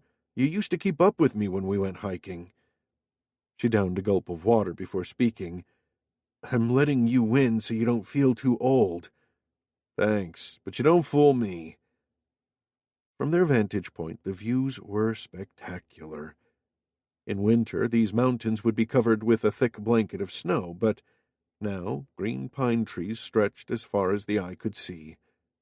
The air was fresh, and the peace was almost complete. In summer, the park could be a traffic nightmare, but Monday was a good time to come, and the hiking trail they'd chosen wasn't at all crowded. The two people already at the lookout point left, leaving the serenity to Cassie and Kirk, and a companionable silence fell over them. "You know the Awani Hotel? I've always wanted to stay there in winter," Cassie mused, resting her chin on her palm. The photos look so cozy with the stone walls and the huge fireplaces and the snow all around. You should come back for Christmas. I know the owner. He'll give us the best suite available. She tensed, not daring to look at Kirk. Come back for Christmas? Yeah, why not? You should come back more often. She twisted the water bottle in her hands.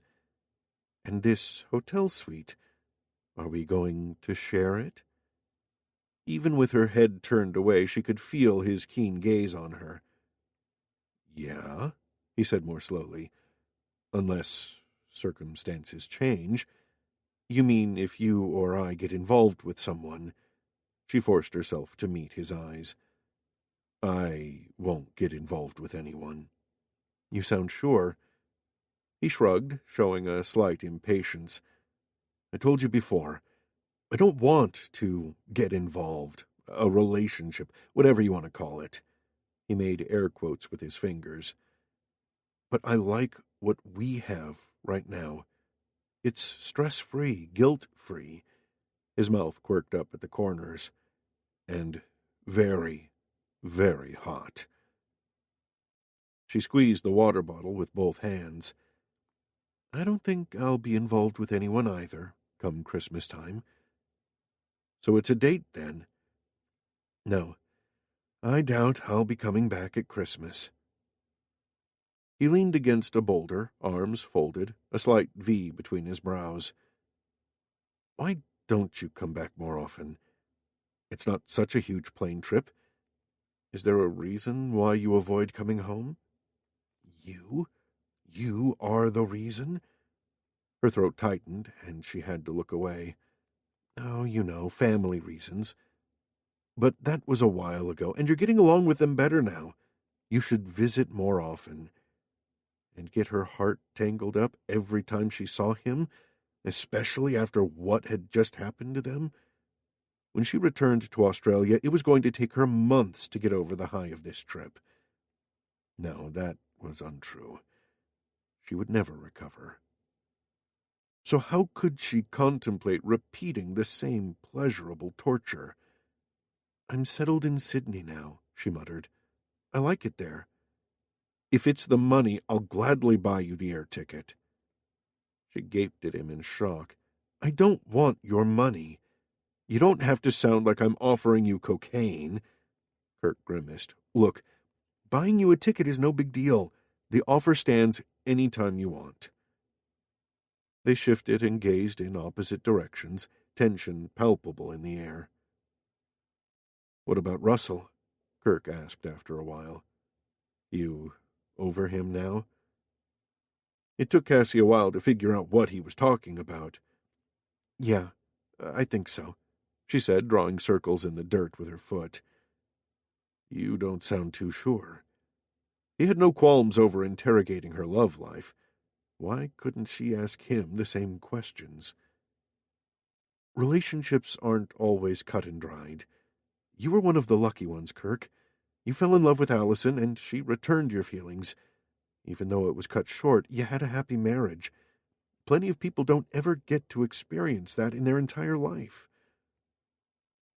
Kirk suddenly went rigid, eyes narrowed on her, hands shoved into the pockets of his shorts.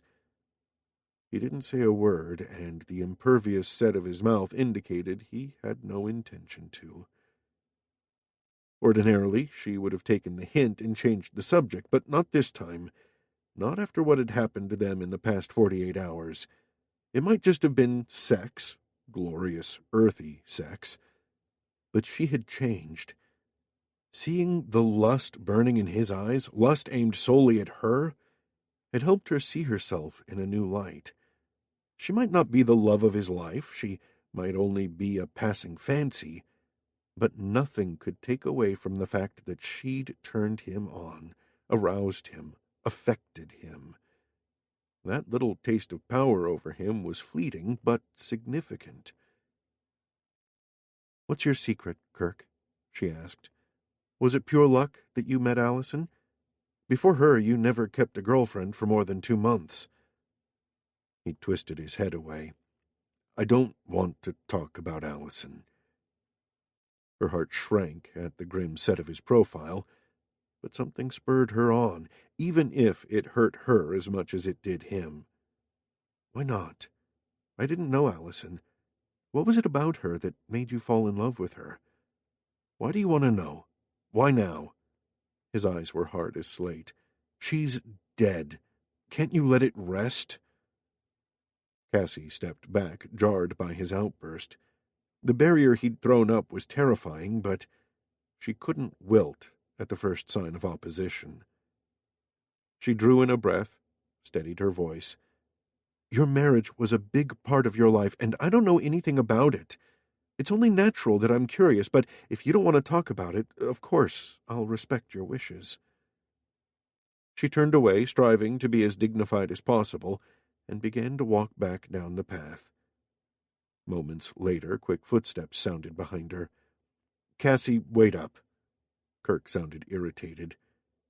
She paused, her skin clammy, shivering despite the sunshine pouring down. I didn't mean to blow up like that.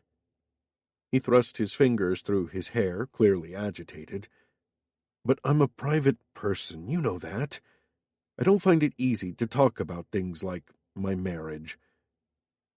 The turmoil in his eyes was plain to her. She was beginning to regret forcing the issue. Yes, I should know that by now. Guys don't like talking about mushy stuff. I don't like talking about mushy stuff. It's just that... She bit her lip. I'm kinda envious of what you had with Allison.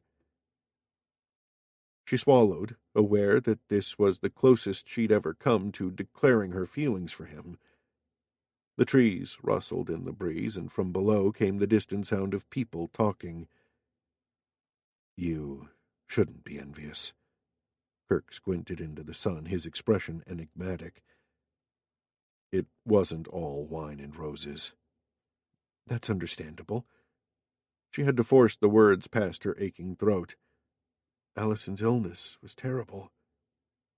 He spun toward her, lips moving as if he meant to speak, but then he fell silent and just shook his head. His face was gaunt, and if she had to describe his expression, the first word that came to mind was regret. The sound of approaching walkers grew louder, and a couple of figures appeared among the trees below them. We should head back. Kirk hoisted the backpack over his shoulder. They started down the track, exchanging nods with the group headed up when they crossed paths. As the path wound down the hill, the trees surrounded them again, and to Cassie the green gloom intensified her sudden melancholy. Being friends with benefits with Kirk was turning out to be a roller coaster ride. 1 minute she was on a high from the sex and the special connection they had. The next, she was plunged low, brought back to earth by the realization that whatever they had was just a pale shadow of what Kirk had shared with Allison. Sooner or later, it might be wiser to get off the roller coaster completely, regardless of how wonderful the highs were. Kirk couldn't remember when last he'd blown off work to spend a day with a friend, and at first he was glad he'd done it. A trip to Yosemite was the perfect outing for Cassie, and the day had been going great until somehow the conversation turned to Allison.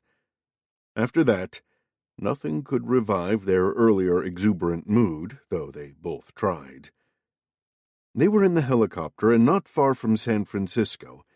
As they neared the city, the setting sun bathed the landscape in liquid gold, the buildings shimmering against the blues and crimsons of the sea and sky. Beside him, Cassie sighed. With her chin propped on her hand and a faraway look in her eyes, she seemed wistful. What was she thinking about?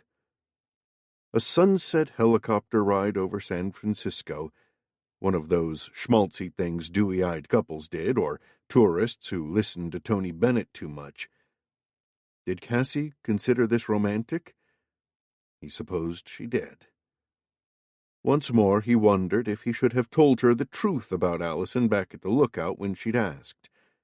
Cassie was a loyal friend. If he confided in her, she wouldn't spread the story around. Allison had begged him to maintain the facade, but that was only for her family and friends. Cassie wasn't one of them. But deep down he knew Allison would hate Cassie knowing the truth, because Allison had always looked down on Cassie. His fingers dug into his knee. Part of him longed to tell her. The burden of secrecy was more onerous than he'd realized, but another part shied away. Revealing his true feelings made him vulnerable. He'd been in the habit of masking his feelings for so long that he couldn't even imagine himself laying his soul bare to another person, even to one as empathetic as Cassie. One day he might bring himself to confide in her, but that was in the distant future. Still, his reticence had stung her and spoiled the mood of the day. He wanted to make it up to her. He glanced down at her free hand resting lightly on her leg. Should he shift up to her and hold her hand? No, friends with benefits didn't hold hands. That would cross the line into romantic territory. They weren't romantically involved. They loved each other, sure, but they weren't in love. That was the big difference, the line that separated what was fun, uncomplicated, and easy from what was dark, complex, and difficult. Though he'd like to hold hands with Cassie, he had to make sure he remained on this side of the line. "Not bad, huh?"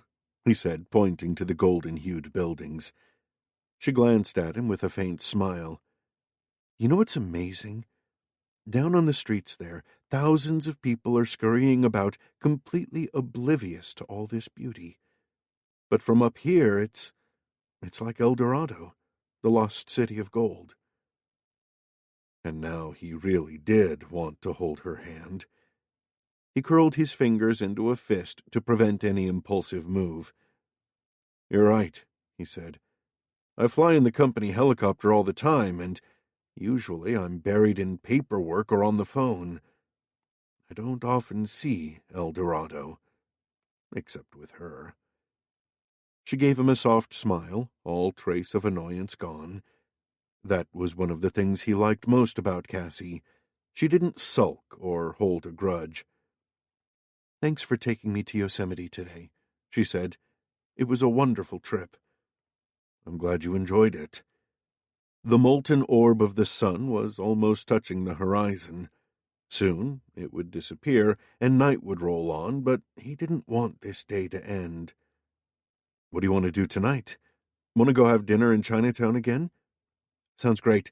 I'll need to take a shower when we get home, though. I feel all sticky." "I'll give you a hand or two in the shower." He was about to verbalize his thoughts when he remembered the pilot. He wasn't sure the pilot had muted his headset to give them privacy. "There's no rush," he replied. "We've got plenty of time." Plenty of time to soap Cassie up in the shower, then take her up against the tiled wall. He could almost feel himself sheathed in her tight heat, with one of her legs wrapped around his hip, and her firm ass cupped in his hands. With her suppleness and height, he could stand in the shower and ride her for ages. His erection pressed against the zipper of his shorts. Damn, how long would it take in rush-hour traffic to get Cassie back to his house? The helicopter landed and they transferred into Kirk's car. The roads were clogged and all the lights seemed to conspire against them, but eventually they were in his neighborhood and the traffic thinned out. As they cruised down his street, the setting sun slanted through the windscreen, causing him to slow down. Cassie sat up and peered ahead, shading her eyes against the glare. "There's someone waiting outside your house." She tensed and leaned forward. "It looks like... Oh my God, it can't be." He glanced at her, senses alert. "Who is it?" I... She clutched her knees. "I can't believe it." Kirk squinted at the tall silhouette standing at his front gate. A man, a big, burly guy dressed in khakis and polo shirt, peered in their direction as they drew up to the driveway. Kirk had never seen him before. He'd barely brought the car to a halt before Cassie jumped out. She hurried toward the stranger, her shoulders hunched up, her movements tense and jerky. Uneasiness stirred in Kirk as he followed her. Something warned him he wasn't about to enjoy meeting this stranger. The big guy's face lit up as Cassie neared him. "Hey there, sweets. Aren't you a sight for sore eyes?" "Russell!" Cassie sounded faint with shock. What on earth are you doing here?" "Russell. Holy shit." Kirk came to a screeching halt. Cassie was talking to the guy, but Kirk couldn't hear anything for the sudden roaring in his head. Russell. Cassie's ex-boyfriend, the one she'd rebounded from straight into Kirk's arms. Russell. Here in San Francisco. What the hell was he doing here, and what did he want? Then Russell placed his hands on Cassie's rigid shoulders, smiling at her like she was the best thing since sliced bread, and a shard of ice jagged its way down Kirk's spine. The ex-boyfriend was here to win Cassie back, and Cassie wasn't exactly beating him off with a stick. Chapter 8. "Russell, I can't explain now, but I need you to do something right away," Cassie muttered as her friend tried to hug her and looked perplexed when she warded him off. "You're my ex-boyfriend, and we broke up about a month before I came here, okay?" Russell's eyebrows shot up, and her stomach rolled as further waves of shock crashed over her. Dumbfounded didn't adequately describe the feeling of stricken nausea that had gripped her as soon as she recognized the strapping, sandy-haired man waiting outside Kirk's house. Russell couldn't have picked a worse time to surprise her. Without turning, she could sense Kirk's penetrating gaze honed in on them, and despite the jumbled confusion in her brain, one thought stood firm. Kirk mustn't know the truth about Russell. She would disintegrate with embarrassment if she had to fess up that Russell had never been nor ever would be her boyfriend. She couldn't face Kirk if he realized she'd made up the story simply to put on a brave face, to show him she wasn't pathetic. If the truth came out, how much more pathetic would she appear? But she only had a few seconds to get Russell on board. She gripped his arms in rising panic. "Russell, got it?" Yeah. Whatever you say." He let his hands drop away from her shoulders. Cassie's nape prickled as Kirk walked up behind her. Hastily composing her expression, she spun around to find his shrewd eyes focused on her. "Cassie, how about introducing me?" he said, his voice and face completely neutral. She cleared her throat. Yeah, sure. Russell, this is my old college buddy, Kirk Rochester. Kirk, Russell Stewart, my friend from Sydney." Kirk transferred his attention to Russell and shook his hand. "Russell, good day." For a couple of seconds, it seemed the two men were sizing each other up. They were similar in height, and though Russell was bulkier, Kirk had a leaner, meaner air. If they ever fought, they'd be evenly matched. What was she thinking? Of course Kirk and Russell would never come to blows. "You must be the Russell that Cassie's told me so much about," Kirk said, his deadpan expression giving nothing away. Russell shot Cassie a brief, uncertain glance before answering, Yeah, if by that you mean the guy she's been, dating." "Why didn't you call and tell me you were coming?" Cassie asked Russell. God, her voice was so squeaky she was sure Kirk could tell she was lying about something. Russell rocked back and forth on his heels. "I wanted to surprise you," he said slowly, as if feeling his way through the situation. "You got that right." Cassie folded her arms, shuffled her feet, chewed her lip. The tension was making her nauseous. What on earth should she do now? Should she send Russell off and pretend to Kirk that nothing was awry? Should she invite Russell in? But no, she couldn't do that. He was her ex, and she was supposed to still be getting over him, and besides, this was Kirk's house. I'm sorry. I didn't think it through. Russell's ears were turning pink. Poor guy, she'd really put him on the spot. I should probably go. Didn't mean to ruin your plans. Maybe we can chat some other time. She had to talk to him as soon as possible.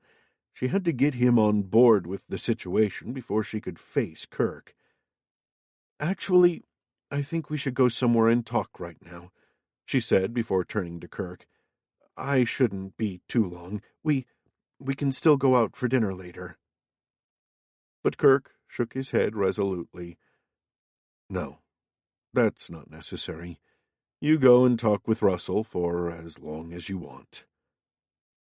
If only Kirk wasn't such an expert at masking his feelings. His face was so neutral, his words gave nothing away. She had no way of knowing what he felt about Russell's sudden appearance. Was he annoyed or angry? Maybe even jealous? She had no way of telling. Maybe he was only irritated at his dinner plans being disrupted. She turned back to Russell. Okay, let's go for a walk.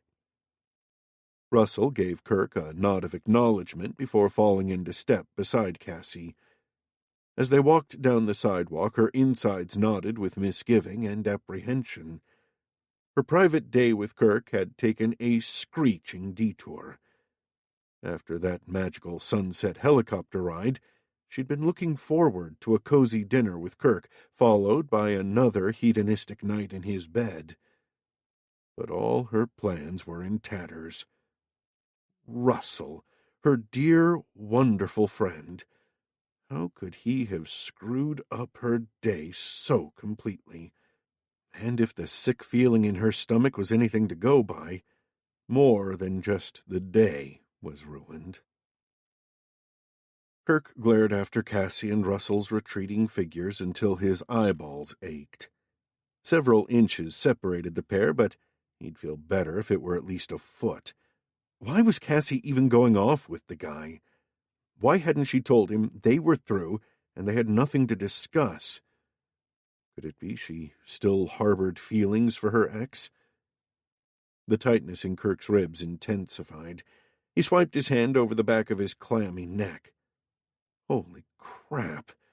He wasn't jealous of Cassie's ex-boyfriend, was he? No, of course not. He wasn't happy that his plans for a shower and dinner with her had been disrupted, but that was all. He had no further claims on Cassie. As her friend, he was merely concerned for her. He didn't want Russell coming over and messing with her head. But Russell had flown all the way from Sydney just to see Cassie. That wasn't a spur-of-the-moment thing. That indicated serious intent. Desperation, even.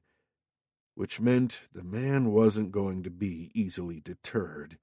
Damn it all. Kirk swung away and marched into his house, determined not to waste any more time brooding over Russell and Cassie. But as he stripped off and stepped alone into his shower, he couldn't help wondering how late she'd be. She would return, he thought. She wouldn't stay out all night with her ex-boyfriend. Would she? Cassie kicked a stone lying on the path. They were walking through a park filled with kids, parents, joggers, and dog walkers.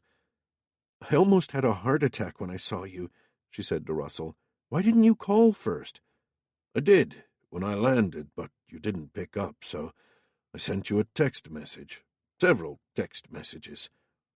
Didn't you get them? I left my cell phone behind today on purpose, Cassie groaned. I didn't want any interruptions. She trailed off, sighing at the memory of Kirk's impassive face. How did you know where to find me, anyway? I remembered your mom's name and used directory assistance to get a number. Cassie frowned at that. You spoke to my mom? Yeah, he said I was a friend of yours and desperate to find you. Desperate to find me? You surely didn't fly all the way to San Francisco just to see me." "No." Russell heaved a heavy sigh as he came to a halt. He stared down at his feet. "I was supposed to be here with Jason, a surprise romantic trip for his birthday, but instead he dumped me on Saturday." She gasped, instantly reaching for him as sympathy flooded her. "Oh, Russell." She squeezed his arm. "I'm so sorry." He scraped a hand over his chin. "I decided to fly out here anyway. At least I'd be using up one of the tickets." "But I don't understand. You and Jason always seemed so happy together." "Yes, we were good at maintaining appearances, but we weren't always happy. In fact, at times we were fucking miserable." Russell shook his head. "I was hoping this surprise trip might make a difference, but I guess nothing was going to save us." Cassie wrapped her arms around him and gave him a huge hug. He was such a stoic, tough guy, but she knew deep down he was hurting. Russell hugged her briefly before letting her go. "Enough of that, or you'll make me tear up. And one thing I'm not going to do is cry." He looped his arm through hers and tugged her along the path. They passed the boot campers and their yelling instructor before he said, "So, what's going on with you, sweets? Why are you pretending I'm your ex-boyfriend?" She twisted her head away from him and sighed. "It's a long story." "Let me guess. You're trying to make that Kirk dude jealous?" "I'm not," Cassie gasped, then gave him a rueful smile. "Well, okay. That might have something to do with it." "That has everything to do with it, judging by the way you are acting in front of him. I've never seen you so antsy." "I was afraid you'd blow my story sky high. I didn't want to look like a fool in front of him." Russell patted her hand lying in the crook of his arm. "Don't worry. Your secret's safe with me. I am an ex-boyfriend, so it might as well be yours." "Thanks. I knew you wouldn't mind." "Is it working, then? Have you got anywhere with him?" Well..."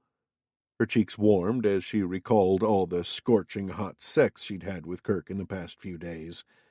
"I'm, making progress." Russell nudged her with his elbow. "Huh. So he's good in bed, is he?" She grew even warmer. "Yeah, he's fantastic," she sighed. "Huh. Thought as much. Wouldn't mind sharing his bed myself." "Russell!" She glared at him in outrage. He wiggled his eyebrows in mock innocence. "What? I saw him. And he's hot." "He doesn't bat for your team." "I'm only teasing you, sweets. Besides, I picked up some serious back off from my woman vibes from him. I think he might be into you in a big way." "You think?" She couldn't suppress hope flickering up. He came to a halt and looked at her. "You're really serious about him, aren't you?" Cassie hesitated, reluctant to speak the truth out loud for fear of jinxing herself. She'd never told anyone how she really felt about Kirk, and even though Russell would never blab, still she didn't want to tell him. She didn't know where she stood with Kirk. Their friends with benefits relationship couldn't last forever, yet the possibility that she might come to mean more to him seemed as remote as ever. She loved how he cared for her, going to her mom's dinner, protecting her from strangers in bars, spoiling her with surprise trips, how he treated her as an equal, how his eyes heated as he made love to her. This past week with Kirk had shown her what could be possible and left her yearning for something more, something real and permanent. But her dream was so fragile. Uttering it aloud would only make her more vulnerable. "Oh, I don't know." She made a show of brushing her hands. "I'm just having fun while I'm here, making hay while the sun shines." "So, how do you want me to play it from here? Will I try to woo you back? I think I'd be good at that." Cassie shook her head doubtfully. "I'm not sure if I can keep up the deception in front of Kirk. Wouldn't it be better if I told him I'd sent you away and told you never to come back? But then he wouldn't be jealous of me anymore. And besides, I want to see you while I'm here. You can tell him you're being kind to me, letting me down gently. That's why we have to meet now and again." She owed him for going along with her story in front of Kirk, and he'd recently been dumped by his no-good boyfriend, so he needed her support. "Fine," she nodded. "We'll do that. How long are you in San Francisco?" "Only a week. I have a few old friends to look up, so you don't have to worry about me being on my lonesome. I'll give you a call tomorrow or the day after, and we can meet up somewhere." They turned and began to retrace their steps. Cassie's stomach started to knot again as she wondered what would happen when she returned to Kirk's house. Cassie's sneakers squeaked on the floorboards as she entered the house, sounding unnaturally shrill in the silence. She paused, trying to regulate her breathing, wishing she could wander in with her usual casualness. Where was Kirk? She and Russell had been out for about 40 minutes.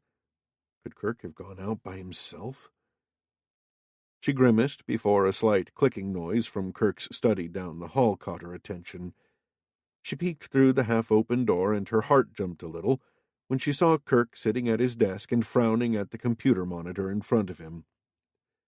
Hi," she said, feeling gauche. "You're back," he stated in a matter-of-fact way that didn't give an inkling what he thought. Kirk had showered and changed. His thick, short hair gleamed like sable fur, dark stubble peppered his jaw, and a red-checked shirt hugged his shoulders, the rolled-up sleeves revealing his muscular forearms.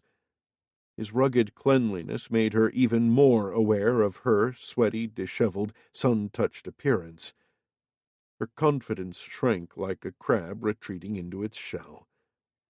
"You're working." She backed away a few steps. "Sorry for disturbing you. Wait." As Kirk rose to his feet, she caught a whiff of soap from him. The same lemony soap he'd used to lather her up in the shower yesterday. Longing stung her sharper than she expected. Kirk rested his hands on hips, his expression ever so slightly forbidding. "Aren't you going to fill me in on Russell?" They were supposed to be friends, equals, but right now she felt anything but equal to Kirk. There was something hard and impenetrable about him that made her flinch inside. She clasped her hands together, feeling the first stirrings of stage fright. Could she pull this off? "We had a talk. I didn't realize he was that, hurt by our breakup. He isn't one to show his emotions usually." "So he flew all the way here to ask you for a second chance?" The note in his voice sparked a little rancor in her. "Yes." She lifted her chin.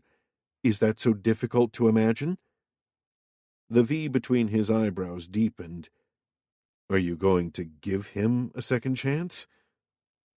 She hesitated, wishing she could see past his barriers, longing for a hint of possessiveness from him. "What do you think?" she asked. "Me? Didn't realize I had a say in this." Her heart sank. Kirk wasn't about to put his foot down and declare that Russell could go to hell because she was his. The heart-stopping kisses, the passionate embraces, the exhilarating sex, none of that had changed his mind. She was still good old Cassie, a great friend with some nice benefits, but no one special enough to make him want to stake a claim. "Of course you have a say."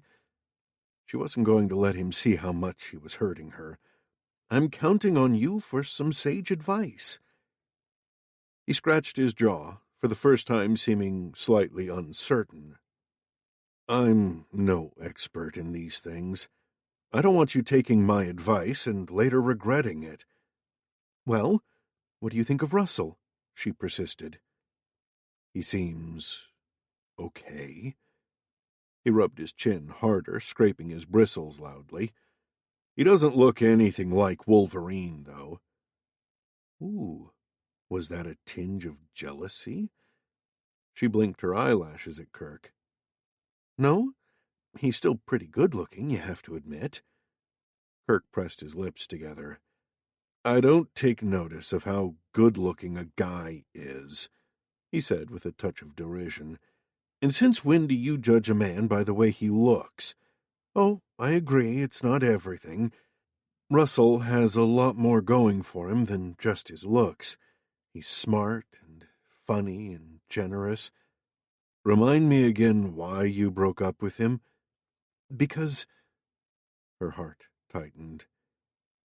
Because I'm not sure I'm in love with him. Kirk gave her a long, penetrating look. So now he's flown all the way here and practically gone down on bended knee. Does that make a difference? Well, it is a grand gesture. I never expected something like that. Lines bracketed Kirk's thinned mouth. Are you moving into his hotel room? He bit out. Her breathing hitched. Kirk didn't seem all that happy about Russell turning up, but he wasn't doing much to discourage a reconciliation. If only he would say something to make her believe he wanted her to stay here with him. Of course not. I haven't decided anything about him yet. The lines around his mouth softened a fraction. Okay. Don't do anything hasty. You don't mind me staying on here, do you? Not at all. Stay as long as you want. It wasn't much, but it was something. Something to hold on to while she navigated this tricky minefield. Thanks, she swallowed. I'm really grateful, Kirk. I don't want to make the wrong decisions. He folded his arms across his chest, his expression tensing, and he seemed a lot more than 3 inches taller than her. You do realize we can't sleep together while Russell is in town. Her mouth fell open as her face burned. It would only confuse the issue. He was so matter-of-fact, damn him. Yeah, not that I didn't enjoy it, but... He lifted a shoulder. It's better we stop now. Enjoy it? Was that all?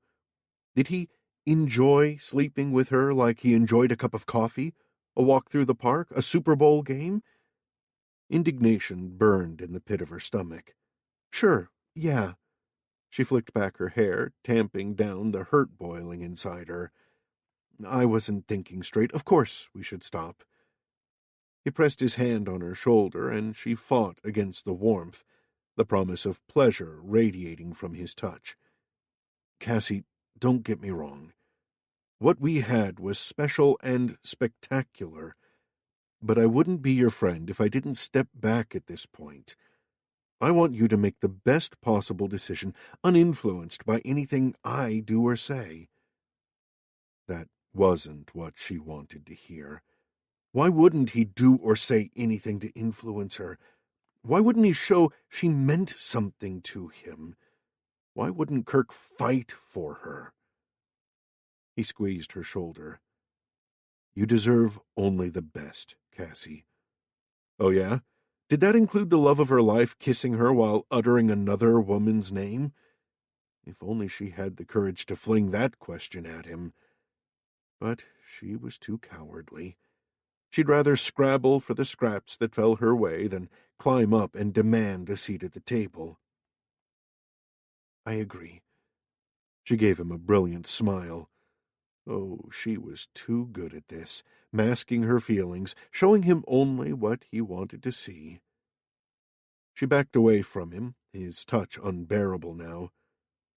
I'll go take a shower.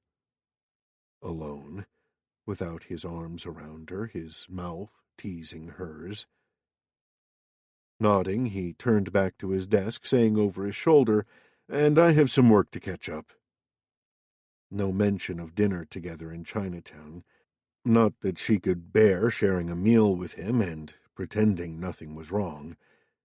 There was only so much she could fake. She exited the study quickly before her emotions could betray her. "Where were you yesterday?" Lex asked as he leaned back in his seat on the other side of Kirk's desk. Kirk, unprepared for his cousin's question, clicked his pen and scribbled something on the report they were meant to be discussing. "Why?" he asked. "Was there some emergency?" "No, I wanted to see if you and Cassie were free for a drink with me and Jacinta, but your assistant said you'd canceled all your appointments and were gone for a whole day." Kirk rubbed the base of his neck where a stubborn knot had been ever since Cassie's ex-boyfriend showed up. "Cassie and I spent the day at Yosemite," he said briefly. "Yeah?" There was a speculative gleam in Lex's eyes that Kirk didn't appreciate. "So what about tomorrow night, Wednesday? Do you and Cassie want to meet up with me and JC? I thought we'd try that new wine bar on Union Square." "I'll ask her." But she'd probably be too busy with Russell. His fingers clenched the pen harder. Lex tapped his fingers on the armrest of his chair. "I heard you left Saturday's game as soon as it was over. Hank Parnell wasn't too happy." "I had something urgent to do." Kirk leveled a hard gaze at his cousin. They might be allies now, but after years of rivalry, the competitiveness still lingered. "You're not trying to tell me how to do my business, are you?" Lex instantly raised his hands. "Not at all. The hotel division is your baby." "Glad we've got that straight. But I've done business with guys like Parnell, and they like having their egos stroked. You leaving his function early made him look bad in front of his other guests." Kirk gritted his teeth. "Don't hassle me, Lex. I've got this deal under control." Lex backed off, and they returned to the report, but later, when Kirk was alone, he realized that Lex was looking out for him, and that he had a point about Hank Parnell. The big guy was puffed up on his own importance, and it hadn't been very diplomatic of Kirk to skip the after-game booze-up. He should at least have stayed an hour, but he'd been too worked up over Cassie, too distracted, too horny to think straight. Now he'd come thudding back to earth. Cassie was his friend, not his lover. Her ex-boyfriend had just made the kind of grand romantic gesture only seen in chick flicks. She might have written Russell off, but this sudden reappearance had obviously sowed doubt in her mind. As her friend, Kirk had done the only decent thing possible. He'd backed off to give her the space to make up her own mind. And as he'd mentally retreated, he began to get a new perspective on what he'd done these past few days. He'd blown off Parnell and put the deal further out of his reach. He'd neglected his business, the #1 priority in his life now, and he'd risked his friendship with Cassie, too. A friendship that was currently under some stress. Last night, Cassie had left the house saying she was going to her mom's, but he suspected she'd really seen Russell. She'd come back at 10 and gone straight to her room. This morning they'd clumsily danced around each other in the kitchen, both trying to pretend nothing had changed and both failing. He didn't know what her plans were for this evening, and he wasn't sure if he wanted to see her if this awkwardness was going to continue. He needed the tightness in his neck again. See, this was the trouble he'd foreseen, but willfully ignored when he'd first started seeing Cassie in a different light. Sleeping with a best friend was a bad, bad idea. Chapter 9. Later that day, Kirk left the office earlier than usual and made his way home. He hadn't contacted Cassie, but he hoped she'd be at home. He wanted them to hang out like old times, maybe play some basketball and then order a pizza and watch a movie. Nothing special, no fancy meals, no deep conversations, and no making out either. He wanted to regain that easiness he'd always enjoyed with her. Only now did he realize how much he appreciated it, needed it, missed it. But when he opened his front door, the sound of several voices floated out from the kitchen, and his hopes of a quiet evening with Cassie faded. He walked into the kitchen to find Cassie with a middle-aged couple. The woman, tall and lean with platinum gray hair and an open, lined face, had been talking and gesturing animatedly, but she paused as soon as Kirk appeared. "Oh, hi, Kirk." Cassie darted forward, a glass of juice clutched in her hands. "I didn't think you'd be home so early. This is my Aunt Betsy and Uncle Mario from Sydney. They flew in this morning." Kirk exchanged greetings and shook hands with her relatives, who seemed like a nice, down-to-earth couple. As he made some small talk with them, he couldn't help noticing Cassie's uneasiness. She hadn't expected him at this hour, or she might not have brought her relatives around. That stung him. "Aunt Betsy and Uncle Mario came to pick me up for dinner," Cassie explained, still toying with her half-full glass. "I was showing them around for a few minutes." "Why don't you join us for dinner?" Mario said. Several inches shorter and wider than his wife, he was dressed in beige slacks, a Hawaiian shirt, and loafers. "We like meeting Cassie's friends, and it sounds like you two have been friends for ages." "Yes, do," Betsy chimed in. She was Cassie's mom's sister, but the only resemblance Kirk saw was in their lean frames. Betsy wore a tie-dyed dress with black leggings and flat sandals, with silver bangles clinking on her wrists, and her hair was twisted up in a casual bun. She looked relaxed, friendly, approachable. No wonder Cassie preferred living in Sydney. Kirk glanced at Cassie, trying to gauge her opinion. Did she want him to come along? She lifted her eyebrows and gave him a vague smile. He didn't know what that meant. "I'd love to come," he said to Betsy and Mario. Maybe he and Cassie could still relax over dinner with her relatives, and besides, he was hungry. They ended up in an Italian restaurant in North Beach. The place was a cliché of red-checkered tablecloths, raffia wine bottles, and strings of fake garlic. But according to Betsy, the restaurant was highly recommended, and Mario was keen to try out San Franciscan Italian food. "We don't visit San Francisco very often," he explained to Kirk after they'd placed their orders. "I'm happy in Sydney," Betsy said to him. "I've been out of the States for 20 years, and I don't miss a thing except for maybe the sourdough bread." She picked up the slice on her plate and took a big bite before nodding at Cassie. "Why aren't you trying the sourdough? You love it as much as I do." "You know why, Aunt Betsy. It's 4 days to the wedding, and I've got to fit into that dress of mine." Betsy frowned and looked like she was about to argue, but then she sighed. "I know you want to please your mom and sister, but I'll be glad when we get you back to Sydney." She nudged her husband, sitting beside her. "Mario, maybe you should tell her." "Now? I thought we were going to wait until after the wedding." "No, it's better now, or I might let it out by accident. You know I can't keep secrets." "What's going on?" Cassie said. "What's this big secret?" Mario settled himself in his seat and rested his elbows on the table. "It's about you, Cassie. I was very impressed by your last project, and so was everyone else. Now, you probably don't know, but Gus is transferring to Melbourne, so I need someone to take over his new project in Sydney, and I couldn't think of anyone better than you." "Me?" Cassie started. "Take over from Gus? I can't believe it." "It's a $20 million project. You'll have to start as soon as you get back to Sydney." Betsy leaned across the table and squeezed Cassie's hand. "Oh, you'll be terrific, Cassie. You know your uncle is as hard-nosed as they come where his business is concerned, but you've earned this promotion fair and square. Mario's going to give you a pay raise and a company car, and you'll need an assistant, of course." Cassie turned to Kirk. She was sitting next to him, and he'd felt her tense when her uncle had revealed his news. Now her toffee-brown eyes stared at him, wide and confused, and it seemed she was asking him something. His gut was snarled, and his shoulders ached as spasms rippled down his back.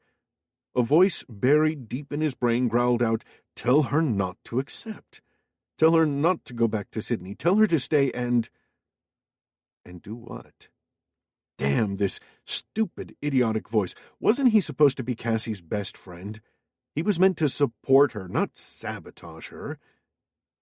He cleared his throat and, with an equanimity that surprised him, asked, "Who's Gus?" "My manager. Former manager now, I guess," she muttered. She turned back to her aunt and uncle, clearly agonized. "Oh, Aunt Betsy, Uncle Mario, I don't know what to say. Are you sure I'm up to the job? You're not just offering it to me because we're related, are you?" Mario snorted. "You heard your aunt. When it's my business, I'm not soft on family. I fired my own sister's son because he was too lazy." He tossed a couple of olives into his mouth. "If you accept, you'll be working hard for the next 2 years. No time for long holidays, you understand." Beneath the tablecloth, Kirk's hand curled into a fist. No vacations, no visits, no Christmas in a snowbound hotel. "Oh, you're frightening her off," Betsy protested. "Cassie, I know you'll do a fantastic job." She cast an imploring glance in Kirk's direction. "Kirk, you're her friend. Tell her how smart and talented and hard-working she is, and how taking this job would be the best thing ever for her." Cassie's eyes were glued on him. Her hands strangled a napkin in her lap. Perspiration prickled his back beneath his shirt. It felt like something was tearing him apart. He fixed his gaze on her. "It sounds like a great opportunity," he said, keeping his voice steady. "You really should take it." She stared at him a few more seconds, and then she seemed to deflate, the light fading from her eyes, her shoulders drooping as she swiveled away from him. "Thank you, Uncle Mario. I hope I won't let you down." Cassie wouldn't let her uncle down, Kirk knew in his bones. She'd be great at her job, and she'd remain in Sydney for years. Maybe, like her aunt, she'd stay there permanently and only come back to San Francisco on rare occasions. And when she did, maybe he would take her out to restaurants like this and talk about the old days. The idea made his heart contract. The conversation flowed on around Kirk, but he barely heard any of it. He was trying to be a good friend to Cassie. He was looking out for her. Betsy and Mario were much nicer to her than her mom, and the promotion sounded like a big step up. He wanted Cassie to have the best because she deserved the best. And if the thought of not seeing her again for years made his entire body spasm, well, that was just pure selfishness on his part. He'd learned to live with it. Cassie waved goodbye to her aunt and uncle as they got into the taxi to return to their hotel. She loved Aunt Betsy and Uncle Mario, but the dinner they'd just finished had to be one of the longest meals she'd ever had to sit through. Her mom would have been pleased at the way she'd poked at her food, barely able to force 3 mouthfuls past the permanent lump in her throat. That lump was still present as she turned to Kirk, who was waiting for her to get into his car. Drawing in a breath, she stepped inside, and soon they were speeding through North Beach. She felt as if she'd been holding her breath all through dinner, waiting for Kirk to say something. Something like, "Don't take that job. Don't go back to Sydney. Stay here and—" But that was where her imagination ran dry. She couldn't imagine what else he might say, especially not after the way he'd so quickly urged her to accept Uncle Mario's promotion, like he couldn't wait for her to be gone. "I like your aunt and uncle," Kirk said when they were near his house. She started. They'd spent almost the entire ride in silence, and she hadn't expected him to speak now. "Yes, they've been wonderful to me," she agreed, wanting to sound as normal as possible.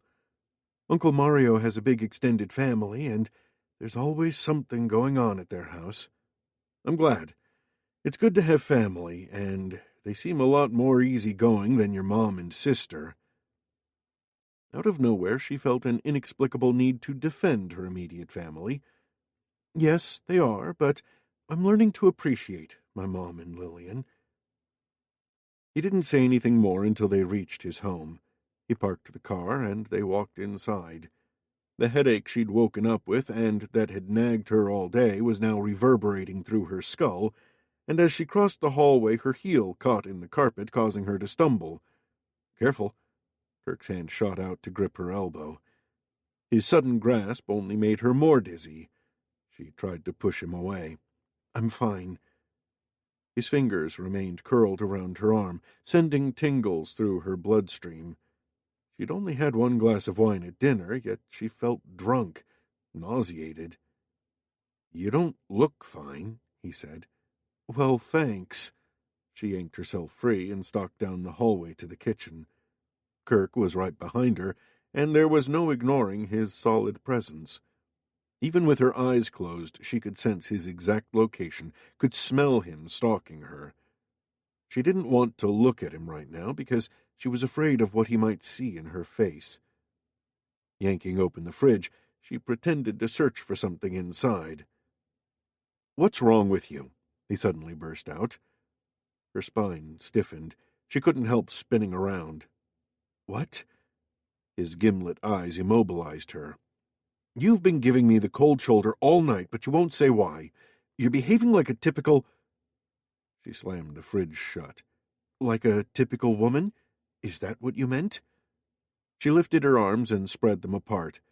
"I happen to be a woman, in case you'd forgotten. Don't give me that crap. What is it? If you wanted a private dinner with your aunt and uncle, you should have signaled me. I can take a hint." "No, of course I didn't mind you coming." "Really? Because I was getting some pretty strong vibes from you all through dinner, and they weren't exactly friendly." He stepped closer, right into her personal space. She couldn't think straight when his body was only inches away, when she had so much to hide from him. She stepped back only to have the cool metallic door of the fridge press into her spine. "You're too full of yourself, Kirk. If I seemed unfriendly to you, I didn't mean it. I was distracted. I have a lot to think about." He was still for a while. "You mean your promotion?" he said flatly. "What's there to think about? Like I said, it sounds like a great opportunity." There he went again, pushing her away. One minute he was in her face, the next he was backing right off. She didn't understand him at all tonight. "I want to consider my options. I want to be satisfied I'm making the right decision." He studied her for a few seconds. "Okay. It's a big deal, you know?" "Sure." The more she wanted a reaction from him, the more he shut down. But then he lifted an arm toward her, and she froze, heart pattering. Was he going to kiss her? Was he offering himself as an option? Bracing his arm, he rested his palm against the fridge door inches from her head. "Cassie," he murmured. His voice pulled her in. His mouth was so alluring. Already in her imagination she could feel his lips moving hungrily over hers. "What?" she whispered. "Do you mind moving your ass? I want to get a drink out of the fridge." Oh, what a dummy she was. Mute, she shuffled out of the way. Kirk pulled out 2 bottles of water and tossed one of them at her, which she barely managed to catch. "Right. Options," Kirk said, after he'd taken a swallow of water. "What are your options, and what are the pros and cons of each?" Typical Kirk, viewing her situation like a business problem to be solved on a whiteboard. She opened her bottle of water and gulped down the cool liquid, hoping it would douse the fire he'd ignited in her body. "Option 1, Kirk continued when she remained silent. "You take the promotion. Pros, good for your career, respect, more money, new car. It all sounds good. So what are the cons?" "Longer work hours, more stress, having to prove I earned the promotion and didn't get it because he's my uncle. I love Betsy and Mario, but it's not always easy working for family. You know that." He leaned his tall frame against a kitchen counter. "Yes, those are all valid cons." She sucked in a breath, fiddling with the cap of her bottle.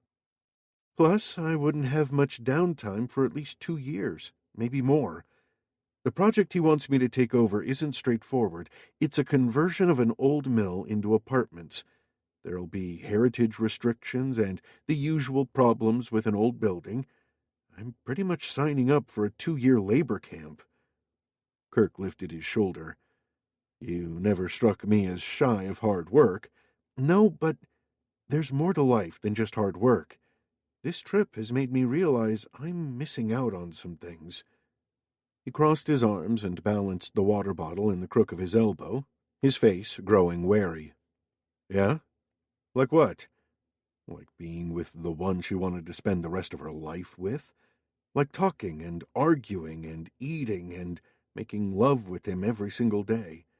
Like loving a man with all her heart and knowing he loved her just as much? Those things. Oh, things like hanging out with friends and taking weekend trips down the coast and stuff like that. You don't do stuff like that in Sydney? From what your aunt and uncle said, it sounded like you did, and you're like a daughter to them.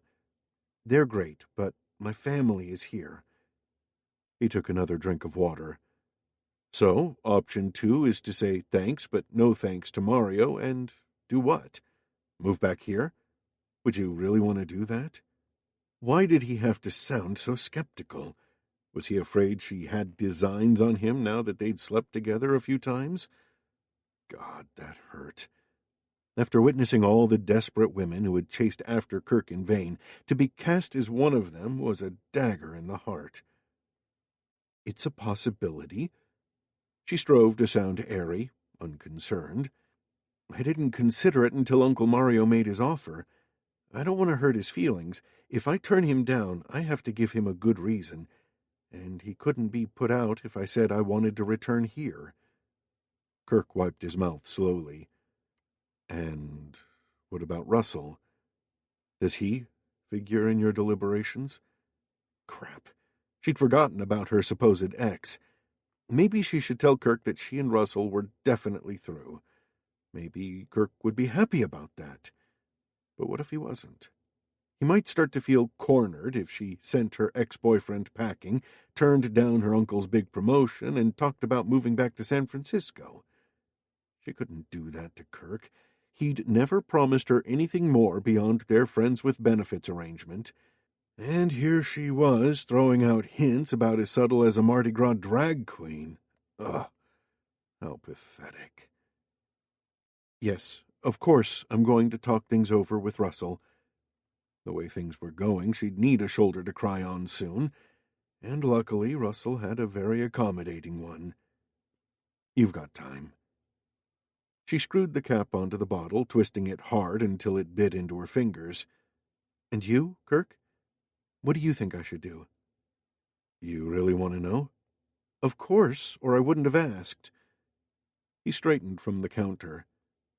I think you've often lacked confidence in your own abilities, but if you tackled something big and scary, you'd discover it's not so big and scary, and that would be good for you.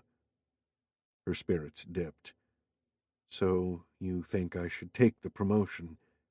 He didn't answer immediately. He stood there, contemplating her as if assessing all her strengths and weaknesses. Yes, I do, he finally said. She clenched her jaw as his words hit her and snuffed out the last spark of hope. Well, that's frickin' great, Lillian snapped as she tossed her cell phone aside. Cassie looked up cautiously. Mark says his cousin can't make it. He tells me this at the last minute. Lillian gestured at the littered table where they'd be doing the place cards for the wedding reception. My table arrangements are totally screwed up. Cassie was about to point out that one cancellation was hardly screwing anything up, but she changed her mind when she saw Lillian's furrowed brow. 3 days out from her big day, and Lillian looked like she'd explode at the slightest prod. After a long day with the florist and the caterers, they were back at the apartment. Cassie had done a calligraphy course back in high school, and Lillian had set her to write all the place cards. That table will be 2 men short now, Lillian muttered as she pored over her seating diagram. "Would you mind if I brought a friend along?" Cassie asked. Lillian brightened. "Kirk Rochester?" Cassie ignored the pang triggered by hearing Kirk's name. "No, a friend from Sydney. Russell flew in unexpectedly, and I haven't been able to spend much time with him." When she'd called him this morning, he'd sounded a bit down. Jet lag, he'd said, but she wasn't fooled. Lillian pursed her lips. "Is he presentable and sociable? I don't want some sleazebag hitting on all the single women." "Russell is handsome and won't hit on any women." The more Cassie thought about it, the more she liked the idea. Russell enjoyed social gatherings, and he'd be her release valve if the wedding became too much for her. "Oh, all right," Lillian conceded rather ungraciously. "Your friend can come as long as he wears a suit." "Thanks," Cassie grinned. "What happened to Kirk? I thought after he turned up in Carmel that things were developing there." The grin faded from Cassie's lips as she picked up another card and ruled a couple of lines. Nothing important happened in Carmel. Lillian gave an unladylike snort. "Nothing? You're lucky I didn't tell Mom, or she'd be giving you the 3rd degree." "Thanks for not telling her." "No sweat. So nothing came of it, huh?" Lillian didn't seem too surprised. Why would a rich, handsome guy like Kirk Rochester fall for plain, average Cassie Cooper? "We're still friends," Cassie said steadily as she drew the first curlicue. "In fact, I'm meeting him for drinks in a couple of hours, some new bar on Union Square." "And you're going like that?" Lillian cast a disparaging glance at Cassie's cropped pants, printed T-shirt, and flat shoes. "No wonder nothing came of it. You need to make more of an effort if you want to hold his attention." "I don't want—" Cassie stopped and exhaled. She'd already done the makeover thing when she'd gone to dinner with the Parnells, pretending to be Kirk's girlfriend. She'd grabbed his attention that night for sure, but that had been a temporary thing, and dressing up wasn't going to work a second time. On the other hand, she was too casually dressed to go to some trendy wine bar, especially since the gorgeous Jacinta would be there too. She wanted to look her best, for her own badly bruised self-confidence at the very least. "I don't have time to go back to Kirk's place and change," Cassie said. "Do you have anything dressy I can borrow?" Lillian gaped at her. They weren't the kind of sisters who borrowed each other's clothes. "He'll never fit into any of my clothes." Lillian ran her palms down her dainty size 4 figure. Cassie winced. "Maybe you've got something stretchy or floaty?" "I doubt it. I like my dresses tight." Cassie pursed her lips. "Well, in that case, I'll have to leave early and go back to change." "But what about the place cards?" "I'll get to them tomorrow, or you can finish them." Lillian instantly jumped to her feet. "Oh, all right, I'll look through my closet, but don't hold your breath." A few minutes later, she returned with a dress. "I picked this up at a sale. They didn't have my size, so I got a size up, but it's never fit me properly." Cassie took the dress from her sister. It was a navy blue bandage dress, so the stretchy fabric might just fit her. She went into Lillian's bedroom and, after a lot of contorting, got herself into the dress. The hem ended mid-thigh, far shorter than she liked, but at least the dress fit her and gave her an air of elegance. "You look good," Lillian said, sounding reluctant. "You'll have to wear your own sandals, though. Your feet are gigantic." "Thanks for the dress. I'll be careful with it." "You'd better be. Now, can you get back to the cards?" Cassie returned to her task, not minding her sister's bossiness, now she'd lent her a glamorous dress. Several hours later, she was outside the wine bar where she paused to straighten her hem and tried to gather her confidence. This morning, when Kirk had casually mentioned meeting Lex and Jacinta, she hadn't been sure if he wanted her to go or not. But then she'd reasoned if he didn't want her there, he wouldn't have told her about the invitation, so in the end, she'd accepted. The situation between her and Kirk was so confusing and growing more complicated by the day. She'd considered moving back to her mom's place, though the guest bedroom had now become the bridal dressing room and was overflowing with supplies. But despite everything, she clung on to a wisp of hope that somehow, miraculously, she might still get Kirk to see her in a serious light, to consider that she had so much more to offer him than friendship. She entered the bar, nervously tugging at her dress. The damn thing squeezed and pinched her flesh and made her want to scratch her butt. Not exactly the sexiest thing to do in front of Kirk. The bar was crowded, but she had no problem spying Kirk, Lex, and Jacinta sitting at a corner table. She pushed her way through, vaguely conscious of a few admiring leers from various men, though all her attention was concentrated on Kirk. Lex spotted her first and waved before nudging Kirk. When Kirk turned, he did a visible double-take, and she held her breath, desperately hoping for his eyes to light up and smolder with admiration. But instead his gaze narrowed, and a veil fell over his expression. She exhaled slowly, feeling deflated, and moved forward to greet them. "Gorgeous dress," Jacinta said when she'd sat down. "I love it. Doesn't she look great, Kirk?" Kirk gave a non-committal grunt. He continued to scrutinize her, but for the life of her she couldn't detect any admiration in him. "Are you going somewhere else later?" he asked. She sucked in her stomach, battling her hurt. So Kirk assumed she hadn't dressed up for him, that she suffered this itchy, squeezy dress for someone else. She shook her head nonchalantly. "Nope, I'm just having fun with my sister's dress." His gaze lingered on her tightly bound breasts. "Is it fun, being trussed up like a mummy?" Her breasts tingled despite the constricting fabric. Damn it, even when he baited her, she couldn't help reacting to his eyes. "It's mostly itchy," she said. "If you catch me scratching my ass, please look the other way." "If you scratch your ass, you'll have half the bar offering to help you." Lex and Jacinta grinned, but Cassie's cheeks heated. This dress so wasn't her. Instead of empowering her, it made her feel she was trying too hard, looking too desperate. "Stop teasing her," Lex said as a waiter arrived to take their order. "You can't drink beer wearing a dress like that," Kirk said, clearly not taking his cousin's advice. Without consulting her, he turned to the waiter. "She'll have a White Russian." Why was he acting like a dick, making fun of her outfit and ordering cocktails she hadn't asked for? Was it because she looked different? Maybe this dress was a huge mistake. Self-conscious, she tugged at the hem and tried to join in the conversation that had fortunately moved on to other subjects. The drinks had just been delivered when a woman pushed through the crowd and leaned over the table toward Kirk. "Hi, Kirk. I thought it was you." Shauna Parnell rested her frosted fingernails on the table, a thick cloud of perfume enveloping everyone. Kirk greeted her politely. "You remember Cassie, don't you? And this is Lex and Jacinta." Shauna flashed a smile at Lex and gave a limp nod to Cassie and Jacinta. "When am I going to see you again?"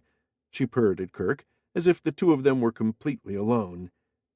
Cassie clenched her hands as she watched Shauna bend over, giving Kirk a prime view of her impressive cleavage. She had to admit Shauna wore the micro-mini dress with the right flair.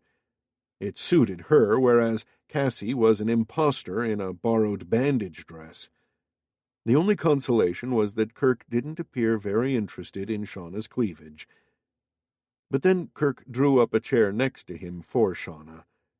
Lex didn't seem surprised, maybe because they were discussing business, while Jacinta shot a frown at Kirk before giving Cassie a sympathetic grimace.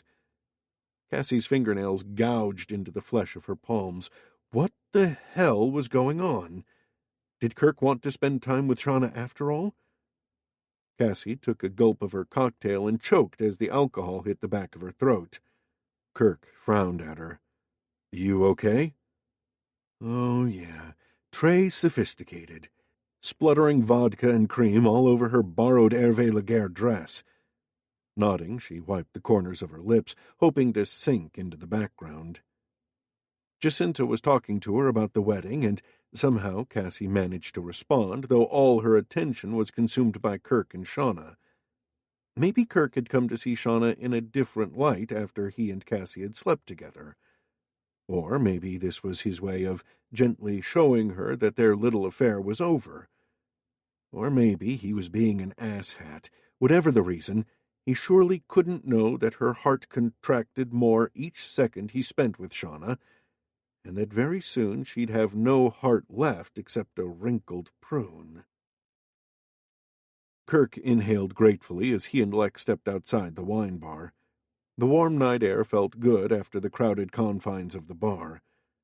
The girls shouldn't be too long, Lex said, referring to Cassie and Jacinta, who had stopped off at the bathroom. JC doesn't fuss too much with her looks, and I think Cassie's the same, isn't she? Kirk blew out his breath. He didn't know what to think about Cassie anymore. When she'd sashayed up in that drop-dead sexy dress, all he could think about was how to get the damn thing off. What was she doing to him? Why was she teasing him like this? Maybe she still wanted to sleep with him, even though Russell was back in the picture. It had almost been a relief when Shauna had showed up. Far easier to look at her knowing she did nothing for him than staring at Cassie and wondering if she'd let him scratch her ass. He could envisage his hand cupping her butt, shaping the stretchy fabric, rubbing his palm around and around. His cock hardened, and he had to stamp his feet to distract himself. "Is Shauna Parnell trying to prove something to you?" Lex asked. Kirk shrugged. "Maybe she's trying to prove herself to her father, and unfortunately she thinks flirting will get my attention. I didn't want to be rude to her. JC didn't like her, and I'm betting Cassie didn't either. Cassie knows it's just business." "Does she?" Lex slanted him a penetrating look. "Yeah, sure. You're lucky she understands after you poked fun at her dress." "Poked fun?" Kirk scowled. "Don't know what you're talking about." "She rocked that dress, and you said she looked like a fucking mummy." Kirk rubbed the back of his neck. "She took me by surprise. I was confused." Yeah, he was confused, all right. On the one hand, he wanted to do the right thing by Cassie and not touch her while she was still considering her ex-boyfriend. On the other hand, he wanted to throw her over his shoulder and carry her off. "Do you ever think something could develop between you and Cassie?" Lex asked. Kirk stared at him. "What makes you say that? You know each other well? You've been friends for years, plus Cassie's pretty hot, and I say that as a happily married man." Another wave of discomfort swamped Kirk. "We're friends," he insisted, hoping his cousin would drop the subject. Lex pushed his hands into his pockets. "She's very different from Allison." Kirk jerked upright and narrowed his eyes at his cousin. This past year, he and Lex had grown closer, but neither of them had ever talked about Allison. Did Lex know the truth about her? Did he know that Cassie was everything Allison wasn't? That Cassie was warm, generous, big-hearted? That Cassie deserved more than he was able to give? "There's no comparison," Kirk said loudly and firmly. "Cassie is nothing like Allison." Cassie stumbled to a halt as Kirk's unequivocal voice reached her ears. "There's no comparison. Cassie is nothing like Allison." The words circled her like sharks, and she was the blood in the ocean. Tears rushed to her eyes and spilled over. She had no control, no power. She was nothing but a mass of hurt. She'd almost stepped out of the wine bar when she'd overheard Kirk. Now she blundered back, her legs quaking, a cold sweat breaking out over her body. A group of people entered the bar, and she was swept farther inside, limp and helpless. A hand touched her elbow. "Cassie?" Jacinta's concerned expression swam into view. Her voice seemed to come from a long way off, muffled by the jagged pounding of Cassie's heart. "Are you okay?" Jacinta leaned closer, supporting her. Cassie pressed a hand to her cheek. Her flesh felt numb and cold. Get it together, for God's sake. It wasn't like Kirk had said something she didn't know. She could never compare with Allison. She knew that. She'd always known that. Someone stepped on my toe, she ad-libbed, lifting her foot gingerly. I just need to rest it for a few moments and I'll be fine. Oh no, that's too bad. Should I call the guys back in? No. The last thing she needed was to draw attention to herself. Look, I'm better already. Let's go, huh? She could do this. All those years of walking past the mean girls at school, pretending not to hear their snide comments, had not gone to waste. It was simple, really. You put all your dark feelings, the hurt, the fear, the sorrow, into a chest, one of those pirate treasure chests, and you shut the lid and soldiered on until the danger was past. That was what she would do. She would lock her pain away, and only when she was alone and out of earshot would she unlock the chest and let everything out. Chapter 10. Honestly, Cassie, can't you ever get anything right? Cassie shrank back from her mom's rhetorical question. She thought she'd got past the stage of being intimidated by Audrey, but today she didn't have her usual defenses. They'd been demolished last night by 2 overheard sentences. You've completely muddled the welcome baskets, Audrey continued, arms crossed, one foot tapping like an irritated woodpecker. Everyone's received the wrong baskets. I'm sorry. I didn't realize they were for specific guests. That's what the name tags are for? Audrey hissed. I'll go back to the hotel and sort them out. There's no time for that. I need you to go to the bank and get some cash for all the tips we need. Here's the list. Think you can handle that? Usually a snappy retort would spring to Cassie's mind, but today even that defense mechanism had failed. She was utterly vulnerable to her mom's slings and arrows. Sure, Mom, she sighed, picking up her purse once more. She moved toward the front door of her mom's apartment, but then swung around. Her mother was busy flicking through her address book. Mom? Audrey didn't look up. I was thinking of moving back into the guest bedroom. Today? Her mom sprang up. But you can't. It's full of things I can't move anywhere else. But I only need a bed. The bed is piled with everything. Her mom heaved a grumbling sigh. Did you have an argument with Kirk? Is that why you want to move back? No, we didn't argue. It's just that I'll never understand you, Cassie. Her mom slapped shut her address book. For years, you keep it a secret that you're friends with one of the Rochesters, and then you fall out with him? Why don't you know how to get along with people? Why do you alienate the one important contact you've managed to find? Cassie gripped the strap of her purse harder as the pain she'd buried deep inside frothed out like poison. I don't expect you to understand me. I don't expect much of anything from you. All I'm asking for is a bed. Why don't you go running off to Betsy and Mario? I'm sure they'll be only too happy to give you a bed. They're always singing your praises to me. Oh, yes, it's Cassie this and Cassie that every time I see them. They're driving me crazy. A tremble started in Cassie's lower lip, and only a concerted effort stilled it. Oh, God. Could the rejections get any crueler? She'd come to San Francisco with hopes of forging a better relationship with her family, but her mom seemed determined to push her further away. You're my mom. Cassie's voice shook. Years of needing her mother's support and never getting it hadn't lessened the yearning. This wasn't about a bed anymore. This was about everything she'd missed in the past, everything she'd need in the future. I'm asking you. Audrey gazed sharply at her, head tilted. Despite the pressures of the imminent wedding, she was still immaculately presented, not a hair out of place, her makeup flawless. She looked like the First Lady or the president of a Fortune 500 company. She picked at the address book in her hands. "I suppose you could sleep on the pull-out in Lillian's room," she said with obvious reluctance. "But only if you have to. You really should try to get along with the Rochesters."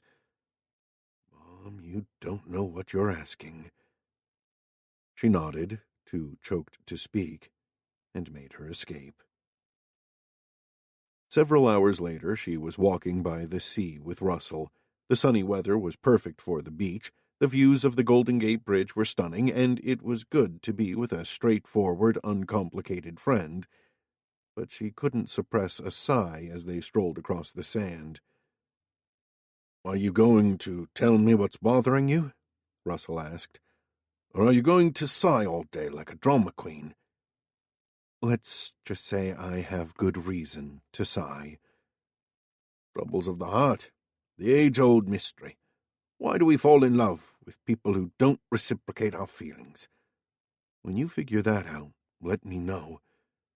She looped her arm through his. "So what have you been doing to get over Jason?" "Sightseeing, shopping, eating, talking. Nothing works." "You know, this is a nudist beach." He shook his head. "You're sweet, but staring at some schlongs is only a distraction." He poked his elbow in her side. "How about you? Think some naked asses will stop you sighing?" "No," she said, sighing once more. "Let's not talk about our problems, huh? Let's just enjoy the sunshine and the scenery." It was only much later, after they'd watched the sun go down, dropped in at a pizza joint, and finally caught a cab, that her problems welled up, and the thought of seeing Kirk again made her insides churn with anxiety. "I might be moving out of Kirk's place," she said as the cab rounded the corner into Kirk's street. "It's getting to be too much." She couldn't go on, but Russell seemed to understand. "You're welcome to crash at my hotel room any time." "Thanks," she sputtered, tears welling up. The cab pulled to a halt outside Kirk's house, but she was in no condition to face him. As she fumbled in her purse for a tissue, Russell put his arm around her and patted her, not speaking, simply offering her comfort. She rested her head on his shoulder and allowed herself to sniffle a bit. "Do you mind waiting until my friend feels better?" Russell asked the cab driver, who raised a thumb in reply. "I know I'll never measure up to his late wife," she said to Russell. "But does that mean there's nothing between us? Absolutely nothing? I wish I could confront him, ask him straight out, but I'm too chicken. I'm afraid of what he might say." "What's the worst that can happen?" "The worst is that he'll reject me," she said slowly, mulling over her fears. "And we'll never be friends again because it'll be too awkward." "So you'd rather be friends and worry forever than know once and for all and have some closure?" She chewed her lip. "When you put it like that." Her choices were even starker, but she knew which one she'd choose. She couldn't live with this indecision gnawing at her for the rest of her life. She knew she could never compare with Allison, but maybe she had something else to offer Kirk. If she never asked, she'd never find out. "Thanks, Russ. You've been a great help." She leaned across and planted a grateful kiss on his cheek before she quickly scrambled out of the cab and hurried toward Kirk's house. Kirk flinched back from the drapes in front of his bedroom window. He was spying on Cassie and Russell down below in their taxi, and he'd been punished by witnessing Cassie kiss Russell. The interior of the taxi was shadowy, but he'd clearly seen her lean in, their heads meeting, Russell's arm around her shoulders. He rubbed his sternum where he'd felt that instant visceral punch. His breathing rasped in the stillness of his bedroom. Why did watching Cassie kiss her ex make him want to drive his fist through a wall? No time to speculate as he heard Cassie enter the house downstairs. He wheeled around and marched out of his bedroom, Something was about to happen. He could feel it in the tightening of his muscles, the ache in his bones, the throb at the base of his neck. Something had to happen, or he was going to smash the first thing he could find. Last night, the sight of Cassie wrapped up like a gift in her bandaged dress had floored him. She'd dressed up for him, he was sure, and although he'd tried to ignore it, he'd known he wouldn't turn down that gift. He'd been raring to get her alone and unwrap her slowly, kissing every inch of her body as he revealed it. But mysteriously and without warning, she'd come out of the wine bar looking like he'd drowned her puppy. She'd sat hunched and silent in the cab, answering him in monosyllables, and as soon as they'd reached home, she'd run upstairs to her room and shut the door. All day he'd stewed over her strange, capricious behavior. It wasn't like Cassie to blow hot and cold. Now he was all tied up in knots and determined to have it out with her. He headed for the stairs when Cassie appeared from below. She seemed out of breath, and when she saw him, her cheeks flushed. "Kirk," she said, her voice tight, "I was hoping you'd be home." Her lips were pink, the same lips she'd kissed her ex with down below in the taxi. He grimaced at her. "Where have you been?" At my mom's place." A lie. She didn't want him knowing she'd been with Russell. "Oh, yeah? Had dinner there, too?" Her cheeks grew redder. "Uh-huh." The urge to grab her by the shoulders and demand the truth overwhelmed him, but it wasn't entirely her fault. He was to blame, too. He shouldn't have given in to temptation. He should have ignored his libido and maintained their strictly friends-only status quo. This friends with benefits arrangement definitely didn't work. Sex had ruined everything. Sex had made her lie to him about Russell. "So, what did you want to see me about?" he asked, folding his arms across his chest. She bit her lip and tweaked her cotton hoodie, fingers nervously playing with the zipper. "I wanted to talk about us." "What about us?" She shifted from foot to foot, looking even more uncomfortable. "You and we've done some crazy stuff these past 2 weeks, huh?" An anxious smile flitted across her face, but he schooled himself not to respond. "I never thought it would happen because it seemed I was always just one of the guys to you. No one special." Her self-deprecating moo found a chink in his armor. How could she think that? "Cassie, you know that's not true. You are special." She ran the zipper up and down, her teeth worrying at her lower lip. "Maybe," she muttered, reddening. "But how much?" He blinked. "Excuse me?" The blush spread to every inch of her face. "I want to know." She gulped, voice wavering. "I want to know exactly how special I am to you." He froze at her question.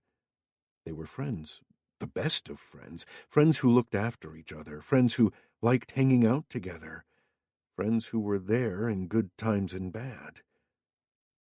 But if they were just friends, why had he been in such a bad mood ever since her ex-boyfriend had turned up and stopped them sleeping together? Why did she haunt his thoughts all the time? Why had the sight of her kissing her ex make his heart shatter? Could it be that Cassie had become more than a friend to him? Could he be in love with her? No. Something clanged in his brain, a panic bell ringing out, a trap door crashing shut. He couldn't be in love with Cassie. Love was fickle, sly, unpredictable. Love had deluded him, betrayed him, deserted him. Love was the unscrupulous cousin to friendship, and he'd long ago decided that if ever there was a contest, friendship would always win. Friendship was solid, enduring, open. Friendship lasted through marriages, illnesses, years of separation. No, he couldn't be in love with Cassie. "You'll always be my special best friend," he said, his conviction firming. Whatever that growing, burning tangle was in his chest, it wasn't love. He was sure of it. Cassie flinched as if he'd slapped her. "Is that all? Just a friend? Nothing more?" Did she want him to say out loud that he had... Christ, this tumor beneath his ribs was really starting to bite. Feelings for her? But he'd seen her kissing Russell minutes ago. Maybe this was some ploy of hers to play him off against Russell. Maybe she wanted him to confess she meant something to him, to use that against Russell. "What more do you want?" He glared at her, ice encasing his hammering heart. Her face paled, her freckles highlighted like sand speckling snow. "A relationship," she said. "A connection, a bond." She drew in a shaking breath. "I realize no one can replace Allison, but leave Allison out of this." The words flew from him, an automatic reaction. Allison meant failure and loneliness. Damn, he didn't want to be reminded. Cassie stepped back, a hand pressing against her throat as if she had trouble breathing. Dismay gathered in her wide brown eyes. "Look, I'm sorry," she choked out. "I'm sorry for reminding you about Allison, but I can't help it. I don't want to replace her, Kirk, but I think you and we could be happy together if you gave us a chance." A chance to ruin a good friendship? Hell, the friendship was already ruined. The realization sent another burst of anger through him. He wasn't going to get embroiled in her games with Russell. "No," he said, low and emphatic. Cassie squeezed her eyes shut as if she was in pain. Then she looked at him, shoulders drooping, and nodded. "I thought you'd say that," she whispered. "I should have known better after what happened 2 years ago. My mistake. I won't bother you any more." She edged past him and hurried down the hallway to her room. He must have been tired because it took several seconds for her words to sink in. Then he strode after her, pushing open the door without knocking. Cassie was flinging her clothes into her suitcase, not bothering to fold them. "What happened 2 years ago?" he asked, the tightness in his chest spreading to his entire body. She paused, sweeping back a strand of flyaway hair, her face taut and white. "You don't remember? Not one single iota?" "Not one." He stepped right up to her, his uneasiness mounting. 2 years ago. You came back for the funeral." "That's right." She stood stiff as a soldier on parade, eyes fixed on him. He scowled as he furiously rifled through his memories of those fraught days and nights. This was important, instinct warned him, vitally important. Yet he couldn't drag anything significant from those dark, dreary memories. "You visited me a few days later." He scratched his jaw. "I think we watched a movie or something, right?" She was very still now, giving him a barely perceptible nod. "And I must have fallen asleep," he said, straining his brain cells, "because when I woke up the next day, you were gone." She was still waiting, hardly breathing, tension spiraling out of her as thick as fog. "I did something while I was asleep?" He was close, he sensed, but still the truth eluded him. He crunched his fists together. "God damn it, Cassie, just tell me what the hell happened." "You kissed me," she blurted out, swallowing convulsively. "You'd fallen asleep with your head on my shoulder.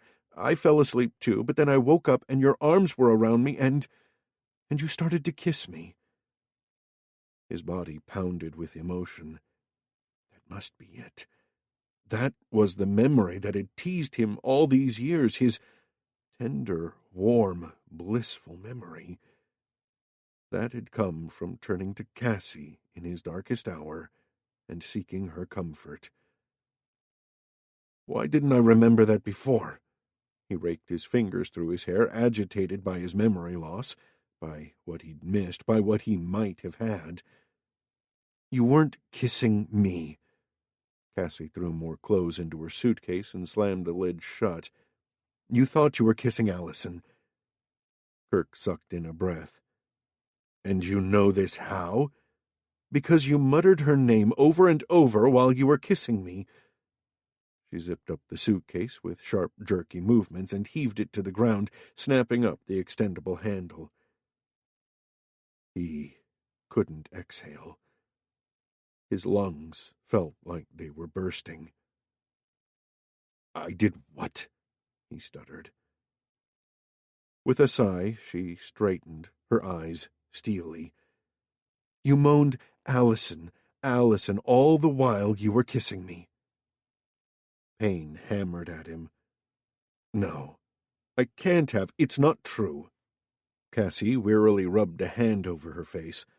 Why would I lie about something like that?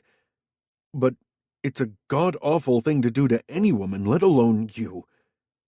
Sweat broke out from every pore as his heart thrashed, the roar filling his ears to bursting. Cassie swallowed deep. I don't blame you. You were exhausted, emotionally shattered. You didn't know what you were doing, but it made me realize that Allison meant the world to you, and she could never be replaced.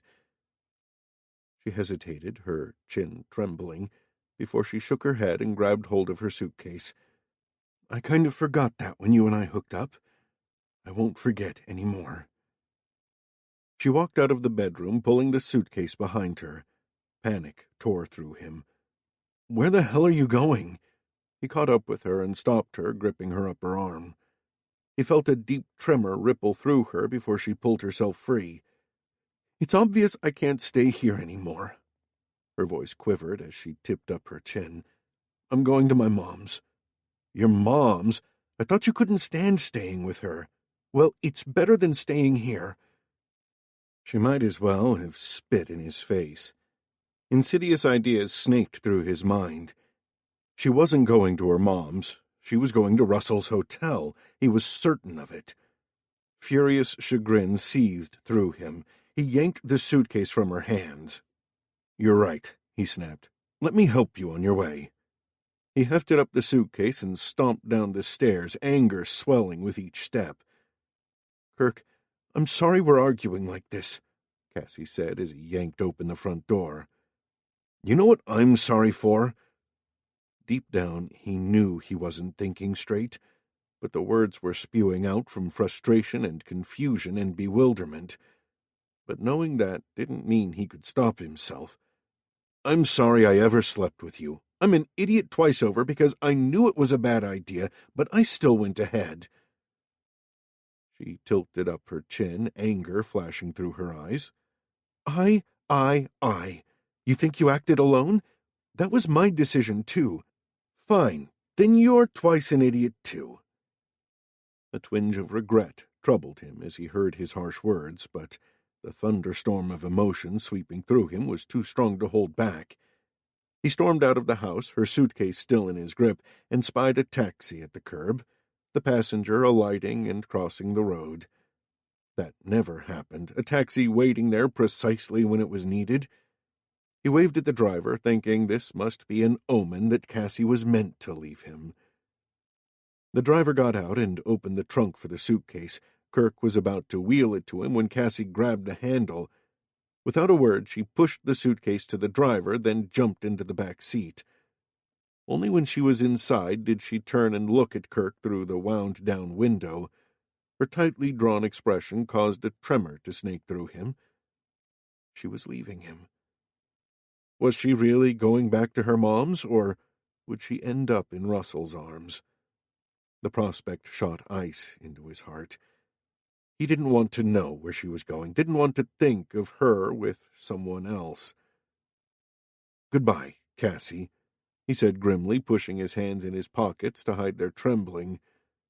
She didn't say anything, just looked at him until the taxi drove her away. Audrey pulled a face as soon as she opened the door to Cassie. "Oh, dear. I was hoping you'd manage to patch things up with Kirk, but I suppose that was too much to expect." She ushered Cassie in impatiently. "You will try again, won't you? It's important to maintain these valuable friendships." Cassie shivered, unable to speak. She'd lost Kirk's friendship, perhaps forever, and her heart was shredded. If only she hadn't pushed him, asked for more, expected more.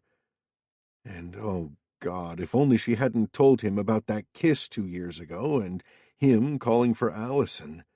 The shocked dismay in his expression had hit her like a fist. He'd desecrated his wife's memory by kissing someone else just days after the funeral.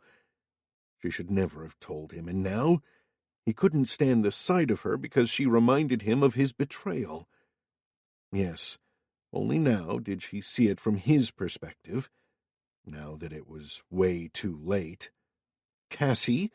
Audrey snapped her fingers, jerking her back to reality. "Lillian's out with Mark visiting some of his relatives. The rehearsal dinner is tomorrow, and she'll want to be her best. She'll be put out enough having you in her bedroom, so I don't want you talking about your arguments with Kirk. Agreed?" Cassie nodded before trudging into her sister's bedroom. The pull-out trundle was narrow and hard, but she didn't expect to have an easy night's sleep anyway. She stowed her suitcase in a corner, undressed, and crawled under the sheets.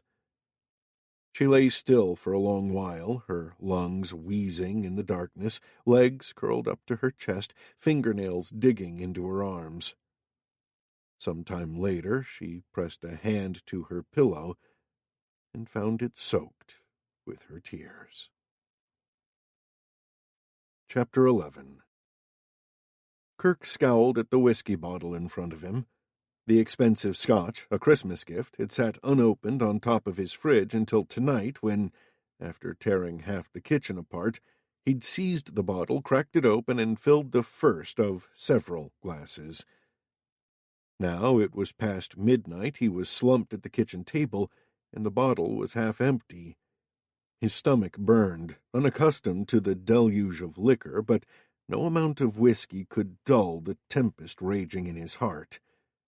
He was an ass, a jerk, a dirtbag. He'd hurt the person who'd always been there for him, hurt her in a callous, crude manner, and he hadn't even remembered doing it. Even worse, she had forgiven him and continued to be his friend all this time. He scrunched up his eyes in another attempt to recall something, anything, of that day he'd kissed Cassie and called out another woman's name. Those days after the funeral were shrouded in gray. After months of tending to Allison, making sure her final days were peaceful and as pain-free as possible, he'd been pushed beyond exhaustion, yet unable to sleep. The pain of living had ached deep in his bones. Then Cassie had showed up, and he found he could breathe again. He wasn't surprised he'd kissed her in his sleep. After 3 years of a slowly dying marriage followed by illness and death, Cassie was everything he'd needed then. Quiet, gentle, tender. An angel in his hour of need. But why the hell had he called out Allison's name, and why couldn't he recall anything? Those sleeping pills he'd been taking must have really screwed up his head, but that was no excuse for what he'd done. He banged his clenched fist against his forehead, cursing himself. Cassie was right to have left him and returned to Russell. He didn't deserve to be her friend, let alone anything else. Groaning, he poured himself another drink, the golden liquid sloshing in his glass as his hand shook. He couldn't bear the thoughts tormenting him. He had to forget or go mad. He downed the whiskey in one long, shuddering gasp and reached for the bottle again.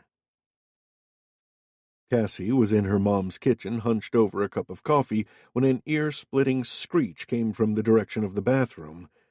Cassie rushed in to find her sister in her underwear pawing at her arms and legs. "What?" Cassie asked, fearing her sister had injured herself. "I'm a freak," Lillian shrieked. Look at me." As far as Cassie could tell, there was no blood, no cuts, no bruises. "What exactly am I supposed to be looking at?" "My tan! It's all splotchy. Can't you see these hideous white patches?" Lillian flapped her arms and pointed at her legs. "Oh, I'm going to kill that technician." Belatedly, Cassie remembered. "Oh, that spray tan you got yesterday." She eyed her sister's body. "Did it go wrong?" "Of course it's gone wrong. I'm hideous. I look like a mangy old cat."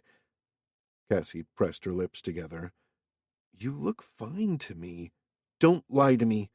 Lillian glared at her reflection in the mirror, and tears gathered in her eyes. "Oh, God, this is a disaster. We have to be at the rehearsal in an hour, so there's no time to go back to the salon." The rehearsal was scheduled for 6, and straight after was the rehearsal dinner, a huge affair hosted by Mark's parents, to which all the guests were invited.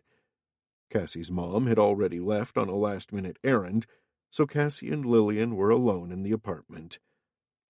"Don't you have some kind of touch-up spray?" Cassie asked, feeling out of her depth as she'd never had a spray tan in her life. Lillian's angry eyes met hers in the mirror. "The colors won't match, silly. I'll look even stupider." She dragged her hands down her neck. "I was going to wear that halter neck dress tonight. It'll look awful. And what about tomorrow, my gorgeous wedding dress?" Her eyes shimmered with tears, and her chin started to wobble. Irritation spurted in Cassie.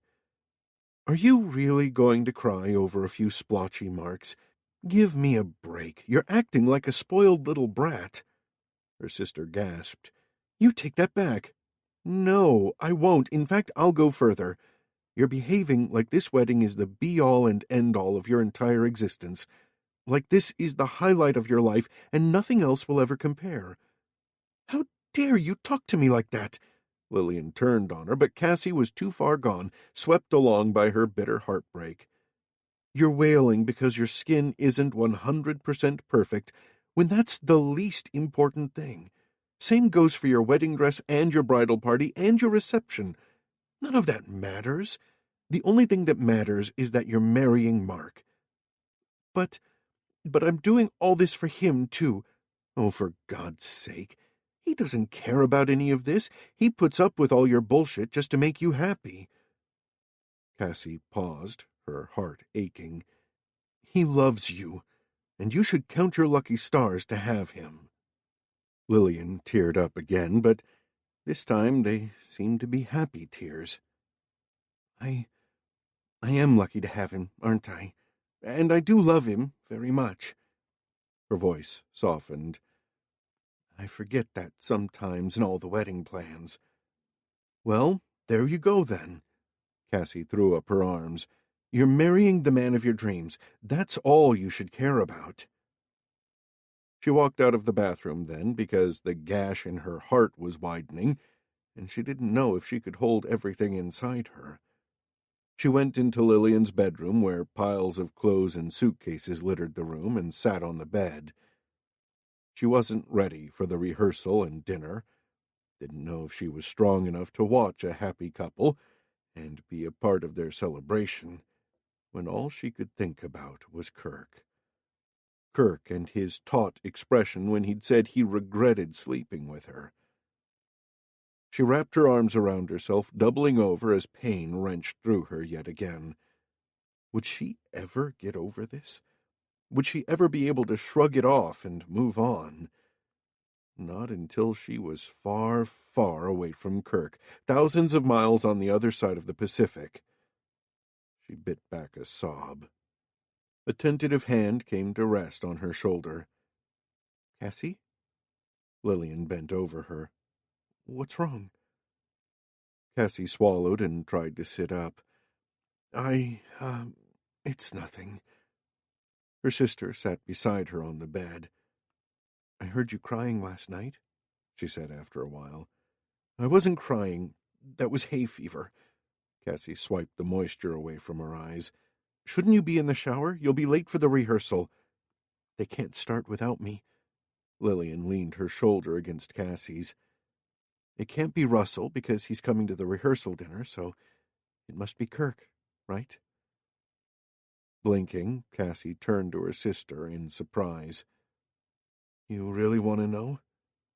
Lillian shrugged, crossing her legs. "We're sisters. Shouldn't we be looking out for each other?" If only Lillian had been more like this when they were in high school. But those days were long over, and now Lillian was reaching out to her. Maybe her little sister even appreciated the talking to she'd given her in the bathroom. She should be grateful for small mercies. She nudged Lillian's shoulder back. "Yeah, if you must know, it is Kirk who gave me hay fever last night. But that's all I'm prepared to say at the moment." Lillian put her arm around Cassie and squeezed her. "I'm sorry," she said simply. "He's a jerk for making you cry, and if I see him again, I'll make damn sure to tell him." Cassie choked back another sob. "Thanks." Her sister patted her back before rising to her feet. "I have to get ready. Are you sure you'll be all right? If you don't feel up to it, you can skip the rehearsal dinner." God, she might start blubbering now if her sister continued being so nice and considerate. She managed to give a rueful smile. "And have Mom on me like a ton of bricks? Thanks, but I'll be okay. And Russell will be there. He'll cheer me up." Besides, being alone with her thoughts wasn't good for her. She needed a distraction, and maybe she'd find one at the rehearsal dinner. A shrill buzzing from across the room pierced Kirk's head like a dentist drill. He rolled over, muttering a curse. The buzzing ceased, only to be replaced by a tap at the door. The tapping repeated, followed by the sound of the door opening and shutting. "Kirk, what's up?" a male voice asked. Kirk stuffed a cushion against his ears, but the visitor wouldn't be deterred. The cushion lifted as someone bent over him. "Buddy, are you ill? Christ, what have you done to yourself?" Kirk slowly peeled open his eyes, his skull feeling as fragile as an eggshell, to find Lex frowning down at him. "Do you mind? I'm trying to sleep here." "You look drunk as a skunk," Lex grimaced, anger screwing up his face. That galvanized Kirk into sitting up, which made his brain ache like a 10-ton church bell had been dropped on him. Wincing, he tried to ignore the pain. "Who made you my sobriety monitor? Why did you come into work if you have such a massive hangover?" Because he couldn't bear being alone in his house. Because he couldn't stand the voice in his head reiterating how much he'd screwed up. He straightened his tie. "Because I have a meeting at 3 this afternoon with Hank Parnell. It's past 3 already, in case you hadn't noticed, and Hank's been waiting in the boardroom for the past 10 minutes. Oh, crap. Why didn't Lucia call me? Because you were passed out, no doubt," Lex snapped. "I only came because I found Hank cooling his heels in the boardroom." Kirk pushed to his feet. His eyes were gritty, his mouth was like sandpaper, and he felt like he'd spent the night in a dumpster.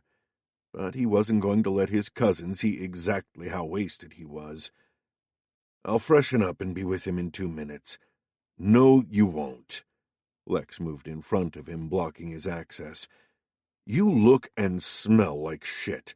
Parnell is already irritated. You're going to piss him off if you go in there." "You're pissing me off right now by standing in my way," Kirk barked. Lex raised his eyebrows, but didn't budge. "You're not feeling well. I can handle the meeting." "The hell you will. This is my deal." Kirk stabbed a finger at his own chest as his temper boiled over. "You're not going to handle anything. You got that?" Not waiting for a reply, Kirk shoved past his cousin and strode out of his office. Lucia, his personal assistant, glanced up in trepidation as he steamed past her desk. He heard Lex hard on his tail, but didn't stop. No way was he going to let his cousin meddle with his business. He'd busted his ass on this deal. He'd put up with Hank's hemming and hawing. He'd suffered his daughter's unwanted advances. So he'd be damned if, after all his hard work, He let Lex take the honors. He stalked into the boardroom and stopped short when he saw Hank had brought his daughter and his lawyer with him.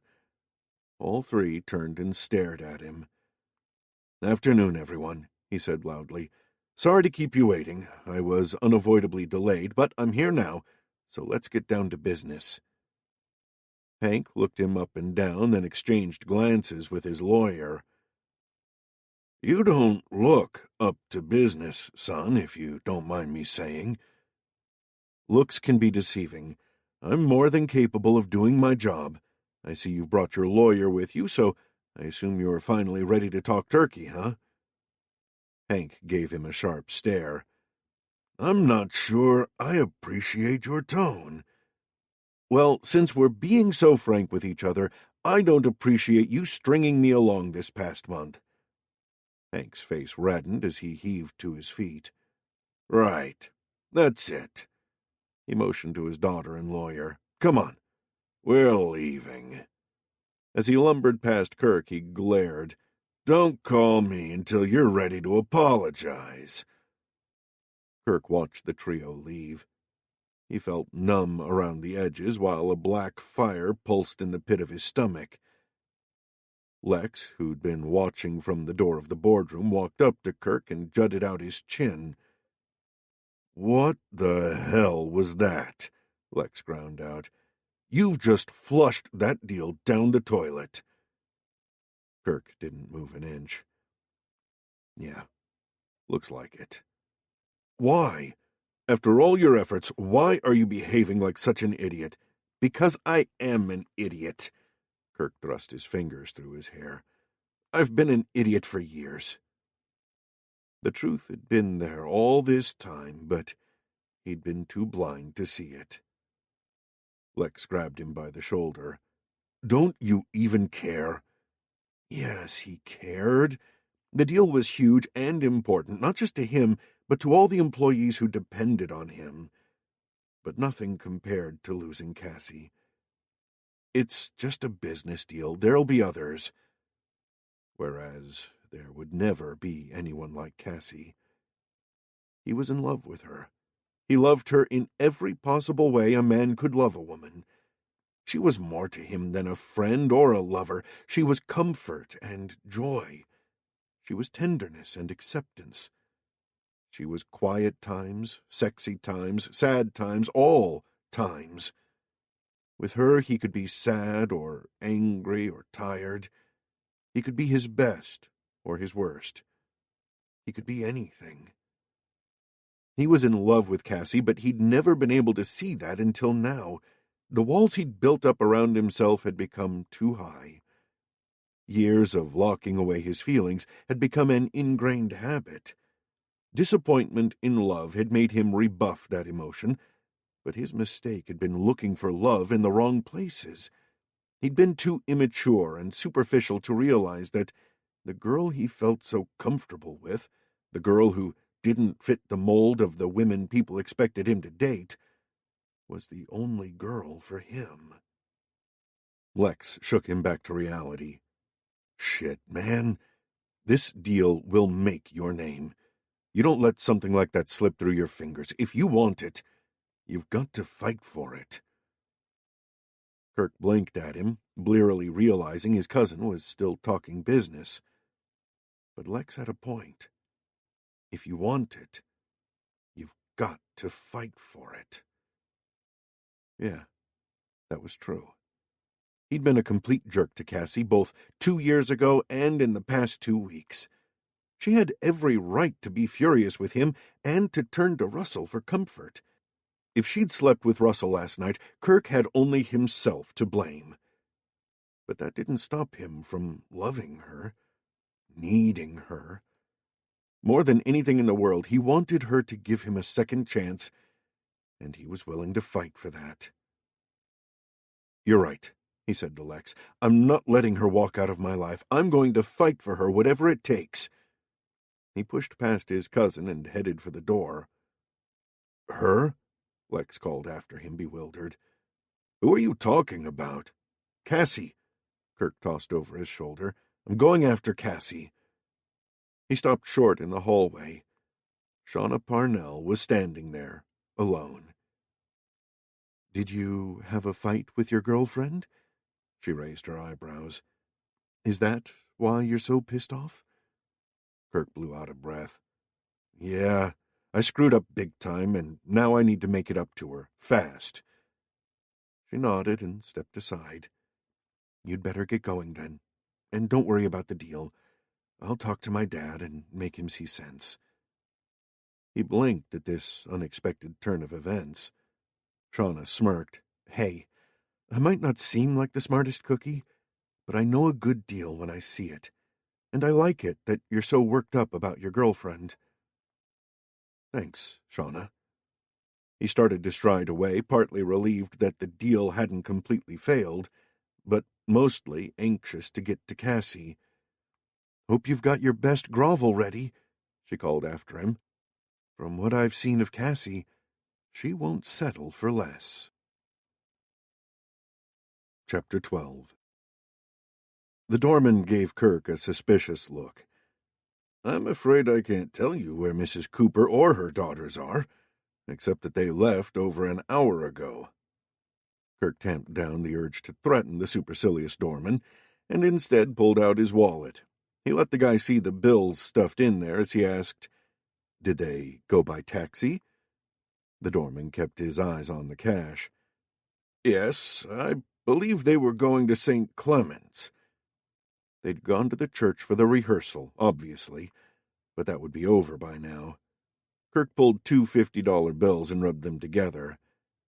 "Any idea where the rehearsal dinner is being held?" The doorman wiped his lip. "I heard Mrs. Cooper mention the Arlington." "A high-end restaurant not too far from here." Kirk handed the guy the money, which disappeared in a flash. He returned to his car and drove off. 15 minutes later, he found a parking spot a block away from the Arlington. He glanced in the rearview mirror and realized he looked about attractive as day-old pizza. Damn, he shouldn't have downed all that whiskey last night. His skin was pasty, his jaw peppered with stubble, and his eyes had a desperate look to them. He licked his fingers and flicked them through his hair, attempting to tidy up the mess. He tried to fix his tie, but the thing was crumpled, so he pulled it right off. He found a pack of mints in the console and chewed a couple, while he tucked in his shirt and pulled up his socks. He was stalling because deep down he was scared as hell. Scared of going in there and opening his heart to Cassie and having her walk away. Hell, that would kill him even though he deserved her rejection. But not trying would kill him too. Finally, he got out of the car, all his muscles contracted as if readying for a fight. He walked toward the restaurant, trying to plan his approach. The Arlington was housed in a Gothic revival mansion set in its own private gardens. In the gathering twilight, the windows glowed, and the sounds of people and music spilled out from the building. A host in a black suit stood guard at the entrance of the restaurant. "Sorry, sir," he said as Kirk approached. "The restaurant is closed tonight for a private function." "Yes, I know, the rehearsal dinner. I'm expected inside." The host eyed his tieless, jacketless attire. "May I see your invitation, please?" Kirk patted his pockets. "Seems I've forgotten mine at home, but I'm a friend of the bride's, Lillian Cooper. She'll vouch for me." "I can't let you in without an invitation. Strict instructions from the groom's parents." Damn it. He wasn't going to put up with this crap any longer. If he didn't get to see Cassie soon, he was going to punch something. He pulled out his wallet again, but all he had left was a 10. Shit. All those millions in his bank account and only $10 to bribe his way in. But that was all he had, and he was desperate. He slapped the $10 on the desk. The host did a double-take, and Kirk seized the opportunity to barrel through to the next room, ignoring the man's protests. He found himself in a large reception room filled with guests mingling and chatting and drinking. A few people gave him curious glances as he cast about, searching for Cassie. She was 6 feet tall. Surely he'd spot her. A large figure loomed up and blocked his view. Russell. Damn it. The unsmiling Australian gave Kirk a hard stare. "What do you want?" Kirk frowned at the belligerent tone, his hands fisted. "It's none of your business. Mate, if it involves Cassie, it is my business." This guy was not going to stop him. No one was going to stop him until he talked to Cassie. "Buddy, get out of my way," he snarled. He made to shove past Russell, but the Aussie thrust his palm against Kirk's chest, halting him. Fury burst through Kirk, and primitive instinct took over. He struck Russell's hand away, then shoved his forearm across the man's chest and drove forward. The force of his anger propelled them across the floor, scattering people aside. There were yells, shrieks, and glasses breaking. Grunting, Russell ended up against a wall, with Kirk's arm pressed against his throat. Kirk began to step back, but Russell made a grab for him, reaching for his neck. They grappled and wrestled like a couple of bears. Russell was heavier than him, but Kirk's adrenaline was running sky high. No way was his rival going to get the better of him in a fight. No way in hell. Bending low, he hurled himself at Russell, his shoulder catching the Australian in the midsection, and they both crashed to the floor. Someone tried to pull them apart, but Russell flung them off. Kirk was about to get to his feet when a deluge of ice-cold water smacked him square in the face. He gasped, shaking his head. As his vision cleared, he saw Cassie standing over him, an empty pitcher in her hands. Her face was white and pinched, and she looked like she wanted to throttle him. The silver pitcher wobbled in Cassie's hands as she stared down at Kirk's dripping, furious face. She should say something. She should yell at him for wrecking her sister's rehearsal dinner. But all the words seemed to be stuck in her lungs, interfering with her breathing. Kirk got to his feet, his face and shirt soaking wet. Cassie, you want me to throw him out?" Russell scrambled to his feet and lurched to her side. Kirk's gaze was pinned on her as if she were the only person in the room. "Cassie, can we go somewhere quiet and talk?" His eyes pleaded with her, but her bruised heart shrank back. Right now, she was too fragile and vulnerable. She wasn't up to protecting herself against him. "What is there to talk about?" She couldn't help a note of bitterness creeping in. "We've said all there is to say to one another." "No, I haven't." He broke off as Lillian jostled through the onlookers and came to a halt next to Cassie. She glared at Kirk. "You've said enough to Cassie. I'm not going to stand by and let you bulldoze her into anything." Cassie stared at her sister in amazement. She couldn't believe Lillian was standing up for her in public against someone like Kirk Rochester. Kirk looked taken aback, too. "I'm not here to bulldoze Cassie into anything." "Oh, yeah?" Russell hovered beside Cassie. "Seems like you were trying to bulldoze me right out of the restaurant." "I just want to talk to her." Kirk took a step toward Cassie, his expression more determined. At that moment, Audrey pushed her way through the crowd and blocked Kirk's path. "Who do you think you are?" Her immaculately coiffed hair quivered with indignation. "Just because your surname is Rochester, you think you can barge in here and throw your weight around? Cassie isn't a toy you can play with and discard as the mood takes you. She's my daughter, and she deserves your respect." Cassie gaped at her mother. Was this really happening? First her sister, and now her mother, both of them supporting her, standing by her side. She swallowed, overcome by gratitude and growing warmth for her family. Kirk wiped the back of his hand across his brow. He seemed stupefied by the opposition he was facing. "Mrs. Cooper, you're absolutely right. Cassie has my complete respect, and more." He shifted on his feet, for the first time seeming unsure of himself. "Perhaps you should address yourself to my daughter." As majestic as a duchess, Audrey moved back and stood beside Cassie, her hand curling into Cassie's ice-cold one. Okay. Clearing his throat, Kirk gazed at Cassie. His pale face, unshaven jaw, and wet hair gave him a dark, brooding air. His damp shirt clung to his torso, emphasizing his wide, tense shoulders. "Cassie, I want to apologize," he began. "I want to apologize for the way I've treated you. Not just these past 2 weeks, but 2 years ago, and further back than that. Maybe as far back as college. I was immature, superficial, stubborn." He took a deep breath, his hands twitching at his sides. "It's taken me a long time to grow up, but I believe I have, and I want to tell you, no, I need to tell you how much you mean to me." Cassie's heart thudded painfully against her ribs. All she could focus on was Kirk's eyes, the gray-blue color intensifying as he stared at her, and she was sure he could read the longing in her face. As if sensing he was winning her over, Kirk shifted closer. "There's so much I want to tell you, my head is bursting, but first and foremost, I want you to know that I am yours, Cassie Cooper.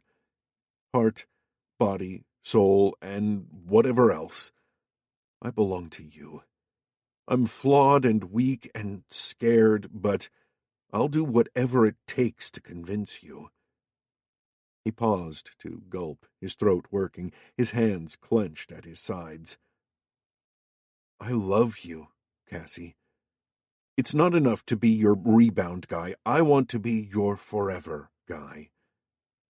In the hushed silence that followed, all she could hear was the thundering of her heart. And then gradually she realized that the spike in her chest was anger. Anger directed at Kirk. Raising her chin, she glared at him. "That's a very pretty speech, Kirk, but after everything that's happened between us, you can't waltz in here and expect me to swoon in gratitude at your feet. You've hurt me enough times. Why should I give you another opportunity?" Pure astonishment broke across his face. "But I love you." "Oh, sure. And how long has that been eating you up? A day, tops? I've had it eating me up for years. Years. So don't think for a moment that some schmaltzy public declaration is going to cut it. But, sweetheart, don't sweetheart me." Chest heaving, she fisted her hands on her hips. The words tumbled from her lips, propelled by all the hurt and love boiling uncontrollably inside her. "You don't have the right to call me sweetheart." His mouth fell open. His knuckles cricked as he opened and closed his fists, and then a fire sparked in his eyes as he moved toward her, his footsteps heavy with determination. "Then let me earn that right," Kirk said. The flaring resolve in his expression made her heart falter. She thought about retreating, but it was too late. He bent, wrapped his arms around her waist, and hoisted her up, heaving her over his shoulder in a fireman's lift. "Kirk!" She tried to shriek, but the air was knocked out of her by his shoulder. "Sorry about this, folks," Kirk addressed the guests, "but Cassie and I have some serious talking to do." He started to march out of the reception room. "Kirk, put me down, you ass!" She banged on his back, but he didn't pause a fraction. This was ridiculous. He couldn't fling her over his shoulder and kidnap her like a caveman with so many witnesses looking on. But it seemed he could, because no one tried to stop him. Not Russell, not her mom, not her sister. No one. She couldn't believe it. Kirk carried her out of the restaurant. She spluttered at him, she pummeled his back, she tried to kick him, but he wouldn't stop. His arms tightened over the back of her thighs as he walked through the garden. Squinting back at the restaurant, she spied people staring after them. Everyone appeared captivated by the drama. Even Russell was smirking, damn him. She renewed her efforts to free herself from Kirk's grip, twisting this way and that. Her hair was tangled in her eyes, and all the blood had rushed to her head, but she didn't stop struggling. She managed to connect the tip of her shoe with his knee, and he grunted. Kirk was muscular and well-built, but she was 6 feet tall and not exactly built like a fairy. He had to be tiring. In the middle of the garden, he finally set her down. He straightened up, groaning. Phew, I take my hat off to firemen. Cassie stumbled back as she regained her footing. The front of her dress was damp from his wet shirt. She pushed her tumbled hair away from her eyes, breathing hard, her face feeling stuffy and red. "What the hell, Kirk?" she bellowed and puffed at him. "What was that stunt for?" He looked at her, the blaze in his eyes leaping as he reached for her. His arms wrapped around her, his hands locked behind her back, and then his mouth was on hers, hot and urgent, yet somehow restrained, too. He kissed her with all the passion she'd come to expect from him, but there was something extra, a tenderness and softness that began to dissolve the sharpness in her stomach. "Oh, Cassie," his voice shook. He daisy-chained tiny kisses over her face as if trying to memorize her with his lips. "I wasn't thinking. I just wanted to get you away from everyone." He drew back slightly, arms still around her. "Have I made things worse?" She gulped, transfixed by the adoration in his face. No. I think you might be moving in the right direction." He kissed her some more, his hands roaming gently over her body until she was lightheaded from his caresses. "How about now?" he murmured against her mouth. "Still good for you?" "Keep going," she whispered, bewitched by the magic of his mouth. "I'll tap you on the shoulder when you stray out of line." Time and the whole world slowed as they kissed, hands and lips communicating what words couldn't describe. Eventually, Kirk lifted his head and sighed, his face glowing. "Can we talk now, please?" "Do we have to?" She didn't want to spoil this moment of bliss that she'd treasure forever. "I need to." Curling his hand around hers, he led her to a quaint old-fashioned gazebo under the spreading branches of an oak tree. He sat beside her on the wooden bench inside and folded his arms around her, holding her like he'd never let go. She waited for him to speak, trepidation lurking beneath the surface. "I want to talk about Allison," Kirk said, his tone dead serious. Instantly, her heart shied away. "You don't have to," she said. "I know you—" "No, you don't know the truth," he said quickly. "Within 6 months of marrying her, I was ready to leave. I thought I was in love with her, but I'd been infatuated with her looks and charm. Allison was vain, shallow, often mean. She didn't want a divorce.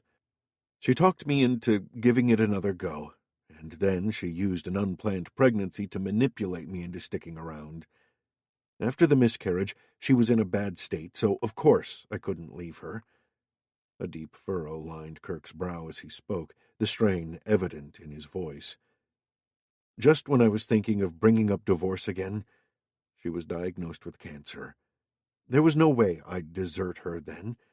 She suffered so much, but strangely, the illness made her a better person. We didn't love each other, but we became friends. And when she died, I genuinely missed her and mourned her." Too stunned to speak, Cassie squeezed his arm, her heart going out to him and Allison. Kirk turned to Cassie, consternation deepening the lines on his face. "Now I have to come to the part that rips me up inside every time I think about it." He took her hand, his touch uncertain. "The night you came to me and comforted me." He gulped in a quick breath. "Cassie, I have no excuses for what I did to you, except maybe that I was exhausted, and I'd taken a couple of sleeping pills, and your presence put me so at ease that I managed to sleep for the first time in days. I don't know why I muttered Allison's name. I don't remember that at all. Maybe I was relieved she was finally at peace. Maybe I was guilty I didn't love her. But whatever I said, I knew I wasn't kissing her because The feeling I got from that kiss was nothing I'd ever experienced with her. That feeling has always lingered in my memory, and the only woman I've ever experienced it with is you. You rescued me that night, Cassie, and in return, I hurt you. And I'll never forgive myself for that. The anguish in his voice made her want to cry. Kirk had suffered so much disappointment and heartache and loss, yet he'd kept all that pain to himself. She cupped his face in her hands, desperate to comfort him. You don't need to forgive yourself. It's in the past. She brushed her thumbs over his prickly jaw as the rest of what he'd said sunk in. The other day, I overheard you talking to Lex. You said, there's no comparison. Cassie is nothing like Allison. Kirk flinched in dismay. You heard that? And you thought I meant that you were inferior? Oh, damn. I can't believe I hurt you again. You know I meant the exact opposite. The hurt she'd harbored for so long slowly dissolved. I do now, but for years I was convinced Allison was your one true love. When you married, I moved to Australia to get over you. Kirk started. You did? And is that why we seem to drift apart? You did that on purpose? I had to get on with my life. She rested her forehead against his and breathed in his scent. He smelled of deodorant and mint with a hint of whiskey. But, Kirk, why didn't you tell me about you and Allison? Every time I tried to broach the subject, you clammed up. I thought you were too heartbroken to talk about her. Sighing, he threaded his fingers through her hair.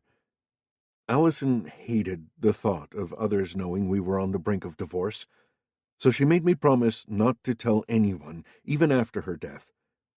And I agreed because I didn't want to talk about it either. After Allison, I didn't believe in love anymore. I was through with romantic relationships. Friendship was far more lasting and authentic. But then you came back and blew me away with those kisses. I wanted you so badly, but I was terrified of losing your friendship. I couldn't believe you were finally seeing me as a woman, and I was terrified of screwing it up. I'm sorry it took me so long to see what was right in front of me.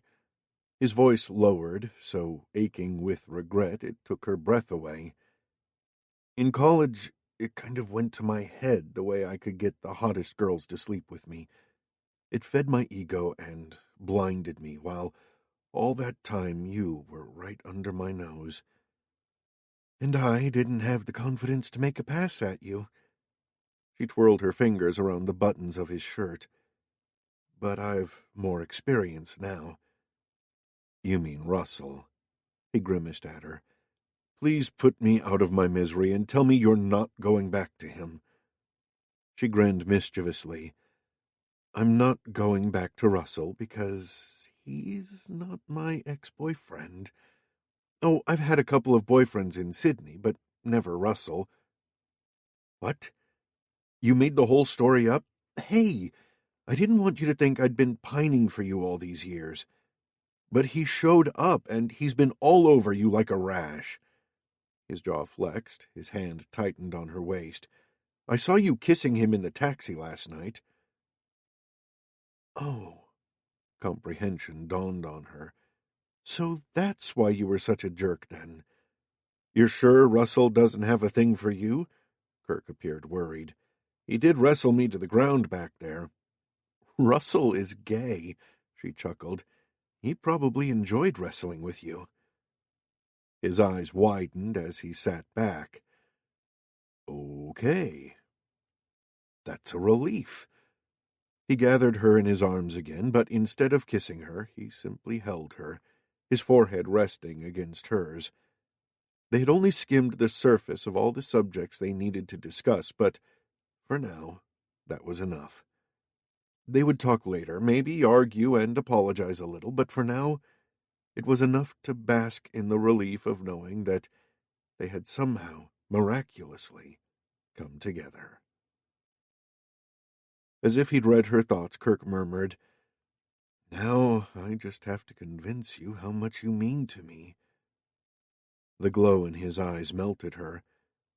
"And how much is that?" she asked, snuggling up to him, reveling in his warmth and passion and love. "Everything, Cassie. You mean everything to me. If you want me to, I'll relocate to Sydney so you can take up your uncle's promotion." She blinked at him, amazed by his offer. "You'd do that for me? I love you, Cassie. I'll do anything if it means we can be together." "But what about your job? Your deal with Hank Parnell?" Her mind boggled. "You're too important to leave San Francisco." "You're more important." He gripped her shoulders. "I'm serious, Cassie. I want to earn the right to call you sweetheart." "I think you already have," she said faintly. "My forever guy." She coiled her arms around his neck and drew him to her. It felt as though stars were bursting from her heart, stars as bright and brilliant as the sun that would burn for the rest of their lives. Wherever they decided to live, they would be together, friends and lovers forever. And that was a truth she'd never get used to. Epilogue. 6 months later. "I swear I can't eat a thing more." Cassie sat back from the table and rubbed her stomach. "Those salt and pepper pork ribs were to die for." "I know a good way of burning off the calories." Kirk grinned, his hand touching her knee beneath the table. She smiled back at him, sweet anticipation tingling down her spine. "Your place or mine?" "Mine. It's closer." She thought he was going to bring up the subject of her moving in with him again, but he didn't. Cassie didn't regret her decision to stay here in San Francisco with Kirk. He'd been genuine in his willingness to move to Sydney for her. He'd even begun to look into investment properties there. But in the end, she'd decided that he was too important to his family and their company, that she didn't have the heart to uproot him, and that she wanted to stay closer to her mom and sister. She'd found a position with a small property development company, and she was loving the new challenge. Kirk had desperately wanted them to live together, but she'd decided they should take things slowly. They might be madly in love with each other, but this new phase of their relationship had had such a rough start that Cassie felt they shouldn't rush into anything. Kirk had growled and huffed, but he'd respected her decision. Their usual waiter cleared their table and deposited a saucer of fortune cookies with a grin and a wink at Kirk. Kirk picked up the largest cookie and placed it in front of Cassie. "There you go." Cassie shook her head. "Thanks, honey, but I'm filled to the brim." "But you gotta have your fortune cookie." He held it up to her. "Go on, take it."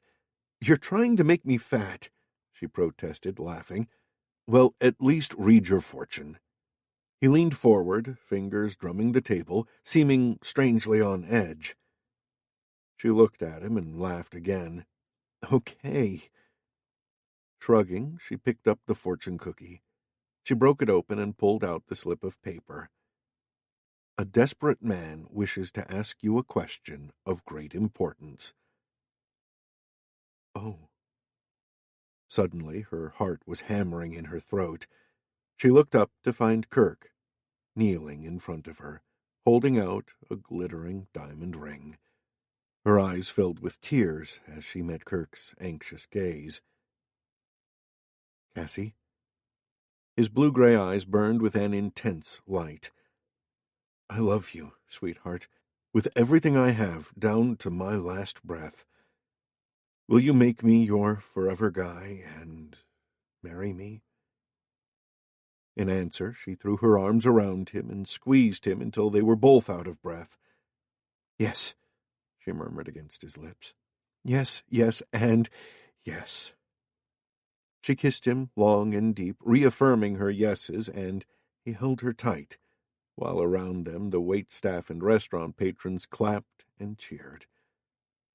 Finally, when they were alone again, he sat her on his lap and slipped the engagement ring onto her finger, his hands as unsteady as hers. "Oh, it's gorgeous," she breathed, the wonder of what had just happened filling her with awe. She showered kisses over his face and hair, overcome with the feeling that this moment was so right, so perfect. 6 months of dating Kirk and re-establishing herself had been the right thing to do, but now she was ready and eager for the next step in their relationship. "I'm in heaven," she sighed, resting her forehead against his. "I'm the happiest woman in the world." "I'm glad you enjoyed that fortune cookie. You haven't opened yours." His hands stroked up her arms and cupped her face. "I don't need to. I already know what it says. And what's that? That I'm going to get lucky tonight." Looks like these fortune cookies know a thing or two." This concludes Best Friends with the Billionaire by Coleen Kwan. Narrated by James Anderson Foster, a member of SAG-AFTRA. Copyright 2016 by Coleen Kwan. This unabridged audiobook was published by arrangement with Entangled Publishing, LLC, and was produced in the year 2022 by Tantor Media, Incorporated, a division of Recorded Books, which holds the copyright thereto. Please visit tantor.com for more information on our growing library of unabridged audiobooks.